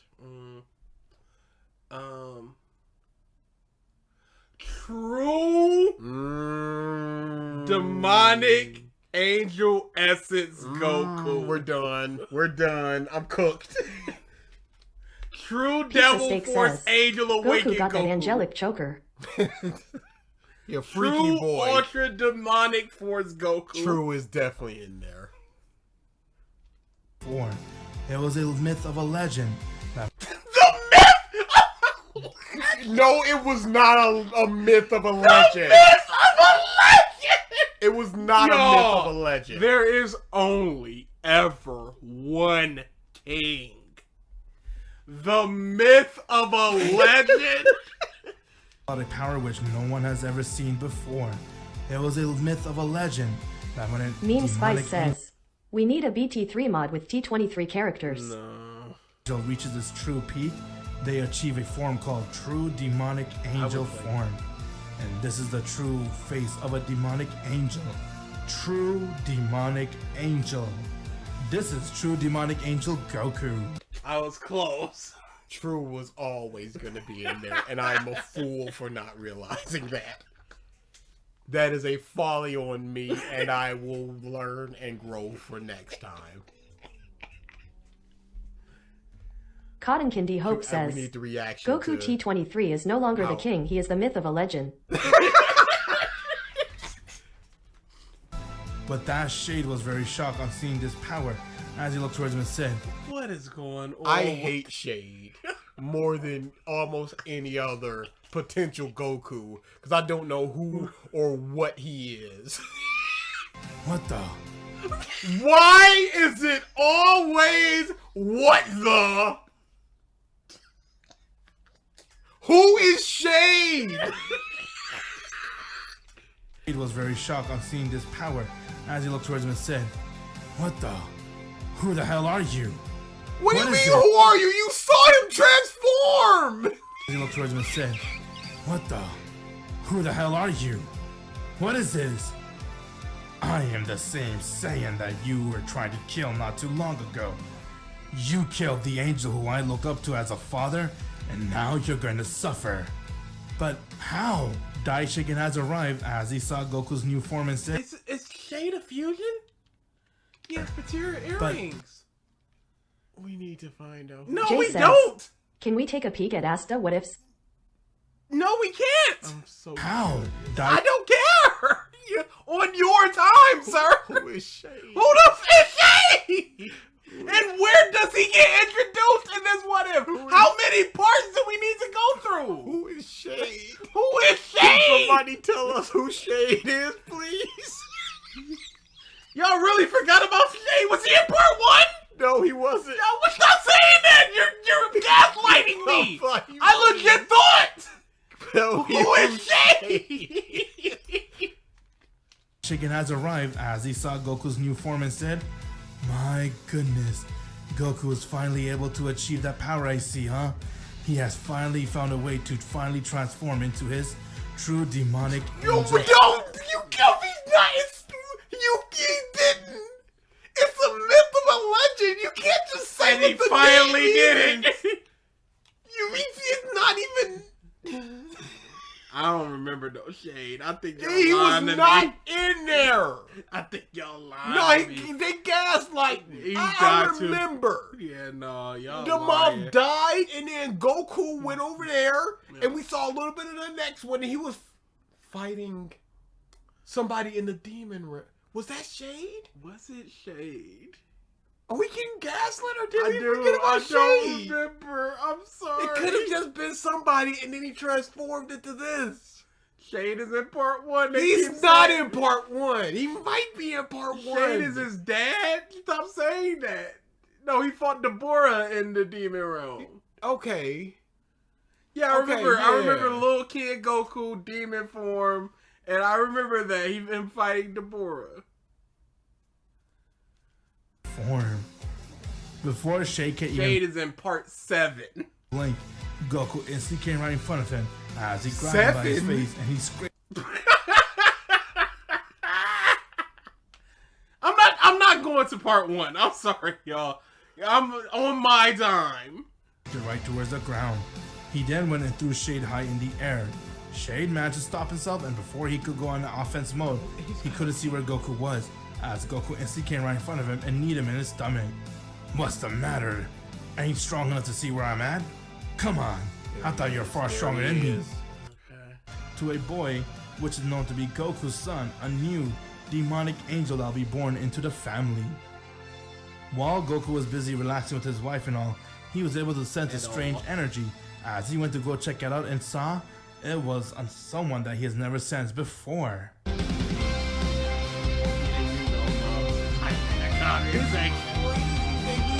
Made an OC of himself. That's the biggest, baddest mom. And Mubs love it.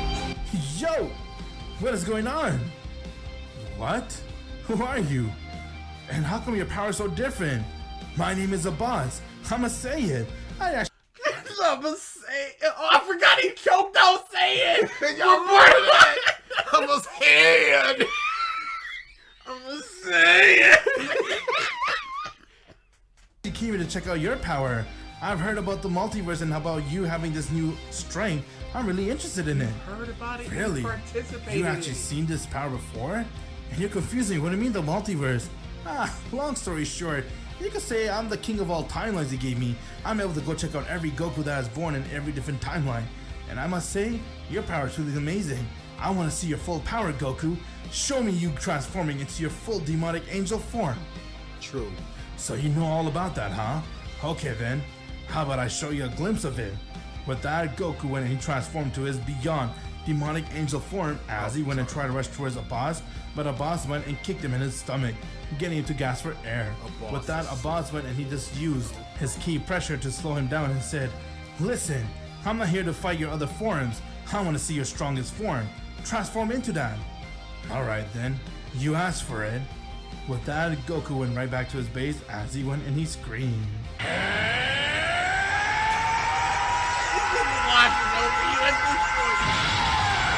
transformed instantly without one beast brain. Go down. He has 8 kneecaps.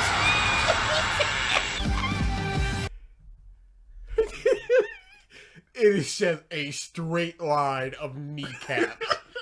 Legs do not work that way. That's why he's the GOAT! Look at that.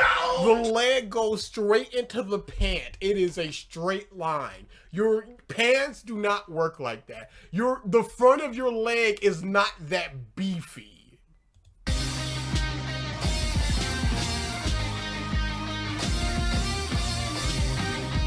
You don't have a pet next to your pet. Esther says, only one king. Goku has now gone and transformed into his true demonic angel form. Sir. This is my true demonic angel form. Now that you've seen it, there are times where you do small mess ups. It happens. You might not catch it in editing. Yeah. You don't almost spit out the word demonic. Pull it back. Run that muff back to true. And then just go, leave it in. Good enough. Check the chat. Replay. We should check it when he transforms, honestly. Oh, is nobody talking? No! Or do I just need to hit? This is my true demonic angel form. Now that you've seen it, what do you want? Alright, call me impressed. How about I go and match a power far stronger than that? Wait, you're saying you have a power stronger than this? Let me show you! Unknown Gaming XL says, I'm an angelic demonic science.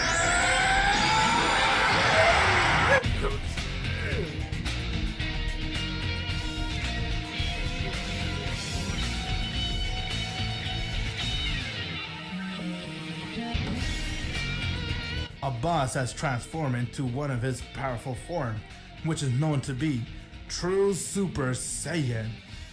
You can call this True Super Saiyan a boss. Okay. Then, let's see what power you have within yourself. Why, word. Your power. Let's see what power you have within yourself.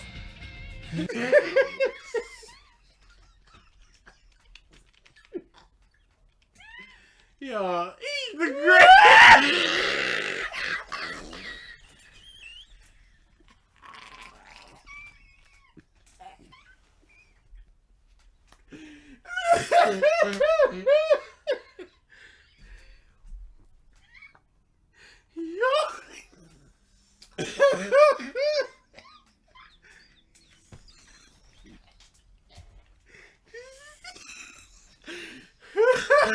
He's the greatest man that ever lived! There will never be a man better than Goku.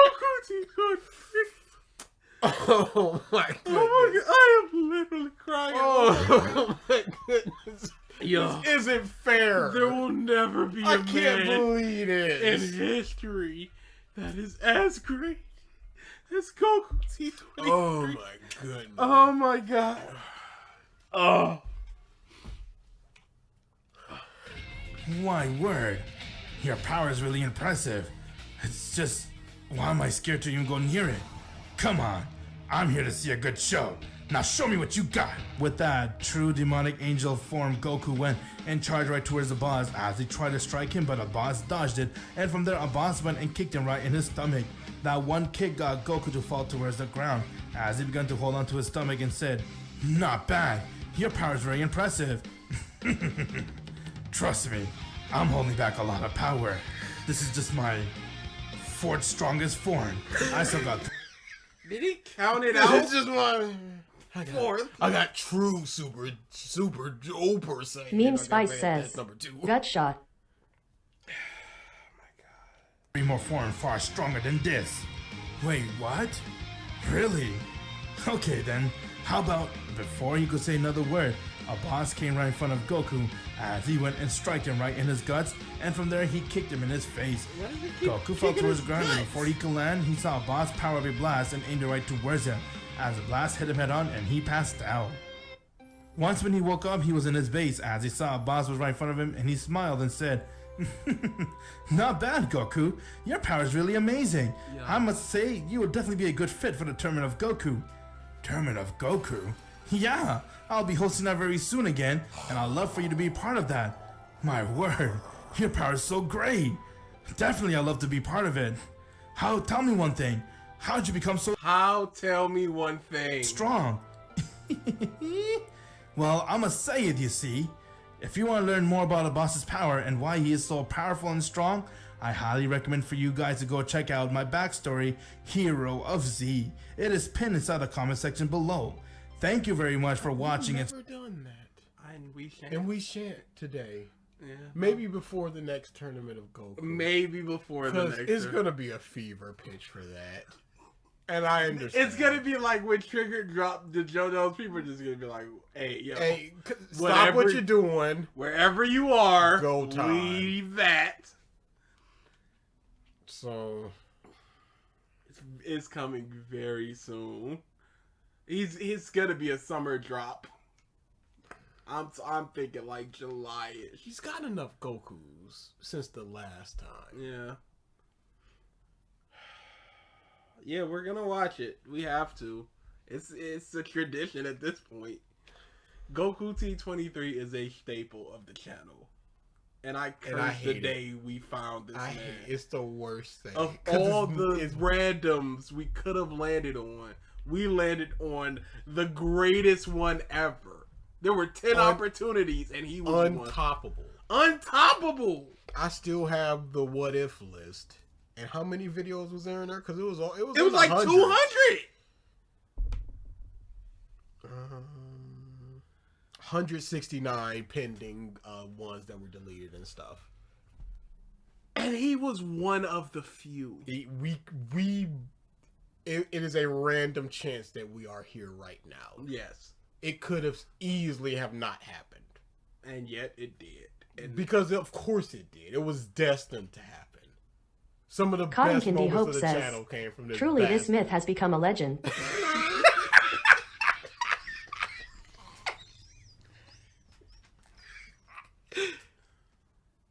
I cursed today. Yeah, no. We should not know that this man exists. Hey, yeah, it's like Phil. I am happy is in my life, and I could have done without ever knowing this man ever existed. I would be a better person for never having heard what. Because I will sit there and I'll just sit there and it will just pop into my mind and I'll just laugh. It's one of the best sound clips. Oh yeah, it's that time. planet. It's called Planet Saiyan. What? To find out more. And it always kills me that it's just like a 2-second silence and then me just go, oh, and just gearing up a laugh. I'm just like, no, this dude is the best and I hate What? What? He put his whole nuts into that. And nobody else is giving it this effort. They're, he's doing it for the love of the game. For the game. He's bumping for the business. He's for the street. These moms out here trying to do in gym wrestling matches where they don't want to bump too hard. It's in Ric Flair and Jerry the King Lawler. Oh, they might hit a power driver every now and then. That's not gonna pop me. This month is Darby Allin just flipping into chairs and tables and broken glass. I'm gonna jump off this ladder back first into this glass. I hope I hit the nice soft glass. I hope this doesn't go awry and I hit a chair. I'm aiming for the glass. The plan is the glass. Anything other than that is not good. Disaster! Put his whole T23 and see it to it. Pizza Steak says, because of T23, we have been banned from the other timelines. Hashtag T23 for the president. He's a blight on this channel. Yes. And one day it will reach a fever pitch. And I don't know what that is. And I'm afraid for that day. What do you mean? something's gonna happen that is the apex. Well, he's gonna comment something, or he's gonna join the Discord like, "Hey, what's up?" And he's gonna see that what sticker, and he's gonna and that sad boss Toriyama gonna happen. That is, and we're gonna have another enemy. I don't want T-23 to be my enemy. All right, I would have rather not known he exists, because there's not only is there somebody like him out there, there are people that like this, and not only that, there are people that are doing what he's doing, but not as good. And that's the crazy part, because he's terrible. Never confuse what's happening here. This is the type of hate watching we love, where we'll watch a movie and go, this is terrible, and we'll have the most fun with it. Because as soon as I get out of here, I'm looking up who Shade is. I'm very, very curious. Jay says, you can't watch season 4 without watching season 1 and 2. Watch it. We'll have to. I can't. Yeah, we can't go through the whole season 1 and season 2. That's impossible. We'll hit those on another day. Or maybe we won't, because season 3 was such a disaster. It was really bad. The fights were, oh, let me show you this form. You're so strong. You're strong too. Thank you. And then they fight for 2 seconds. One of them hits a blast. One of them hits the floor. And the Grand Priest goes, that was an amazing fight. He really did say that. Wow, what a battle. The fights were 10. And this is season 3. Imagine is the best he had 1 so far. So it can't happen. Hey, how about this though? Let's run a bet. Who are the Gokus? It's just gonna be the line of Goku since the last one. It can't be. There's way more Gokus. Unless he's doing. That's why it's so long. There's no way he's doing it piece by piece. There's no way he can do He's every doing Goku. This is gonna be the biggest tournament of Goku ever. Did he bring back past Gokus? No. Because he's done that before. Yeah. Yes. I say, if it is a live stream, we have to get it early. Nami the Goat says, Mark's Robin video is pretty much recapping Enos Lobby. Yes, of course it is. We expect nothing else from the man. Yeah, we've learned what Mark is when it comes to those at this point. He's tragic. But I'd like to get in on the ground floor of that. He'll probably. I hope it's not like at 3 p.m. But who knows? I will also. I don't play, dude. As long as that is very fun to do a bet. Like if he in July is like, if he says in June, hey, July 15th is gonna be the Tournament of Goku 4 live stream or premiere, I'm in there. I don't care what day it is. It could be 4 a.m. our time. I will set an alarm for 3:30. Cook a breakfast and start it up. Just in true instinct mastered Goku versus Dragon Force 3 Goku. Who wins? We're just salty betting it. That would be very fun. Yeah, no, we're in there. Maybe. Hopefully, maybe not. No, this is happening. Dragon Instinct will return because he was the winner of last year. To the top. And that is his privilege. Yep. Ugh. To the top. There have been others since then. I think true demonic angel Goku is gonna go far. Oh, for sure. Did you see his form? It's so powerful. But it only made a boss use his 4th strongest. Yeah, but we need to see who he went the 3rd strongest. No, we don't. Who just took over my body to say that? What was that? That's what Goku T23 does to you.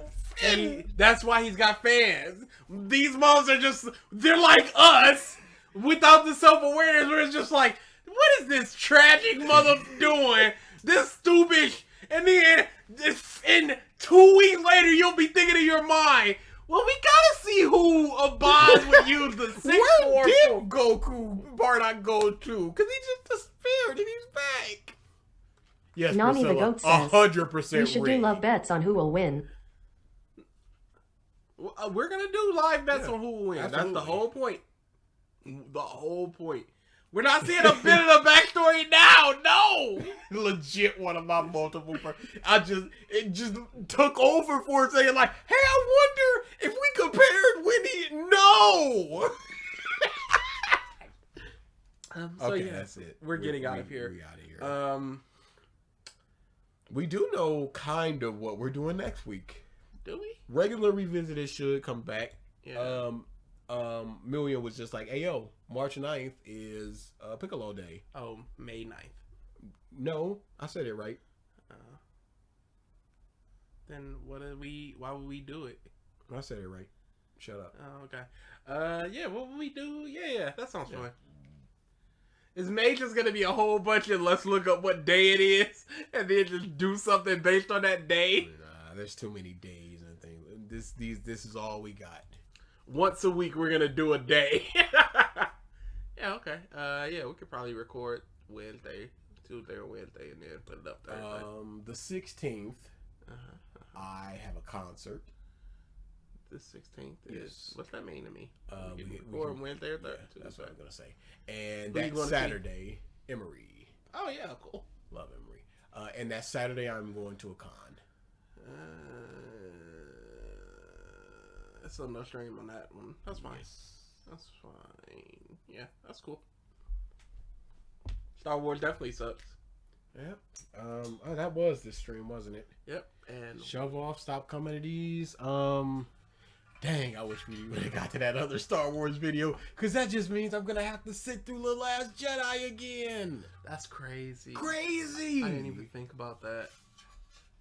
Nobody wants that. No. So the first video took too long. It really did. That the current outro is gonna be our new intro, because I was creating an intro and then I went, this works for an intro. It's propaganda. You're gonna be obey or be timed, and then the stream starts. It all makes sense. I don't know if I care about the outro being a surprise, or if I just want to show like the base work of it. No, I'm tired. We're out of here. Shove off. Stop coming to these. You don't want Mark Month. Your points were giving willingly. We were there for cupcakes. Obey or